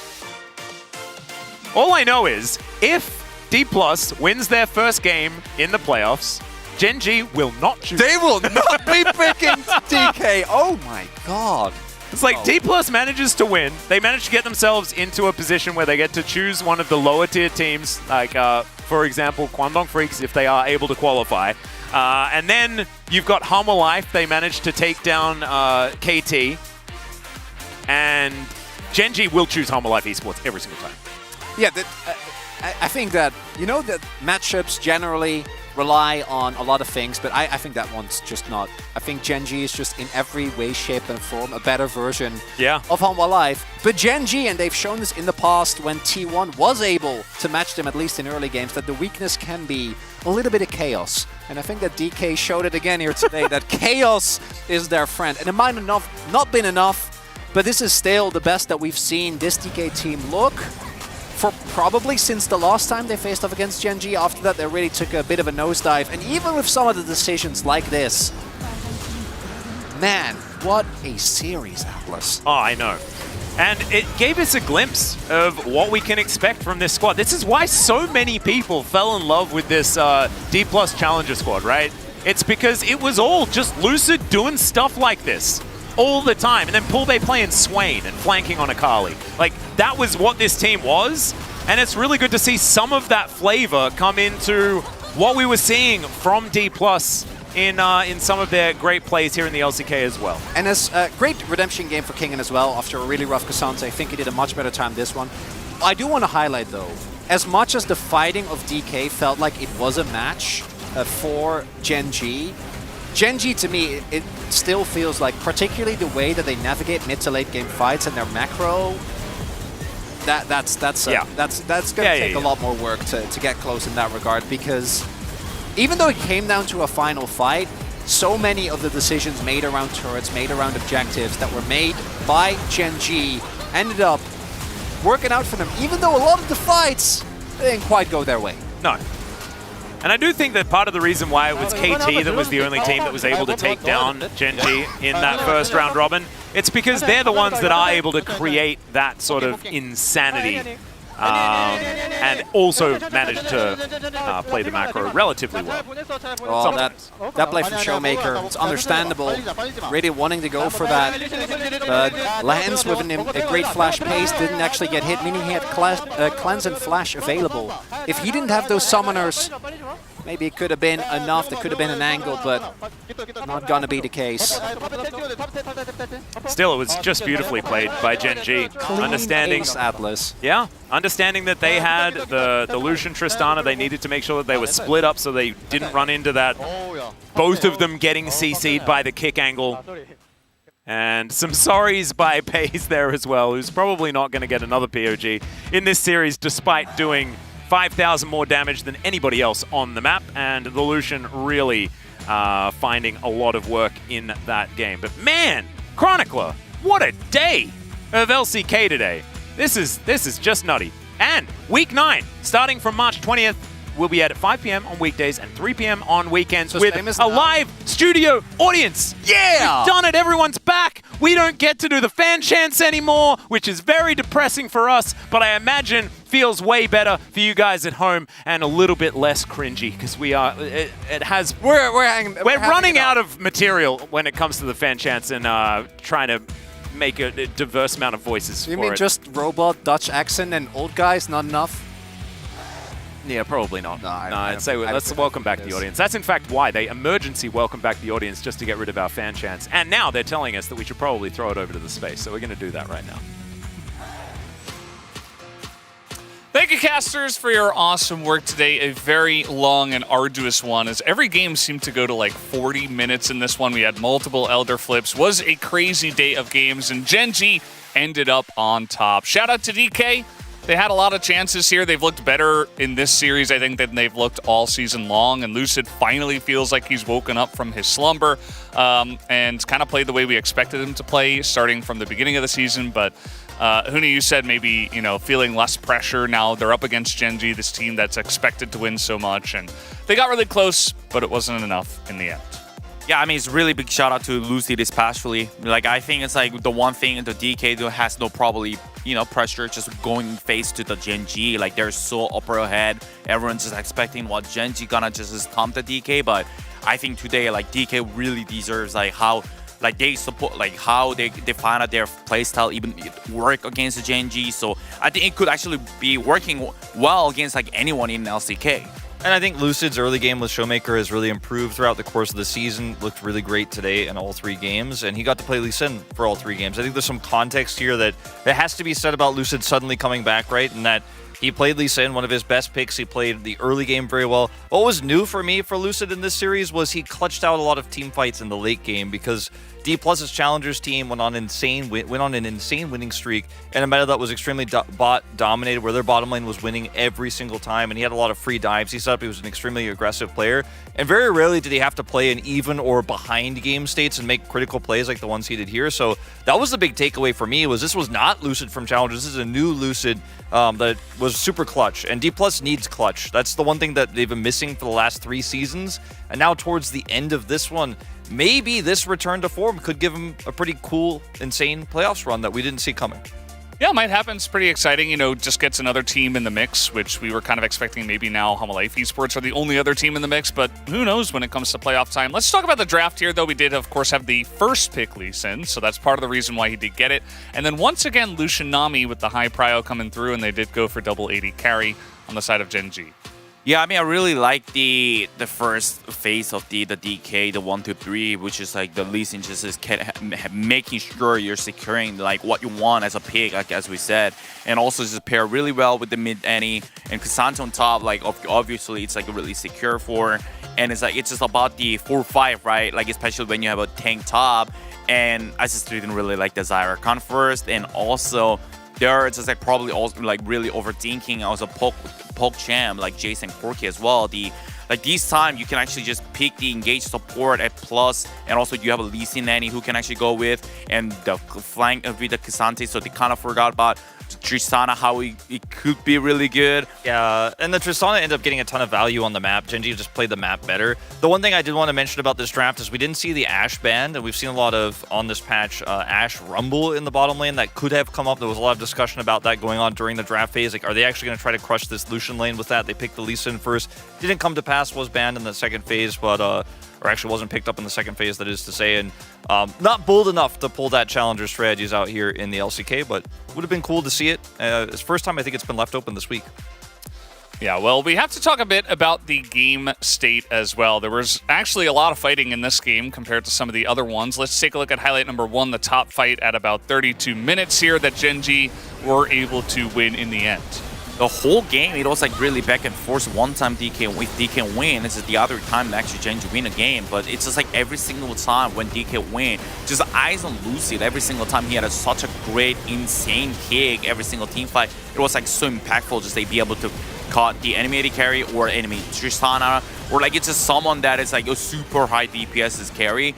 And especially this time, like he tried it his best, but I think like where the locations, the fight, it was like so favored for Genji. It's just like the Xayah was not be able to actually hit anyone while they were just keep attacking. Yeah, and every time he tried to go for these kick plays, he would kick him into the K'Sante, would then pull him through a wall. They had like a really nice set combo they kept using. But obviously in this play, it took too long for that to get set up, so everyone's health bars were insanely low, and the damage throughput there for Genji was just too high. By the time the play did happen, the fight was essentially already lost. Yeah, and that kind of set up the stage for Genji to get ahead, and then eventually we did get to our last Elder Flip of the night, this one going in favor of Genji, of course. So let's take a look at that highlight number 2, which, you know, maybe the pressure eventually got to them at the end, as it wasn't the cleanest fight from DK either. Yeah, Maker, man. Just so decent. It's like when it's just DK, it's just going one by one. Like it's just Showmaker went in, and it's like after there's like the Kelling tried it, and it's like the scene trying to go in. It's just like it was like so deep. As soon as it's like it's not synced from the what provided from DK competition, it's just like it's so easy for Genji win. And for D+, you have to have that Showmaker engage go well, and it has to be on the right target. Otherwise, you'll never be able to front to back because you just don't have an entry into the pit itself. And obviously, Showmaker's engage went horribly wrong, and he was instantly blown up. But then they were fighting into a choke point into this Udyr and the long range Tristana. It was never going to work, but they had a Hail Mary attempt. I think that was honestly the best they could have hoped for, is that Annie engage working out. So while it was a bit of a poor engage from Showmaker, the idea was definitely correct. Yeah, it just felt like a bit of, I don't know, if Annie's going to go first as well, you just kind of just get cleansed and then he just runs away. He didn't even have to cleanse in the beginning because there's no stun, and then he used it later on. It was just a very clean one from Genji. Let's take a look at the POG for this one, as Genji did dominate in this game number 3. Who will dominate the POG score will be Chovy at the top at 1,200 now. If you're not sure, just vote Chovy. That's how it goes with these ones here in the LCK. But he had a fantastic early game. Not only this play here on the Showmaker, but also his map plays. And they did punish a lot of Lucid's early aggression in the mid lane, which led to him having a huge advantage that he then pushed into sides. I mean, it's just like few times he had a small death, but I'll say that's like just a super play from the Lucid side. It's just like really hard to prevent it. I just like one time also in the Baron fight, also he buffered like really perfectly about the killing, the engaging, those kind of stuff. Like it actually changed the game. So I think he played really well, and also everyone knows like Chovy can easily play really well with the Tristana, this kind of champion. Number 1 POG passing Faker, at least for now. There's still a few games left to be played this season. Crazy 1,200 points here, and he is the most dominant of our top 3 mid laners here in LCK POG standings.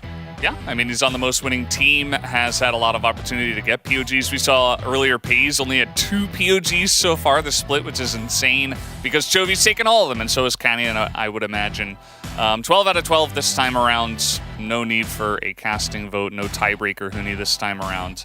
So, yeah, it kind of does make sense that he does pick this one up as they do take the victory in the 2-1. But we do have a nice little best ceremony segment on the way here where we will get to take a look at all the ceremonies from the week, and that is being prepared right now. Anything that you guys remember from this week? In terms of ceremonies, we definitely had a lot of crazy ones. The most recent one being Jiwoo doing the football ceremony as well, which I think is going to be in there for sure. I think Guma had some like really silly gun ceremony he did that he does all the time. I think Willer was super hyped maybe on one of his, but either way, I'm getting prompter trolled. People get mad when I say soccer, so I said football, and Jason was surprised by that. But are you actually American Wolf? I am, but I said football because people get mad when I say soccer. I don't actually watch football or soccer that much. I watch the NFL sometimes, but it has to be soccer. it's definitely, if you're from America, like it can't be football, man. You could say American football, and you could say football, and you could say soccer. It's fine. Everyone knows what I'm talking about. I mean, he wasn't doing an NFL ceremony. Come on. He's not like throwing a football on the ground and dancing. Those got banned anyways. Footy. Let's take a look at the best ceremony segments now from this week and see who did have the best ceremony. Saguma is going to start off with a little Yeah, I kind of remember this. He turns it into a gun, right? He's done this before. It's a classic Guma. It's pretty clean. Mouse pad. It's efficient too because watch, when he's done, he just puts it away in his bag. He's already packed it.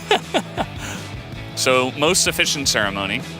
Closer gave us a heart. Yeah, he's always adorable. His Ari charms were pretty good, so I think topical, honestly, for the week. Willer. Oh, it's ceremony time? Inspect your mouse. W for Willer after checking your mouse. Make sure your mouse is okay. That's more important. And then, that's right. I got the W. We got the big W. I like that. Okay. Then. He's also laughing it as well. A for He's effort. enjoying it. A for effort for sure. So let us know who you think does win the best ceremony in the chat. I'm going to go with Jiwoo. Because there weren't a lot of good ones, honestly, this week. That one was the most obvious one that seemed. Yeah, I'll give it to him because he looked like he really wanted to just give it a go, and he wasn't gonna break his promise to the fans. I always appreciate that. Yeah, so he does pick it up this time around. Again, let us know who you think does win this one. I think the biggest one that stands out to me in recent times was the Teddy Flappy Bird, the Smolder. That was my favorite one. He and Envy both had one, and they keep getting picked in the key points of the match like every single time because they've been playing so much Smolder. The wingy. And on that note, let's go over to the interview with Ji-sun for the translation.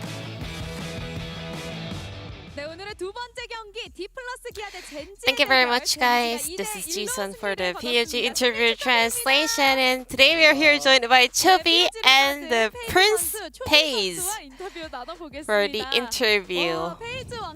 Pays, in the Lane Mate Spot Lane episode, you were officially selected as the AD Carry Prince, and you promised to do the POG interview wearing a royal costume with the crown and robe and everything. So how do you feel, Your Highness?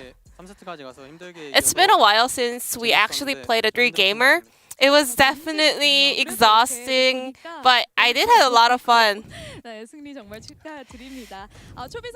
Chobi, with this victory against the plus Kia, Gen G advanced directly to the playoffs round 2. How do you feel? It was a very, very hard series. But, you know, our ultimate goal is winning it all. So advancing to the second round directly is not a big advantage for us.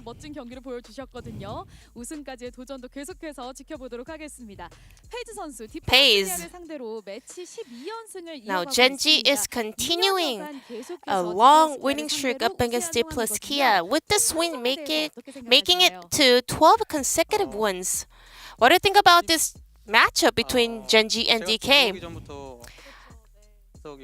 I think Genji was on a winning streak up against DK before I even joined the LCK roster, but it definitely feels amazing to continue the momentum. And today it seemed like DK prepared any Lee Sin mid jungle duo today. As the series progressed, it felt like you guys are becoming more comfortable dealing with this combo. Yeah, I could tell that they practiced this mid jungle duo a lot. So it was a little bit tricky to deal with in the beginning, but we had to, you know, cope with the situation. And also, I feel like just DK was able to bring up a very smart composition, and we were also able to kind of find a way to counter that in the end. In Game 2, we had Jinx Dress appeared against Varus Kench. Were you confident in this particular lane matchup? I mean, just looking at the lane matchup itself, it was pretty obvious that we are going to have the agency and also priority, and it just went as it was supposed to go. And Pace, in that game, your Varus secured a quadra kill, so here's a replay of the team fight. You are doing insane amount of damage here. How did you kind of read out this team fight situation? Somehow, Kench kind of R'd me so early, so I was a little bit flustered. But still, we wanted to make sure to focus Lee Sin first and then secure the Elder. Ever since we got the Elder, we just pretty much win that team fight easily. You were so close to getting the Penta, but Keen was the one stealing that 1 kill away from you. Were you disappointed to find that out? I mean, the game was insanely close, so like pentakill was not even an issue for me. So I'll let that pass this time. And Chobi, we also have a replay of your play. It was very early in the game, but you were able to get a very early kill with the burst damage of Tristana's early game. It was a little bit of a risky play, but we were the one having the agency to call for a backup, so I kind of wanted to go for the risky play. Was that a communication coming from Lee Hans? Yeah, he was like, so I'm the only one who can roam mid, and I was also winning trade already, so I went for the ult flash in order to kind of push enemy mid laner to our side. Despite Genji's strong macro play in that game, Lucid's performance on Lee Sin was sharp as well. Were you concerned that the game could be in danger by chance? Well, back in the days, there were some time when you could build QSS to kind of mitigate the kick coming from Lee Sin, but that does not work anymore. So it was even harder because of that. He was finding really good angles with that kick. And there's only 2 matches left for Genji to accomplish the perfect round in the second round robin here in the LCK Spring. What is your mindset, Your Highness, for the remaining 2 matches? I hope we can continue this great form until the playoffs. Today, we were able to find out what our weaknesses were. We had a lot of them today, so I'm glad that we were able to kind of notice them this time, and I hope they can help us to come back with a stronger and cleaner performance. And Paige, before we go, anything you want to say to all the Genji fans? Yeah, I mean, it feels so awkward to play without the live audience and my fans. I hope you guys can come back to the Yellow Park as soon as possible next week. And, you know, I really miss the energy and support coming from the fans. I mean, the POG leader competition is also really, really close, but I will make sure to secure and solidify my spot by winning more POGs in the upcoming 2 matches. And this is the end of the interview from Chobi Pace, and back to the space. Thank you. Thank you, Ji-sun, as always, for that awesome translation. Let's take a look at the standings now that Genji do get this big win. We were actually talking about how if Genji dropped this game to DK, would there be a chance that even someone like Home Life Esports could somehow take first place in the last week. But that did not happen because Gen G are up at the top and they have secured round 2. And also, Hanwha is 9 games behind them, so even if they ended up going to the same scoreline, it's very unlikely that they would pass them. It is possible, but we will see. As Gen G now have secured top 2, as you guys can see, they are going to round 2 no matter what. So if they can maintain first place, they will actually have their choice of opponent. And if D+ beats KT, I don't think it will be them. I don't think it will be them. I think it will likely be KT Rolster. Yeah, but I think D+ Kia we saw today, so I think it's pretty good to having great. The chances has gotten upper, going to the taking over KT. To see a 5th place team challenge a 1st place team like this in this season of LCK that's been so tier list has just been incredible to watch. Yeah, and for next week, we actually have Hanwha Life Esports versus DK for that Saturday showdown, the last one of spring. And when I first look at the schedule, I was like, oh, Hanwha Life Esports easily going to take this one. And maybe they still do. Maybe DK just have a special thing for Gen G to make it close every time, but it does make it pretty interesting. Maybe that will be a close match. Kwangdong against a reinvigorated D+, and then KT at the end of the week to try to secure that last playoff spot are 2 matches. Definitely want to watch 84 and 90. Arguably the most important matches just in general for the week as well. So pretty hype week we have for week 9, which we don't always get. And also Guangdong Freak game as well, and FureX between those two is pretty hype as well. Yeah, definitely going to be a big one. We also have Challenger League as always, Monday, Tuesday. We will be doing some co-streams for that, so make sure you check that out. Also Thursday, Friday, if you want to watch that on the side, if you've got a second Twitch thing open or a YouTube or whatever. Guys, by the way, as was mentioned earlier, week 9 is going to be starting with live audience. So same time on weekdays, 5 p.m., same time on the weekends, 3 p.m., but now we do have the live audience back starting from March 20th, so that is going to be awesome. Make sure to check out the social media for more details. But that's going to do it for us. It was a very long day of the LCK, and we'll see you next week for the final week of spring. Have a good night.